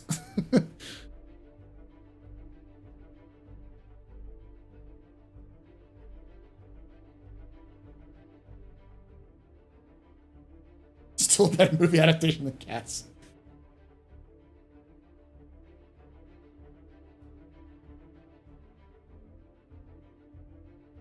Do you think they'll allow player-created content for systems? Sure. But that's mostly just going to be stuff for, like, building bases and such. Space truckers. Oh, God.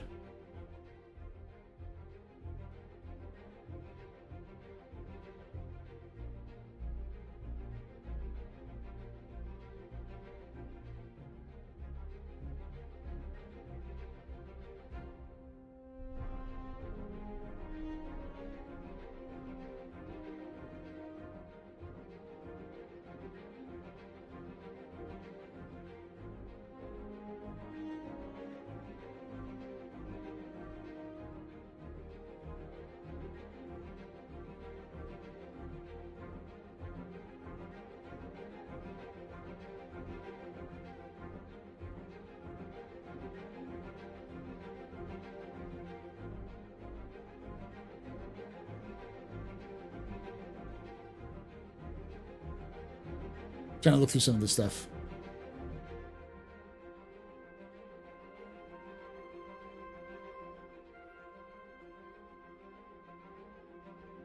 Tremors, but in space.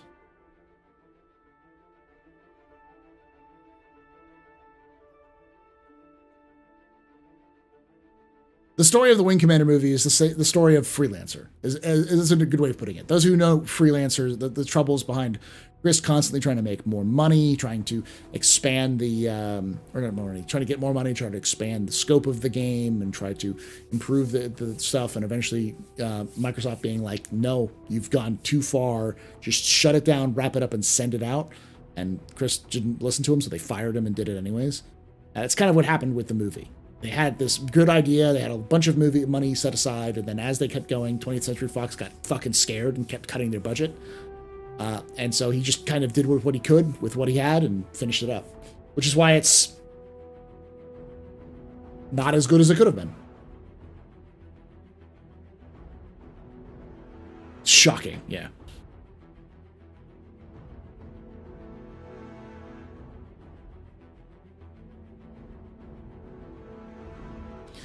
Do you think Chris Roberts will ever reboot Remaster Wing Commander movie, but version? Not the movie, the games, but he'd love to do that. But EA owns the license for it. They're not doing anything with it. Yeah, so Starlancer is a good example. Starlancer, Nikki, you know who the lead dev on was Starlancer? Aaron Roberts. He was the one who did Starlancer.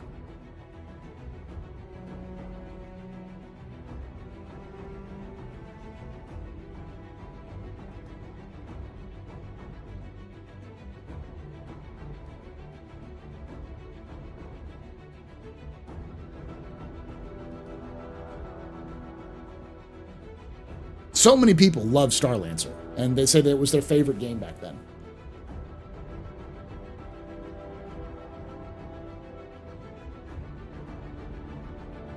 I don't think he siphoned money from the game to for the film. He might have, but I don't think so.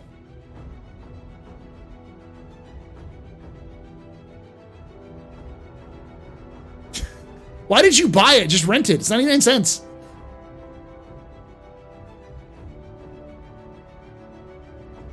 I will say this, Celine. If you're going to watch it, sit down, get some popcorn, and remember it's a schlocky 90s action movie, and then you'll be fine.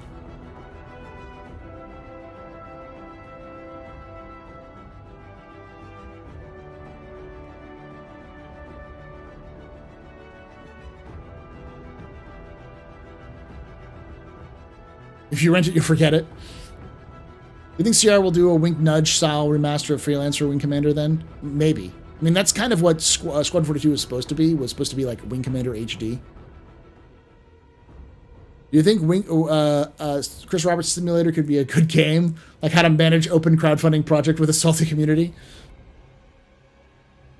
I mean, there is sort of that already existing with indie Game Dev Sim or something like that. I can't remember this.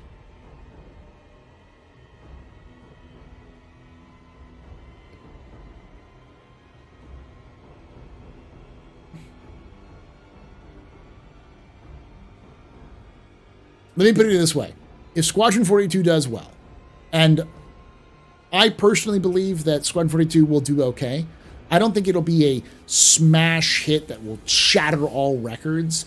I think it'll have a good launch, and I think with word of mouth and a decent like PR team, decent like marketing buzz, it will go up in terms of like sales over time, and it'll become like more of a rising star than a huge smash. And I think if that happens, 100% we will see the return of the of X-Wing TIE Fighter style games, and we'll see back the return of Wing Commander. Wing Commander will be greenlit for a sequel or a soft reboot or a hard reboot by EA like the next year.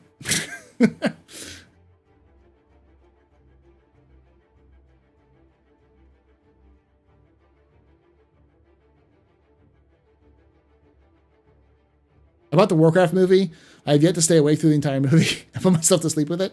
I watched the Warcraft movie in theaters. I thought it was all right. It was okay for what they had with it. Yeah, they did give us Squadrons, which was kind of a reboot of this X-Wing TIE Fighter series, but I think we might actually get a sequel to Squadrons at that point, you know.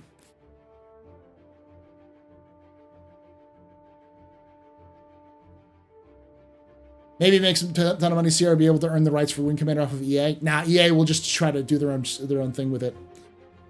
We may actually see the not Beyond Good and Evil 2, which we hopefully will see soon, but we may actually see something from Ubisoft.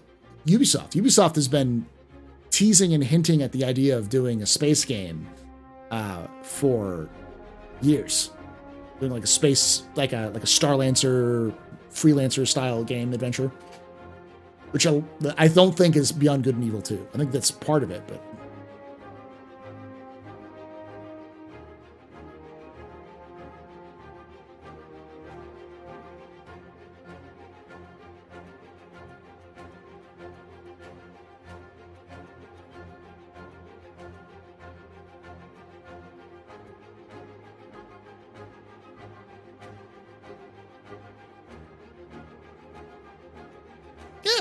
we have Starfield, and Starfield. If Starfield does well and Squadron 42 does well, and obviously Squadfield's coming out this year, and Squadron 42 still is away.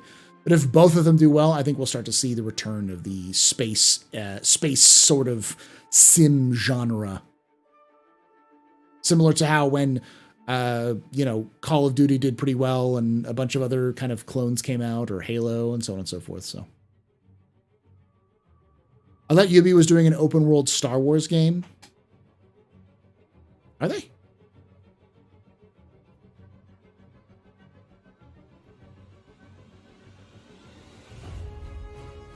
Question, what will happen with Satterball? Hopefully CIG will actually fucking make it, but we'll see. You're doing a Star Wars Division type game. So like a looter shooter with Star Wars? To be honest, I haven't paid too much attention to a lot of the Star Wars stuff because there's a lot of stuff that in Star Wars that I haven't really cared for.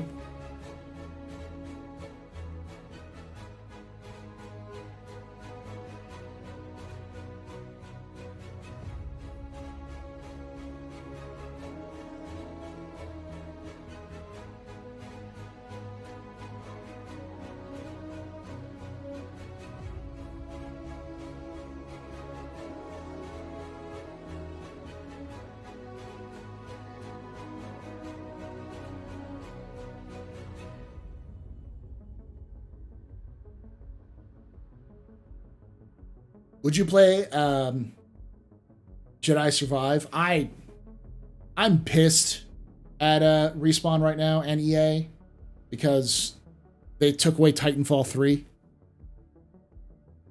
So I'm just like, fuck you.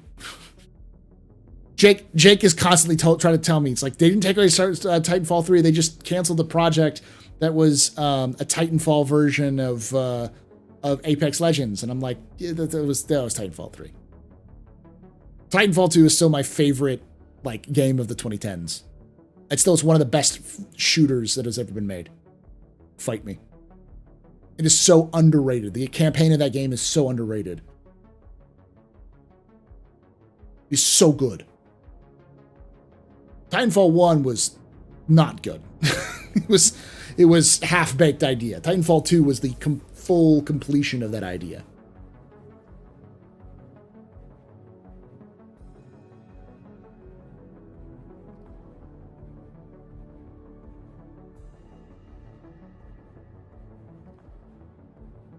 No, what screwed TF2 was not Titanfall 1. Titanfall 2 was screwed by EA because they released it as a speed bump to kill Infinite Warfare.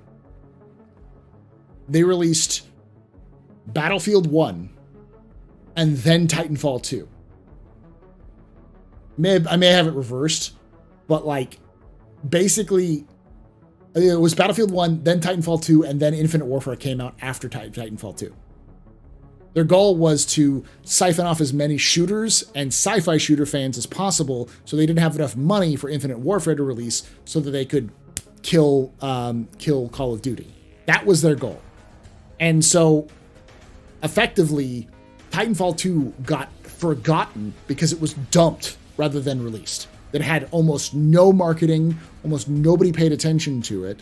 I was super hyped because I'm a huge mecha fan, and I enjoyed Titanfall 1. I didn't like particularly love it, but I enjoyed it, and everything I saw from Titanfall 2 looked fantastic. And then I played it, I loved it. Still my favorite campaign of the 2010s. Yeah, and they were going to, and the thing is that Titanfall 2 is developed in the Source engine. So it was developed in the Source engine, and because the Source engine was getting old, they decided to scrap the Source engine, and the ideas that they had for Titanfall 2 or 3 eventually became Apex.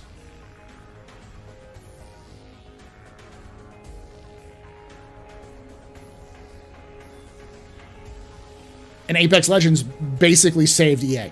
Between Apex Legends and Jedi Fallen Order, Respawn single-handedly saved EA's ass during that time period.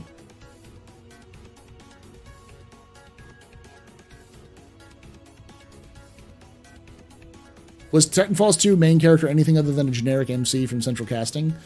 I mean, pretty bland backstory, but it was played by... not Mark Meir. What is his name? He's the DM for the famous D&D campaign that I'm forgetting. I always forget it. Critical Role. Matthew Mercer. Matthew Mercer played the voice of it. The real thing that makes Titanfall 2 good is the relationship between the pilot and BT, the robot. The robot BT is fucking amazing. The gameplay is tight and solid. The story makes sense and is tightly packed. It's a buddy cop game where you learn to care about BT, and you really it's kind of like a Shepard character where you put yourself in there. Not really like a person, like a separate entity, but you kind of put yourself into to the game. I don't even remember the name. He was a rifleman. I don't even remember his full name, though.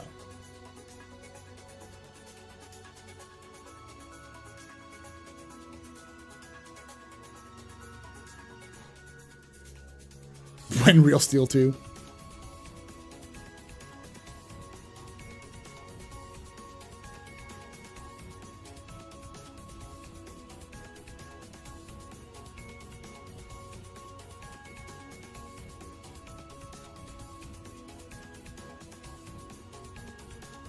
Games as a service model, Ghost, you mean?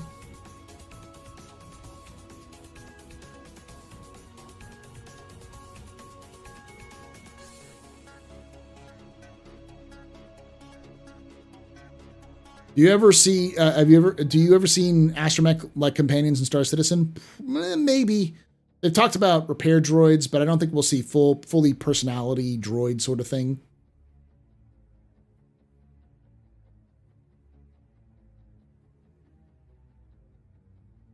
Yeah, Jedi Fallen Order worked better as a you follow the main story of this character. It's very, very character driven.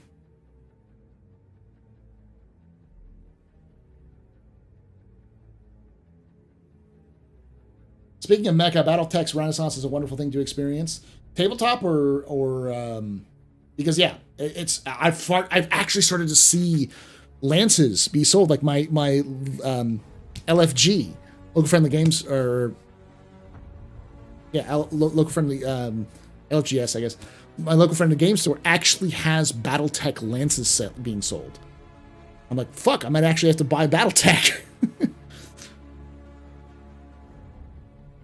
AI is illegal in Star Citizen lore, yeah, so that's why it's harder to develop. I don't think we'll see fully personality like droids, like robots kind of thing.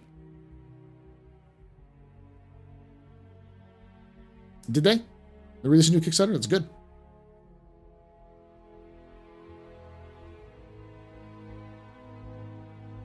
Do you think swappable components will be repairable for the first version? Probably not.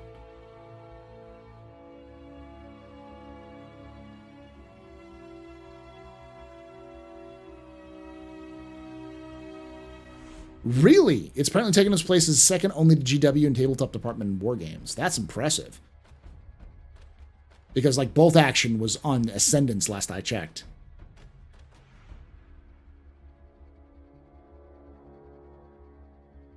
So after reading the lore posts and seeing that you hadn't asked about the Perseus post, it had me thinking: is the lore post a possible precursor to the ship dropping this year? Possibly. I don't think it'll be dropping this year, but I wouldn't be surprised if we saw some information on it pop up in this year as well. I think it's more likely that it's connected to the Battle of Oberon, which is another big lore story point, which may be hinted at or talked about in Squadron. Is AI being illegal in the UE have anything to do with the Banur Xi'an secret enemy? We don't know. It's the Xi'an, and you're talking about the Krthak. And that's my theory. My theory is that the Krthak are actually an AI race. An artificial intelligent, like a synthetic race.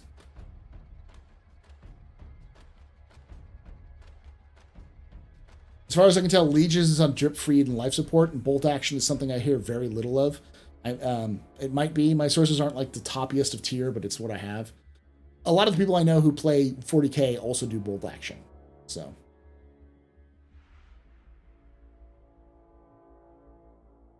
Then again, I also think that Star Wars... You say Star Wars Legions. Oh, yeah. Star Wars Legions. It seems like they're doing okay. They just haven't done a lot of new releases.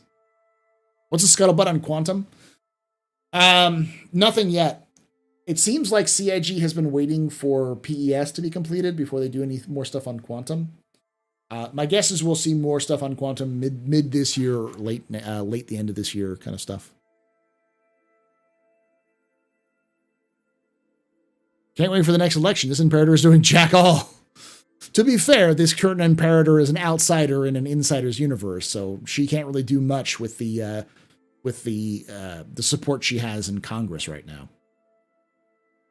She did manage to make a regeneration available for everybody, so that's something, but we're likely not going to see the outsized impact of her reign as Imperator for a bit.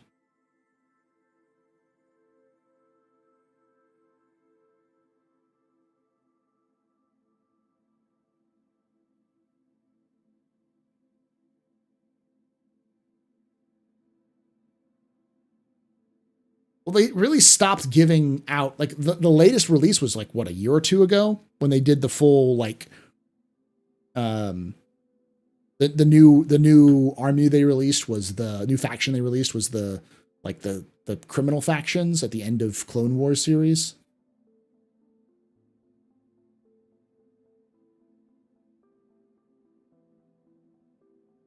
Regeneration for everyone's like one of the biggest things in history. Yeah, it's pretty important. We'll see I use the Krthak to rip open a dimensional hole that summons all-consuming and destroying enemy. Whether it's all organic life? Probably not. Though, when did she get put in office? It's been a bit, right? 3 years? 2950? So 3 years ago?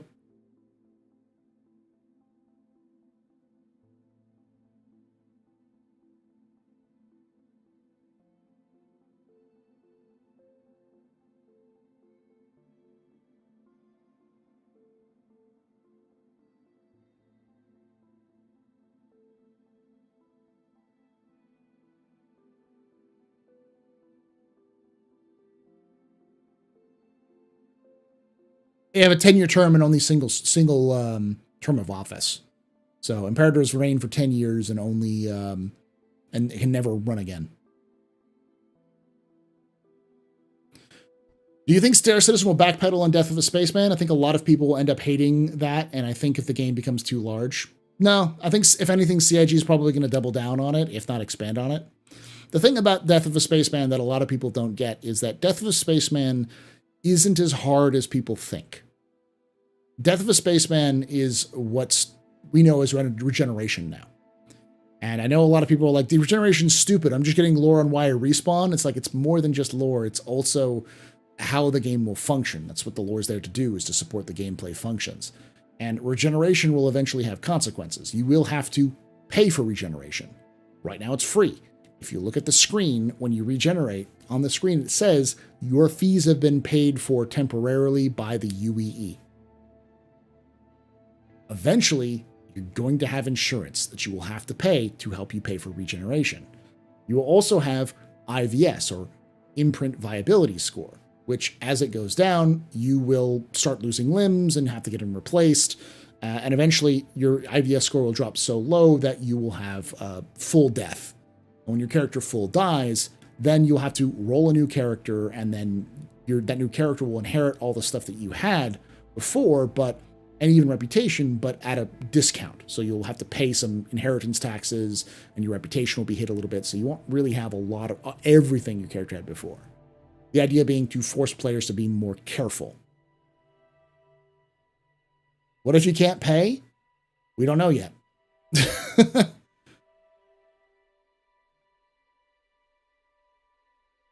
So yeah, it's not really a permadeath. It's sort of permadeath. It's semi-permadeath. Chris Roberts even said it's heavily inspired by Dark Souls and how Dark Souls works, but it's a lot more forgiving than the Dark Souls or Souls-like games like Elden Ring and such. With those sorts of games, you have like one chance to get to your dead body to collect your shit.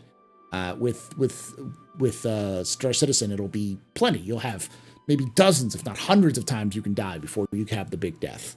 But it definitely has some roguelite aspects onto it.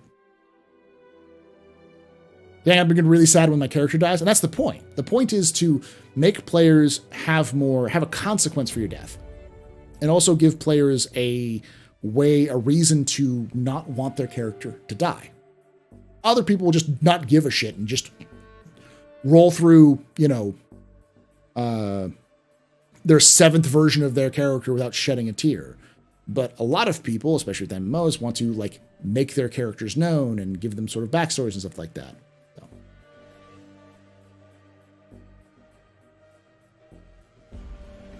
As long as they don't go so far in depth that we have to do tedious tasks such as pooping, if I wanted to take a shit in space, I'd play Kerbal. All right, you're not going to like this, May. But pooping will 100% be in the game, as will be showers. They'll actually have a gameplay purpose, and more than likely it won't be like a Ark situation where you hold X to poop, but it'll be part of a routine that you do before you leave your ship to go do things like social activities. Will the UE have loans that cover the inheritance tax while they garnish a percentage of the earnings to pay it back? We don't know how it'll work. CIG hasn't talked about it yet. You're not going to have a mini game to poop, though. Almost certainly not. The idea being that there is going to be wear and tear that'll be applied to your character as well. So if you are too stinky, if you smell like a gamer at a convention, people will not talk to you, or they'll give you higher prices and force you to leave. This is the same concept of like, if you're at a landing zone, you're not going to be walking around in your full armor. You'll have to have civvies that you'll wear to go around locations, especially places like ArcCorp, for instance, because they don't let you have that equipment unless you have a license or some other ways. So that'll force you to get out of your armor, leave your ship, go to a place, make sure you do like hygiene and stuff like that. Same like food and water. Similar concept. Just another thing to add on that will make you kind of add a little bit more depth to the experience, but also slow you down. That's why there's lockers before custom security. So you can take your stuff off and put it in a secure locker, lock it, and then come back and get your stuff later.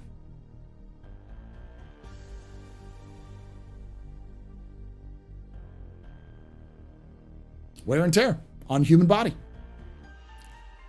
Wear and tear on my ass? Yeah.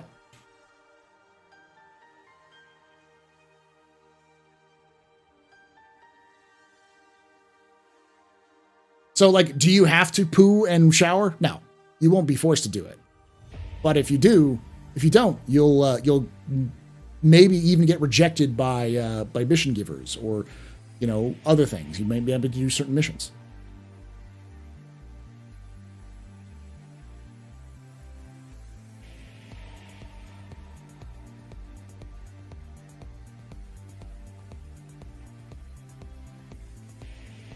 What will happen if you don't go poop? We don't know. But as of right now, I'm assuming, and this is my assumption, that nothing will happen if you don't go poop. But over time, you'll get stinky. And getting stinky will mean that if you try to go into town, so go into, say, Area 18, to go shopping, to buy things, you will have higher prices or just get straight up rejected. Like, tell you just get the fuck out. You stink like shit. Get out of here. Until you actually do hygiene and do that kind of stuff. And it won't be something like you sit there and you go 10 minutes to take a shit. It'll be like you go there, you go, oh, like a Sims sort of situation. Where you sit down, you do a couple of the quick animation, and you go to the shower, you do a quick animation, and you're done, and then that kind of thing. And you'll have some sort of way of determining your hygiene.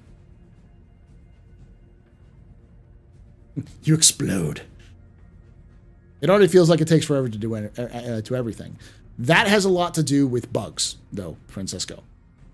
Bugs is a huge problem with those sorts of things, which is the reason why we don't see a lot of stuff that's implemented. CIG wants to slow the gameplay down, but they can't really slow the gameplay down more than they currently do, because bugs slow it down more than anything.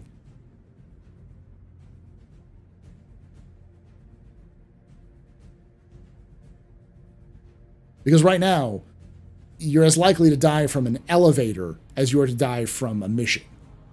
Or bugs, like things freaking out and not being, like basic missions not being able to complete, for instance. That's why it takes forever.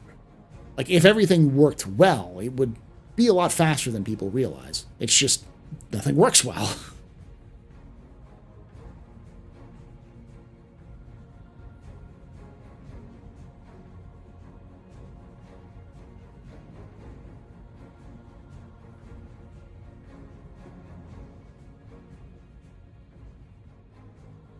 So I got a trespassing charge and sent to Kleischer. For how long do you think that it would be? Someone else said it was going to be 45 minutes. Or like, no, it was like 8 minutes.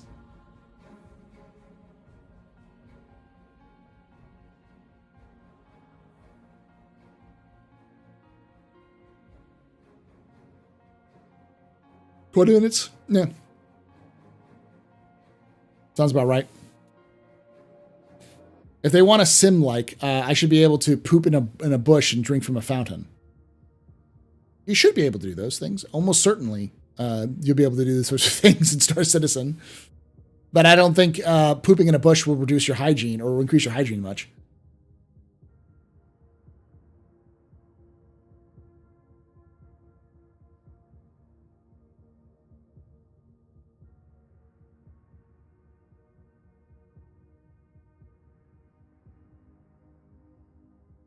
Can't you pay off CS1 now? I thought they didn't shoot at you with CS1s.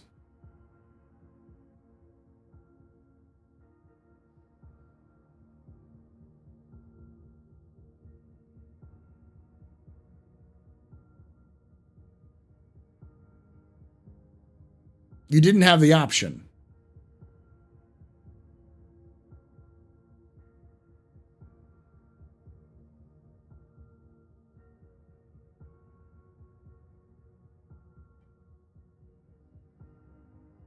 You shot at a bunker and killed, and it killed your ship. Yeah.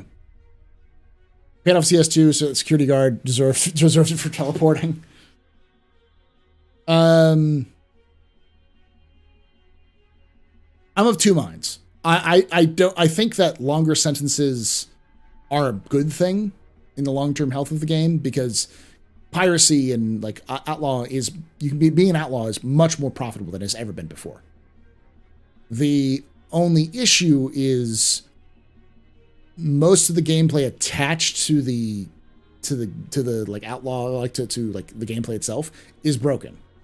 Like just straight up not working. You can't go mining and deposit stuff because the depositor doesn't work, or the fill stations don't work, and there's just a lot of stuff.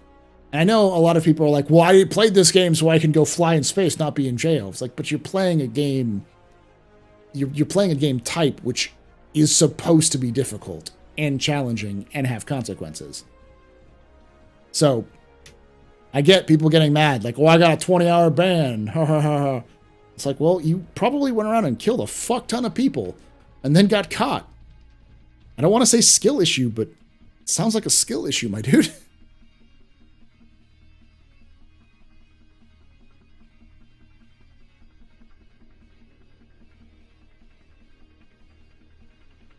Yeah, you'll probably go into jail, not prison, for those still ones.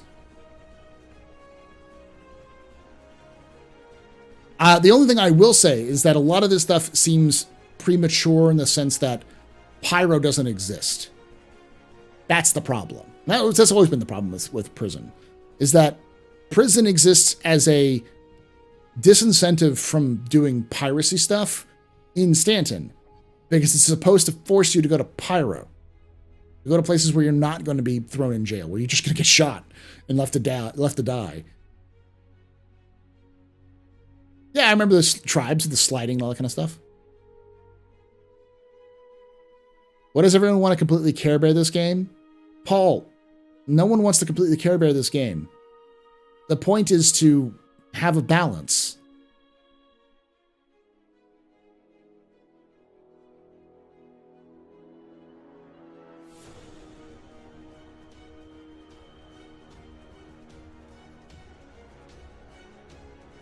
Prison isn't supposed to be punishment. It's supposed to be a consequence.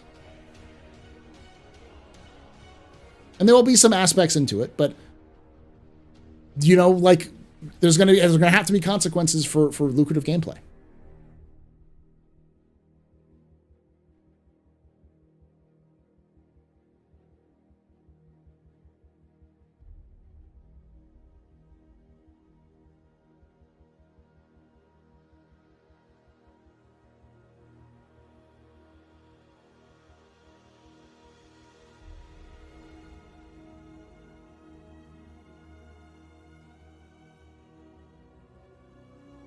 You do have lucrative gameplay. Piracy is incredibly lucrative.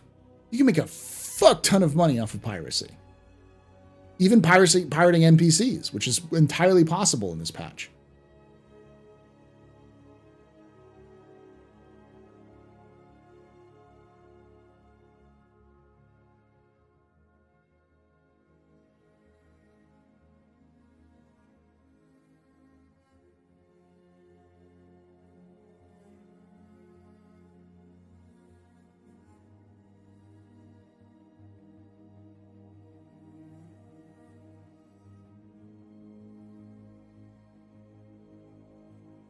You got one of those caterpillars to show up? Yeah, it's not impossible.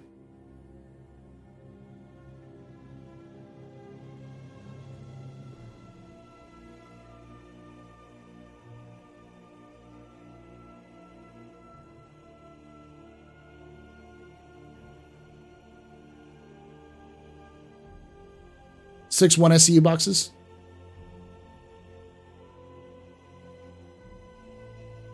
What's new with ships? They made a major announcement for the SRV is basically done. They showed off the first images we've ever seen of the Lynx, the new RSI rover. They showed off some updated versions of the Spirit, the C1, the E1, and I believe I don't think they did the A1.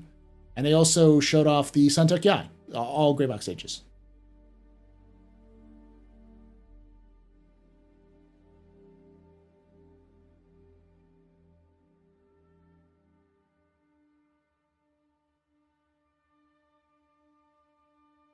Later, Outlaw.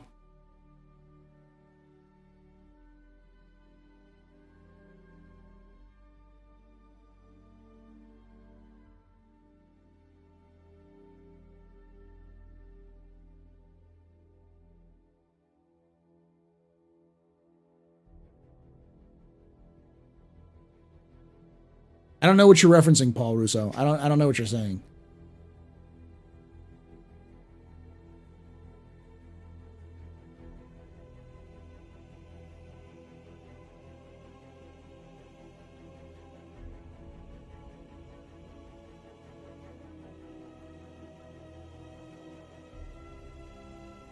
I do think there's a lot of people, especially people who are in the PvP community, who have a completely no understanding of what this game is. I think a lot of people are like, if this game focuses anything on PvE, then I'm fucking out and this game's going to fail. And it's like, no. The PvP is part of the game, but it's part of the game. It's not the main focus of the game. It's a big part of the final game. And right now, it's just easier to do that than it is to do NPCs. And as the game expands, you'll be doing more stuff. Later, Jaded Cynic. Are you saying bye? Like, oh yeah. And I think a lot of There's a lot of people who have this happens with the kind of the PvE side of the community as well. There's a lot of people who have an idea of what Star Citizen is going to be, and as Star Citizen starts to become the game that CIG wants it to be, they're going to start realizing that this was never the game that they had in mind, because people let their own imaginations go wild, and it's often kind of pointed to that PvE folks have that problem, but PvP does do as well, and to a degree, it's also CIG's fault. They don't set expectations at all. They let people kind of come up with whatever the fuck they want to.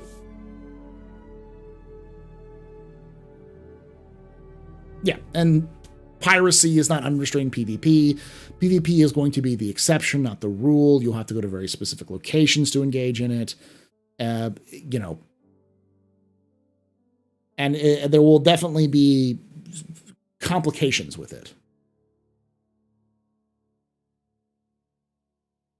I'm more of a PvE player, but I'm totally expecting and wanting PvP aspect as well. Adds fun and danger. Same. I play PvE and PvP games all the time. I enjoy them. But what Star Citizen is trying to go for is a balance between the two. And if you go too heavy on one or the other, it will cause problems. However, if you go too heavy on the PvE side, it's less of an issue than PvP side. There aren't many PvP MMOs. Just pure PvP MMOs. They don't really work very well.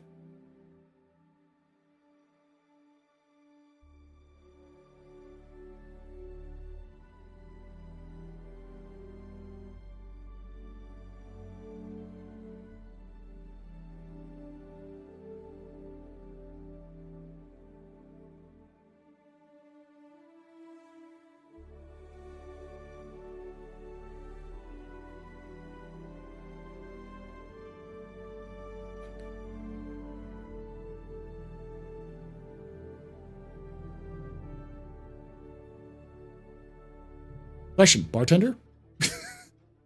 Max?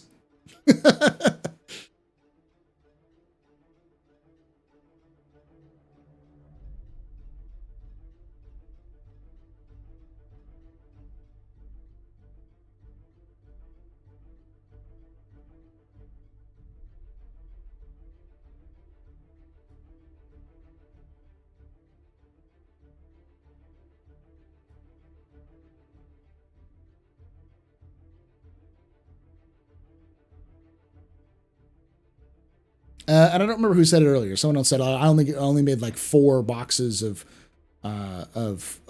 loot off of a caterpillar. It's not really lucrative. It's also much harder to do.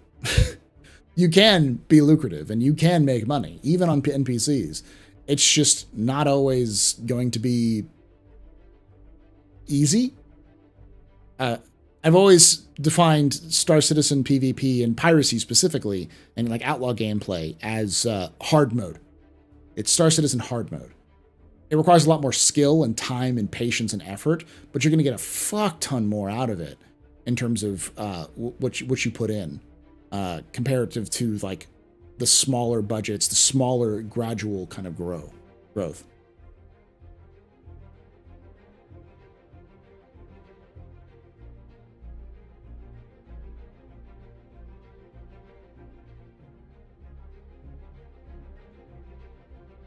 Will Zeus the ship come out down the road? CIG seems to be heavily implying it.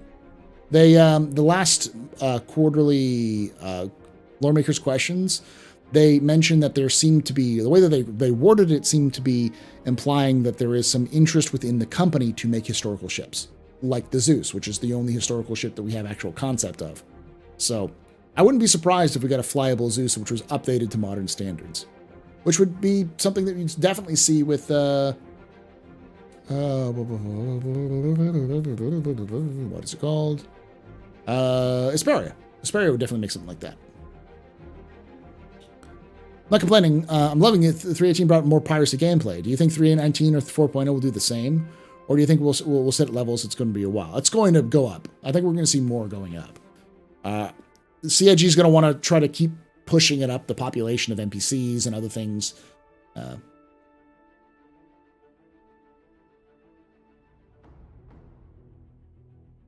Lately, I've been mostly doing piracy in 3.18, and PvP piracy makes about, not kidding, 1,000 times more profitable an hour than PvE piracy. Yeah, but it's also a lot harder to do a PvP piracy than it is to do PvE piracy.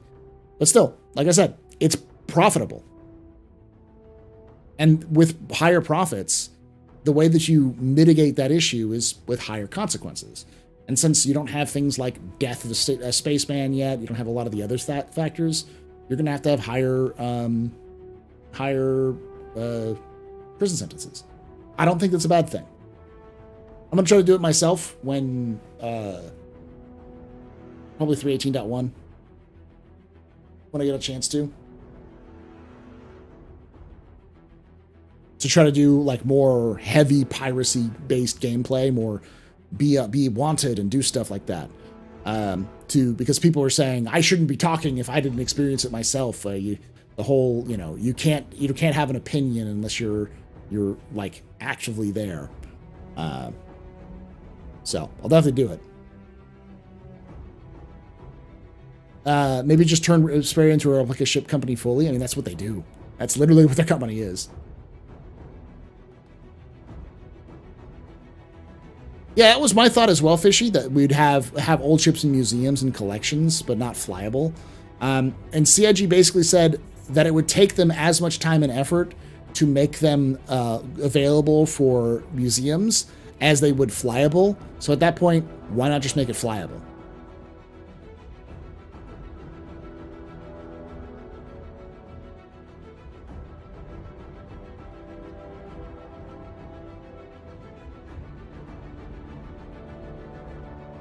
Full release date for Star Citizen? Sometime before the end of the universe.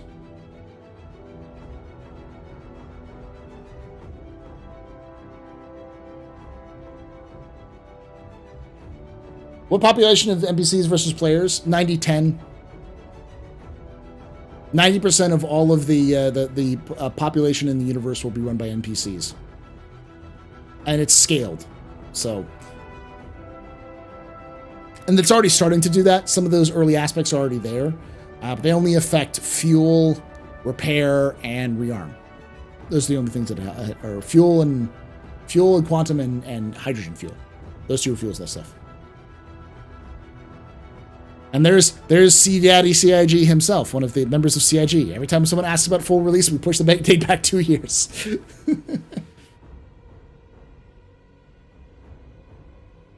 By the way, I'm down for longer prison sentences. I've gotten really good at escaping. Well, that's the other thing. That CIG is specifically trying to get people to do more escapes. They want to make escaping viable.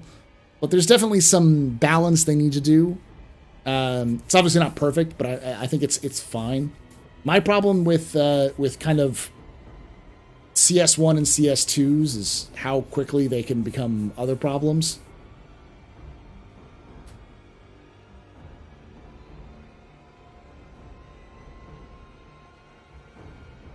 So what gameplay are you yourself more looking forward to in game or still planned? Smuggling. It's my thing. Hi, I'm a smuggler. I've been doing smuggling in Star Citizen for several years, and it's been my main gameplay loop I've done for a while, since CIG has decided to actually make it function. But we don't really see the we don't really see a lot of that because we don't have things like scanning really working, so we can't have counter scanning things like crates that are scan proof or spoofing crates or any of that kind of stuff. So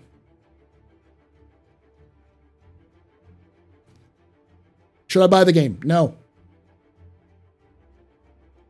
Just straight up, you're going to ask me, should you buy the game? Straight up, no. If you're asking that question, no.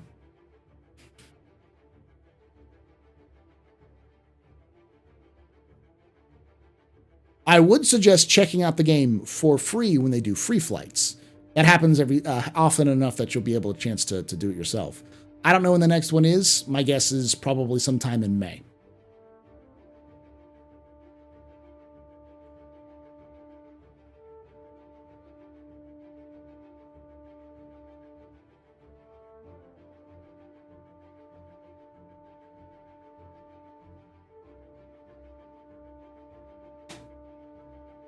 Is 3.18.2 released?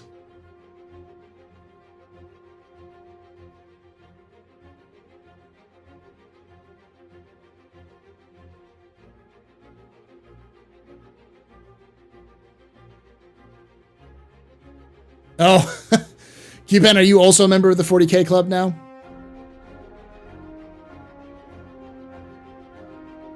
God, I am nervous now because I'm going to be doing a full fucking. For those of you who don't know, I'm going to be doing a subathon all day tomorrow, starting at 8 a.m. Or 9 a.m. Eastern, all the way up to 3 a.m. Eastern, so like 18 hours possibly, all in Star Citizen. And I'm afraid I'm going to log in and get the 40K club right away.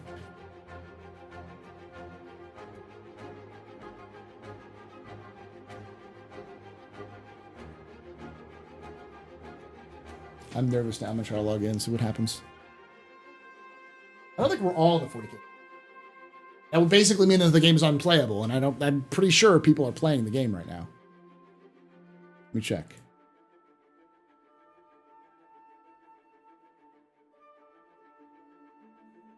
Hey, Dirty Bird, I didn't see you subscribe earlier, like an hour ago. So glad the earlier backers have free fees on their starting hanger. Yeah.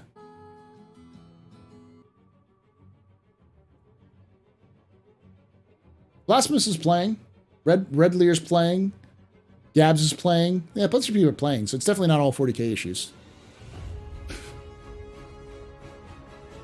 In the grim darkness of the of 2023, there is only no play.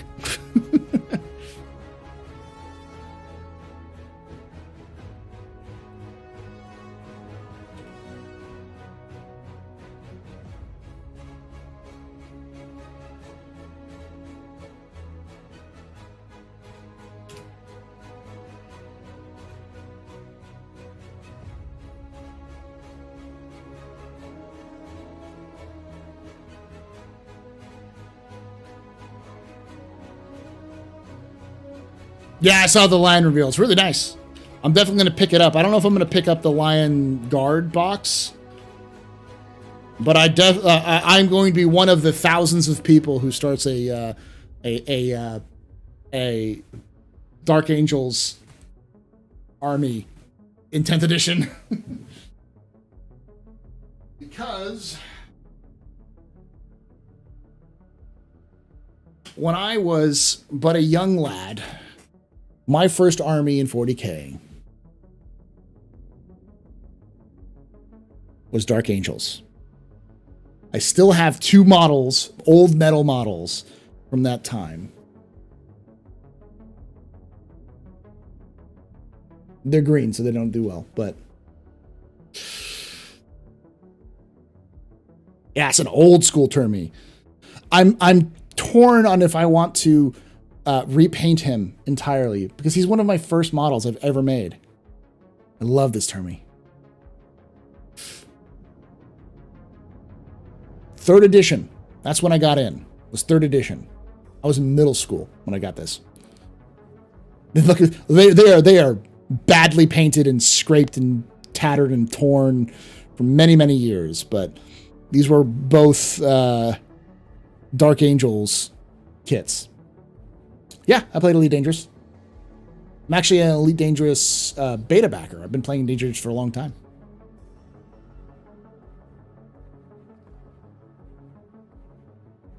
We're also called character. So normally I wouldn't have been the new vets. Well, I don't know if I want to, like, 'cause I don't want to, like, completely unpaint them and then repaint them, you know? Kind of like them as they are, but they're very tiny. This is actually I think a lieutenant model. This is the chain sword and plasma pistol lieutenant.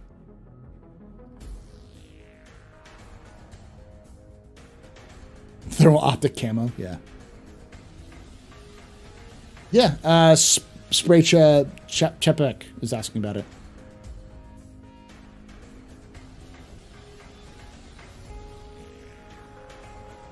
They're different. I love them, yes. I was playing good the other day. Myself and an org mate were salvaging. Filled up 80% of Freelancer Max, and then the server 30K, and we lost all our cargo because it stowed us. Oof. Oof.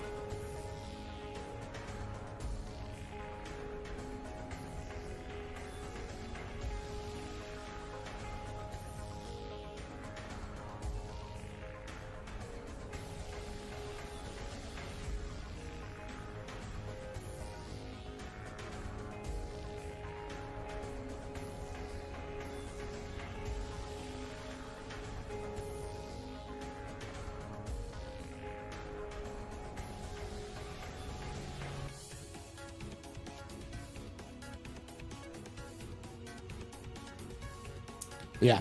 I always like to show these guys off because they're my last little remnants of my former 40K days when I was a kid. Just these last two.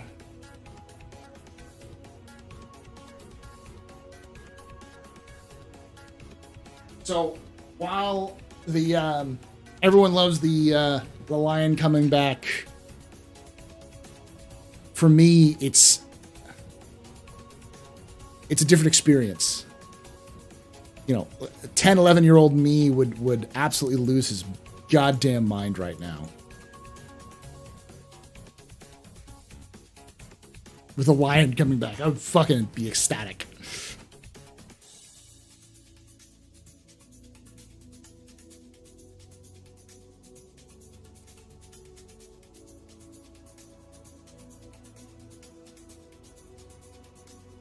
Fidorcus, feel free to give him the link, the Discord link.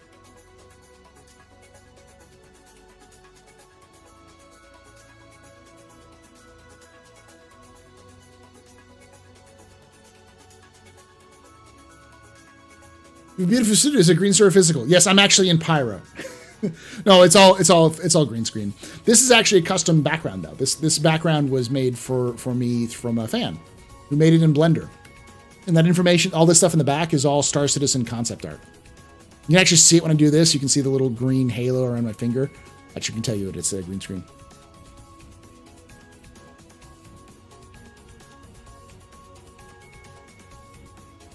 Been a Dark Angels player your whole life. It's huge news. Yeah. Well, you and I, of the Unforgiven, know the like young Paul when I was such a young lad. Was super enwrapped with Dark Angels lore and learning all of the stories. In fact, if anything, it's the 40K universe that really got me into lore, because it was the first game I sat down and read all of the books, went online, looked through all of the materials I could find online. It was great.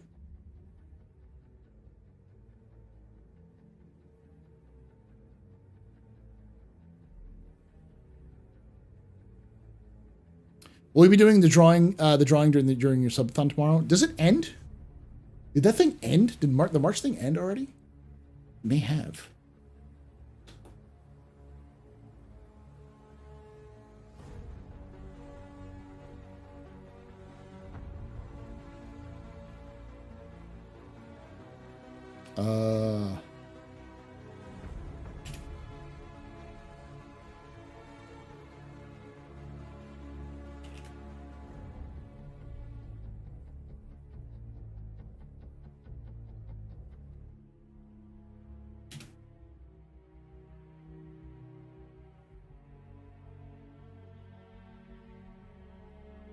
Yeah, it did end. Yeah, let's pull this and then we'll I'll do the giveaway right now and then we'll end the stream. And then I'll start the new one, which will probably be for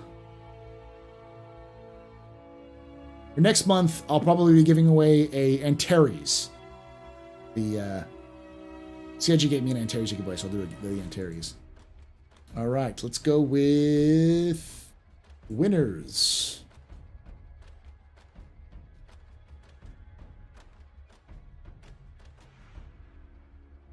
And the winner is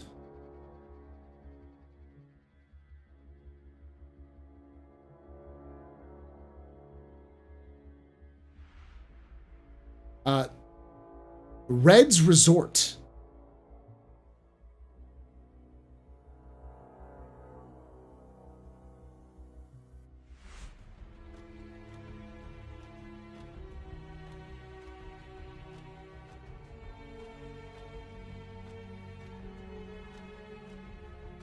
Big Red.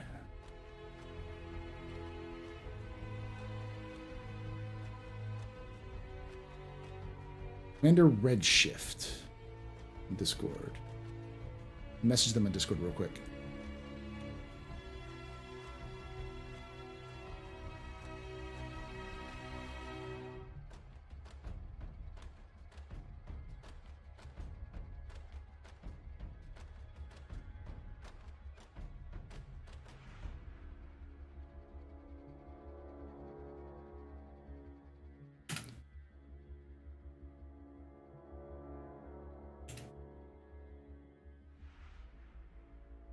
They won an Arrow.